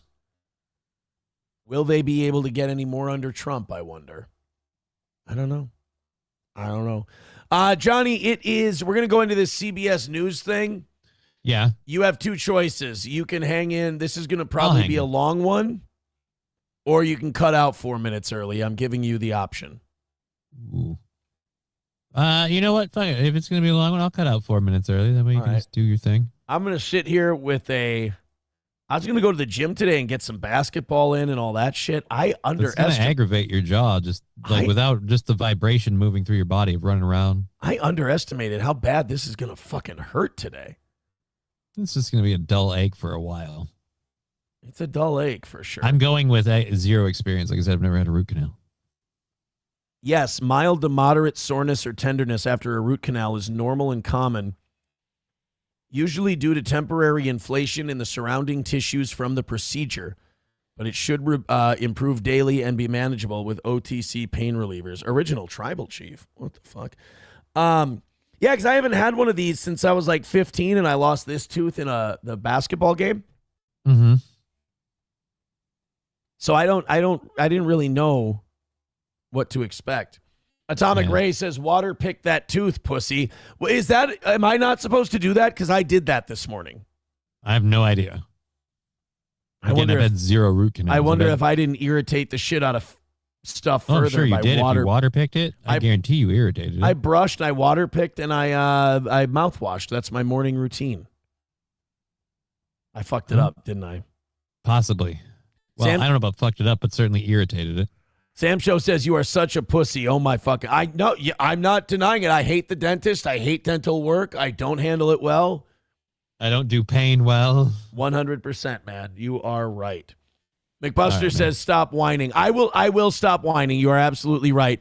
I'll say this. Memberships make my mouth feel better, and we're 56 away from 500. And I said, look, I wouldn't be doing this, Johnny, but I didn't think we were going to get this close this morning. Okay. I mean, you guys have already crushed everything. Thank you so much.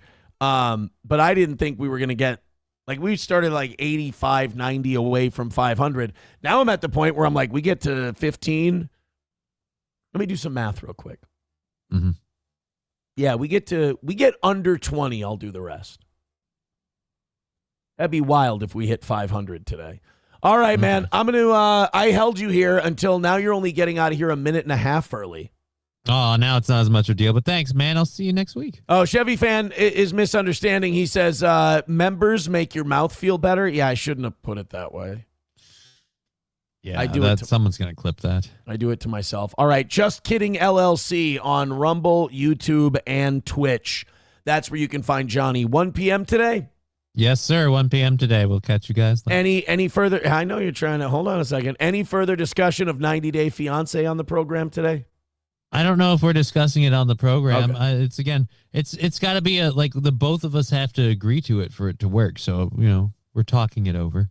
That's a fair point. We both agree that I need to actually because I'm aware of the show and I've seen it in things I need to watch an episode or two and see what that's even about. All right. I feel like that'd be good research to do. That's fair enough. And you still have that website. So I'm going to go ahead and stop stalling. I'm not doing anything to keep you here any longer. Okay. I want to make sure that you get out of here a little early today. And it just turned to 10 a.m. I'll see you later, Johnny. Thank you. I'll see you on Monday. There he goes. Oh, man, it's 10 o'clock. We got a half hour left. And you guys don't have to go through that awful rally segment. Ugh. How gay is that? All right. Oh, somebody just wrote me something. I forgot to talk about this today. Thank you so much for reminding me. My Gopher basketball team got to storm the court. I believe we beat our second ranked opponent of the season. We've pulled off 2 ranked upsets this year. Let me just make sure I've got this right. And we're 3-1 in the Big Ten. The fucking Gophers are killing it right now, and we have no business killing it right now. We beat Iowa last night, 70-67. Iowa was ranked number 19 in the nation. Earlier this year, we beat Indiana. Now, they're not ranked now, but they were ranked when we beat them. So we've taken out Indiana and Iowa. We beat Northwestern on the road on Saturday. Dude, don't look now, but the Gophers under their new head coach are 3-1 in the Big Ten. They're 10-5 overall. We've got back-to-back home games coming up against Wisconsin, who's 2-2, and the other one's against USC, who's 1-3. Again, don't look now, but the Minnesota Golden Gophers are 2 big home wins away from being 5-1. Hold on. When are those games? USC is Friday. The kids will be here. Tuesday at 6 p.m. I have an evening show. Butterfucks. January 24th is a Saturday.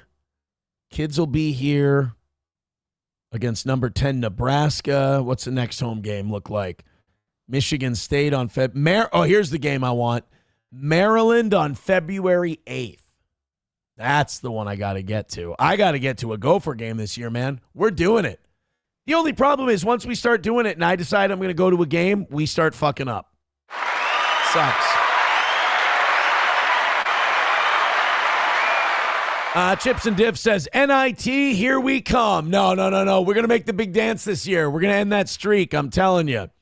I don't know how many of you saw this, and I can't remember if this is David Muir or whoever, but this CBS News cunt, I don't buy this for a second. This is more of this Paramount, Barry Weiss pandering to MAGA bullshit.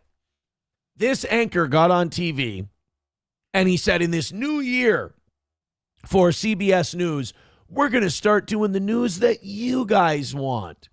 We're going to be your friends here at CBS News. I'll believe it when I see it. Let's take a look. This is CBS News and how they're going to help us out, how they're going to be more news of the people. A lot. This is a Barry Weiss brainstorm. Has changed since the first person sat in this chair. But for me, the biggest difference is people do not trust us like they used to. By the way, this isn't breaking news, dude. It's been this way for, I would say around Ruby Ridge, Waco, probably about 30 years. People have been saying that you guys are gay. Like they used to. And it's not just us. It's all of legacy media. And by the way, it's not that you guys got less trustworthy over the years. It's just that we developed more resources to check your bullshit. And we're not always right, but you're wrong a lot on purpose. Like Cronkite probably lied to you badly. We just had no way to check them. It was like before they let you, do Catholic masses in your own language. A lot of people didn't know what the fuck was even in the Bible. They wouldn't let it be printed in anything other than Latin. So if you couldn't read Latin, suck it. We'll just tell you what it says. And I get it. I get it because I've been hearing about it from just about everybody for more than 20 years as I've traveled America on this assignment or that. My mom's neighbors in West Virginia, my own neighbors in New York City, thousands and thousands of conversations in between. Sometimes people want to talk to me about our coverage of NAFTA or the Iraq War. Other times it's all about Hillary Clinton's emails or Russiagate. Or more recently, COVID lockdowns, Hunter Biden's laptop, or the president's fitness for office. Okay.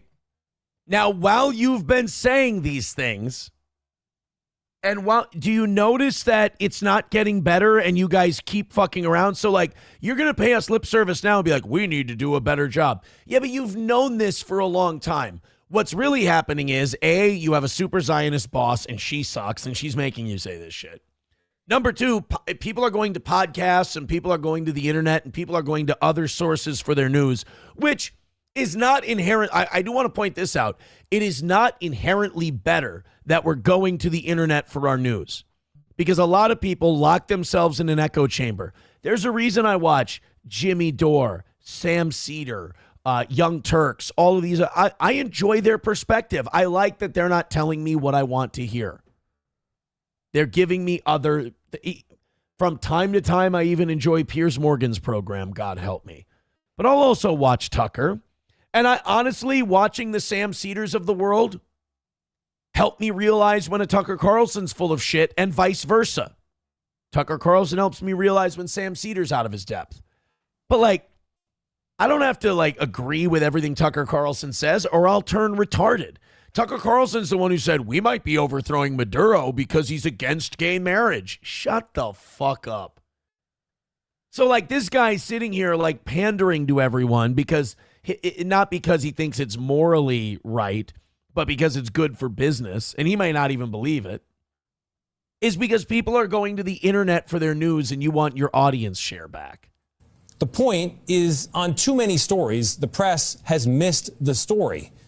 Because we've taken into account the perspective of advocates and not the average American. Or we put too much weight in the analysis of academics or elites and not enough on you. No, that's not it. You're missing it. It's not that you're focusing too much on academics and elites. You should be listening to them. Those are smart people. You're just only listening to a certain subset of intellectuals and elites that tell you what your predetermined position has already been established as for your story. I don't care if when it comes to COVID, you should have been talking to doctors and scientists, but you should have been talking to all of the doctors and scientists, not just Fauci-approved guys. How about Redfield from the CDC, who wasn't even clued into the meetings with Fauci because he kept saying, guys, I'm pretty sure this came from the lab. And they said, get him the fuck out of here. We don't want to hear it. And I know this because I don't want you. Yeah, this is more Barry Weiss retarded bullshit where we have to talk to Joe the plumber more. Joe the plumber doesn't get a say in shit like this. He's dumb. But you should be talking to experts that disagree with you, people who know something about these things that disagree with you. So this guy can't even diagnose what the problem is. I don't want to hear from some retard with blue hair about the next news story. I want to hear from an expert, but not an expert that's been filtered and approved by you and whatever conclusion you want to come to. Because at certain points, I have been you. I have felt this way too. I felt like... Well, then you're like the worst guy in the world because you could have done something about it. And again, you're only doing it now because it's a business decision. I see they do this shit and then I get annoyed. Like they think that this is going to make people like me go, oh man, I'm so glad that they're finally getting it. No, this just pisses me off more. What I was seeing and hearing on the news didn't reflect what I was seeing and hearing in my own life. Oh man, if only you had an avenue or a program where you could change those things. Oh my God. And that the most urgent questions simply weren't being asked. So here's my promise to you today and every time you see me in the... Hey guys, don't worry. The alcoholic's about to tell you how he finally realizes the booze is bad and he's never going to drink a drop again. This chair. You come first. Hey, well, a lot of the time I already do. Am I right? Hey. There's a lot of coming going on over here. Not advertisers, not politicians, not corporate interests. And yes, that does include the corporate owners of CBS. I report for you, which means I tell you what I know, when I know it, and how I know it. I do believe that the people of Gaza are being occupied and genocided, and all of a sudden a rope appears around his neck and he gets pulled off stage like it's old vaudeville. Well, I guess so much for going against the Ellisons. And when I get it wrong, I'll tell you that too. Okay, now, this whole thing you're deciding to do, you're getting it wrong. Bingo. It also means I'm going to talk to everybody and hold everyone in public life to the very same standard. Wow. After all, I became a journalist to talk to people. Sure. I love talking to people about what works in this country, what doesn't, and not only what should change, but the good ideas that should never change. I think telling the truth is one of them. I'm Tony DeCopel, the anchor of the CBS Evening News. I didn't know that Tony DeCopel was that guy's name. Hey, Tone. Hey, Big Tone. So a guy who's been in that seat, who's had the power to do something about this, he didn't realize until he was putting together his New Year's resolutions, apparently, that this was something he should have been keeping an eye on all this time. Main Vein says, Aaron, retarded question. What's the email for the show? I'm going to send this at Main Vein. Aaron Imholt Radio at gmail.com. There you go, Main Vein. Perfect. Yeah, I'm sorry, but like, Sam Show Loves Jewish Dick says, get the fuck out of here with this guy. I love it when our audience can be a better broadcaster than I am. All that ranting and raving I just did, I believe that's what I was trying to say. Get the fuck out of here with this guy. Anyone who watched this and think, I feel really bad for anyone who watches that and goes, I have hope now. And they like go to people and be like, but the guy on CBS says he's going to do it different now. Like, I don't, shit on that person or call that person stupid. I feel for them. I empathize with them. They want to have hope, but I've done and seen too much to know that guy is going to be back to the same old bullshit. On tonight's evening, watch the CBS Evening News tonight and see if he doesn't go right back to it. The cleaner says unsolicited dick pics for Aaron's email. Joke's on you. They're never unsolicited. Hit the like button. By the way, Jim Harbaugh fired by the Baltimore Ravens. I don't know how many Ravens fans we have in the audience, but I am not in approval of that decision. You guys, that might have been hasty. And I don't know if that was a Lamar thing. I don't know if that was like a him or me sort of deal, but like, that's a Super Bowl winning coach for a reason. And like, dude, John Harbaugh did what he could this year. Wasn't his quarterback out for like the first 6 or 8 games of the season? And he was one fucked up field goal away from making the playoffs? Dude, come on. Veldrain with $1 says the CBS audience will 100% reject the change. Haha, joke's on you. There is no CBS News audience. Boomer Bob Show says unsolicited in that shirt. Hell, he's asking for it, right? I mean, this is a send me dick pics shirt. Bigot on Socialist Media says straight to the archive folder. I didn't say that. Rex Dart parody account says Harbaugh won a Super Bowl 13 years ago. Fuck off. Has it been that long? Shit, I'm getting old. Last Ravens Super Bowl. It was the 2012 season. February 3rd, 2013 is when they beat the 49ers. And wasn't that the lights went out Super Bowl? That was when the lights went out. Ravens have won. They won in 2001 and 2013. So Ray Lewis has a couple of them. And Flacco got one, right? Flacco was 2013. I know this. 2001 was Trent Dilfer. Got that one. By the way, for you Ravens fans, you guys crushed the Giants 34-7 in that Super Bowl. 2 weeks earlier, the Vikings had lost to that same Giants team 41-0. Oof. Approachable says, I agree with Aaron. He doesn't send dick pics straight to his archive folder. Thank you. I appreciate that. He finishes whacking it first and then stores them for later. That's not that. Jews be Jewing. Niggas be nigga-ing. That's not what I'm doing. Did you see the fight between Dan Bongino and Matt Gaetz? Apparently they got into it because Dan Bongino, he's got this new gimmick now since he got out of the FBI. Trump was right about everything. The deep state is totally rad. Epstein never had any issues or any problems, and anyone who disagrees is a loser. And we're grifters, and we suck, and we're fucking terrible. Matt Gaetz decided to call him out. He took aim at, so Dan Bongino hit back at him. Bongino has made clear he's declaring war on those he sees as the grifters and life losers in the GOP. So, I'm sorry, Dan, but everybody on your side are the never Trumpers. The people you're siding with are people who wanted anybody but Trump in the first place and only jumped on the Trump train so they could keep access. Levin, Shapiro, Adelson. Rubio was an Adelson boy. Donald Trump called him that in 2015 during the primary. He says he's going to do whatever Sheldon Adelson tells him to do. And now Trump's doing whatever Miriam Adelson tells him to do. So this idea that Dan Bongino is somehow siding with real MAGA, like, bro, you were part of, maybe you went in there for too long. Maybe you didn't get outside the bubble. They didn't tell you.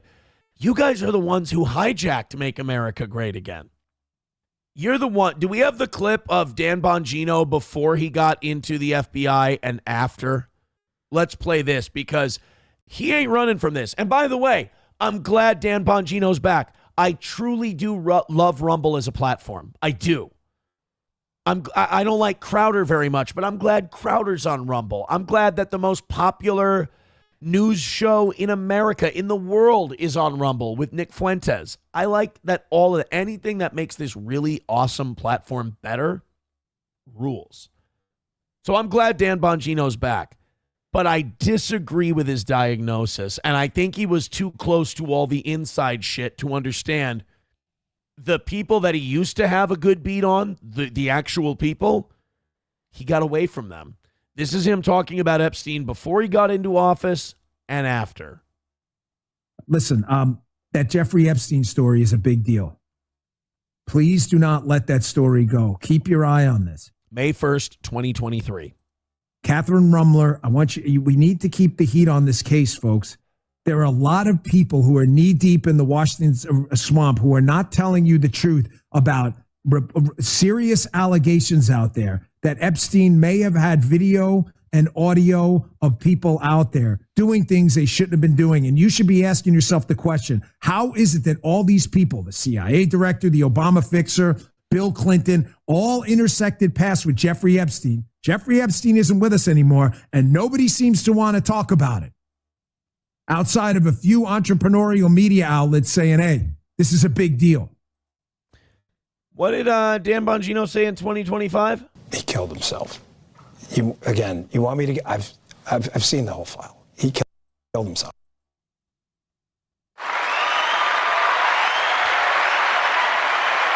But hey, we're the life losers. We're the ones who are getting it all wrong. Numero uno says, never Trumpers. Sounds like a smart group, unlike that hack Dave Smith that voted for Trump and has been crying about it ever since. Well, he's certainly not wrong there. Yeah, Cheeseburger Pie says, just look at who Bongino retweets. I mean, he's been retweeting. I think he's retweeted Mark Levin twice. You little bastard, you attacked my stepson? Bongino posted on social media, sorry for the slip, on social media that he would soon be announcing a start date to get back to his show and made absolutely clear he would be joining the battle against the so-called black-pilled far right, a dig at influencers like white supremacist Nick Fuentes. By the way, I'm not arguing whether he is or isn't, but people keep going, white supremacist Nick Fuentes, yet every time he's asked in interviews, are you a white supremacist? He goes, no, I'm not. But in the media, they'll still call him that. So I'm not saying that it's unfair. You can still think that he is. But stop asking him the fucking question then in interviews. If you've already decided he's a white supremacist, all you're asking for is for a gotcha. If you've decided he is one, let's move on to something else. Dan Bongino says, I started in this movement as a candidate during the Tea Party movement. Oh, yeah. Hey, ladies and gentlemen, Dan Bongino seems to join every movement that eventually ends up getting co-opted. That's great.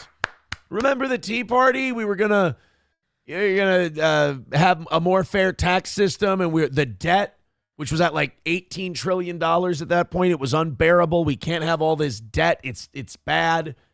We should cut the debt, end all this military interventionism, like all this. Remember the Tea Party, the Constitution? How'd that go? And I began my political commentary career shortly thereafter.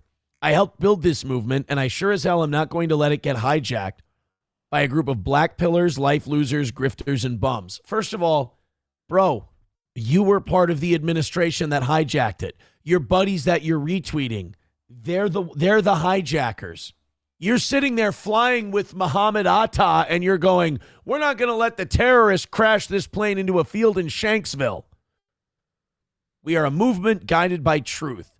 The essence of conservative ideology is the preservation of eternal truths. Bullshit. I mean, you can say that being conservative is better than being liberal. I mean, I would try to get a little more in-depth than that. But preserving eternal truths? Wasn't George W. Bush a conservative? Hasn't this Trump administration been conservative? Eternal truths? Like Epstein killed himself? That eternal truth? Fuck off. We are not the latest thing group. We are not political cannibals.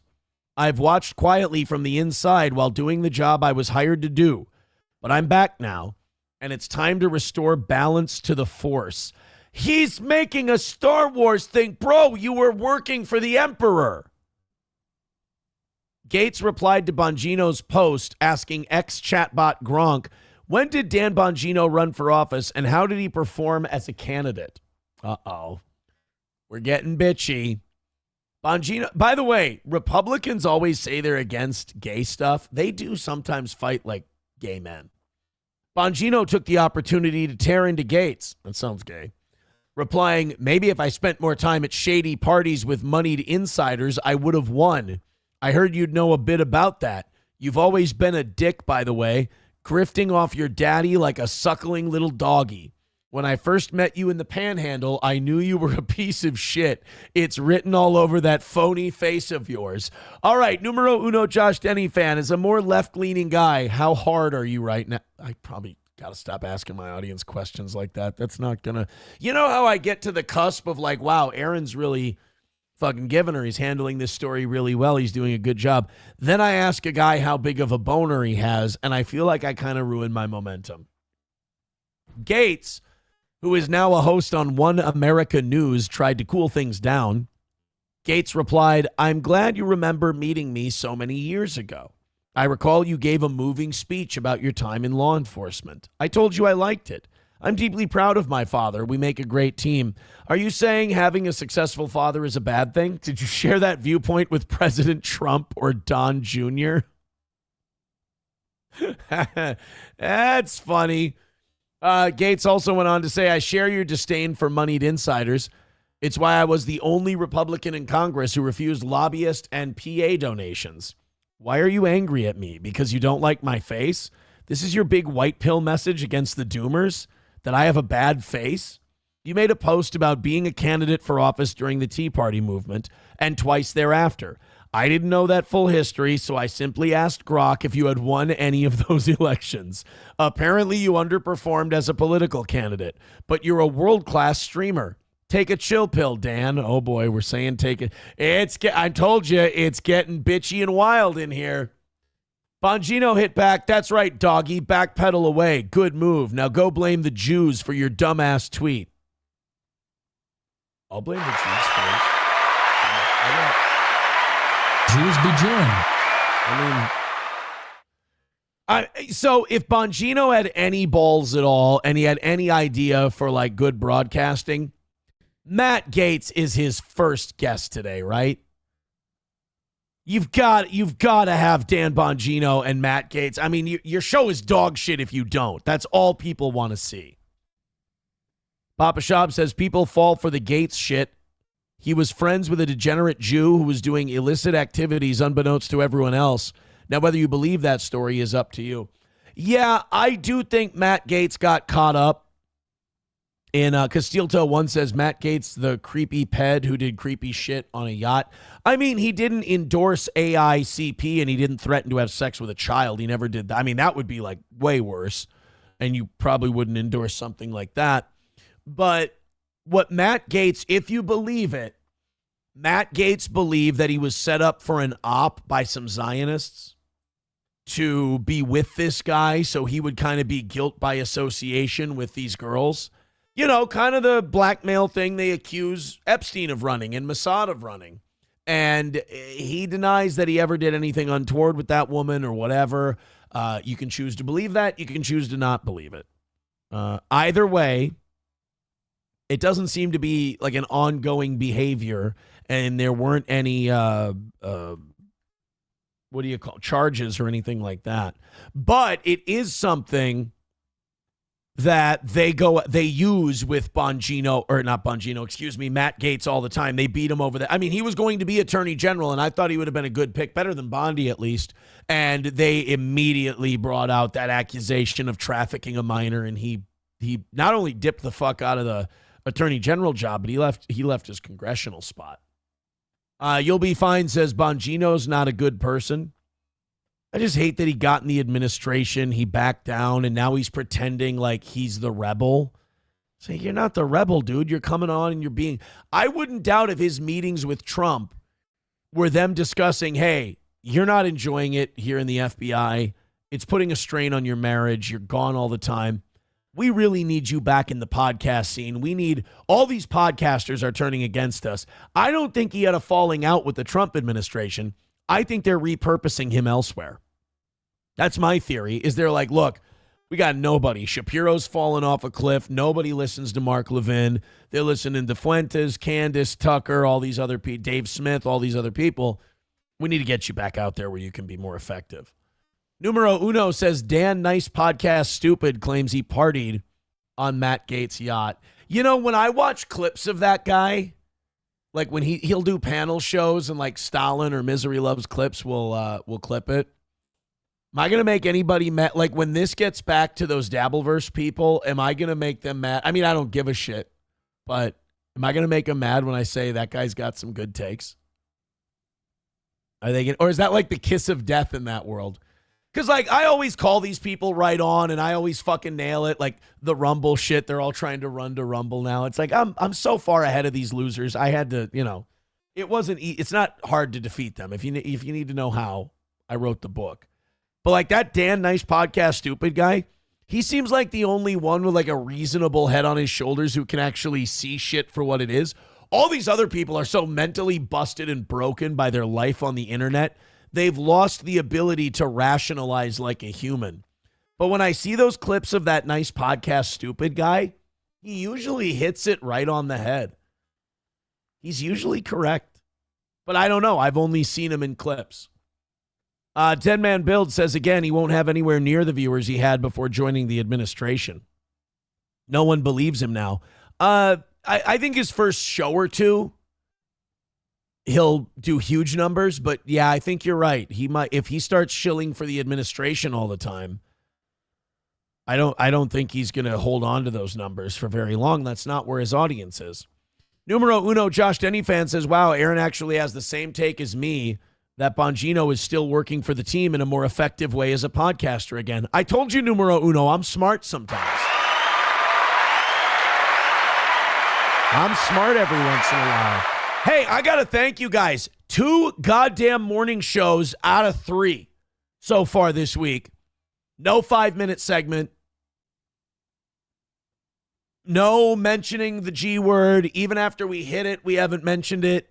You guys got 56 memberships away from 500. I got to say, by every single metric, except hitting 700 or 800, unfortunately. But we're happy we got in the mid-6s. By every measurable metric, today's show was a smashing success. I think we've got, I'm going to write the Bongino thing down, just in case. There we go. I got 1, 2, 3, 4, 5, potentially 5 clips out of today's show. Thank you, guys. I appreciate it. Great. I have no complaints other than my mouth hurts. My mouthy hurts. My teeth hurt. We got to find somebody to raid. Oh, shit. Crowder's back with 55,000 people watching him. Holy shit. Let's pick someone who's in the hundreds. Boy, we were in the top 10 for a little bit today, but now that everybody's on at 10 o'clock, we sure did get our dick kicked in the dirt. There we are. There's Steel Toe right next to the Patriot Mike Show. You guys want to raid the Patriot Mike Show? I bet you he's a hoot. And drank the Kool-Aid. Oh. Because there is nobody at Gitmo. No one's been taken out. Okay, this guy's going to be fun. And when it finally happens, it'll be glorious. We're raiding this guy. We're raiding this guy. All right, we're raiding Patriot Mike. Guys, I'll see you over at Patriot Mike. Be nice to his channel. If he's interacting with you and he's having a good time, have fun with him, even if it means insulting who shut me. Down Do all it. The investigations? Let's go have a good time with Patriot Mike. I'll talk to you tonight, guys. 6 p.m. Central Time. Later. Fox News to shut up. Who did all that stuff?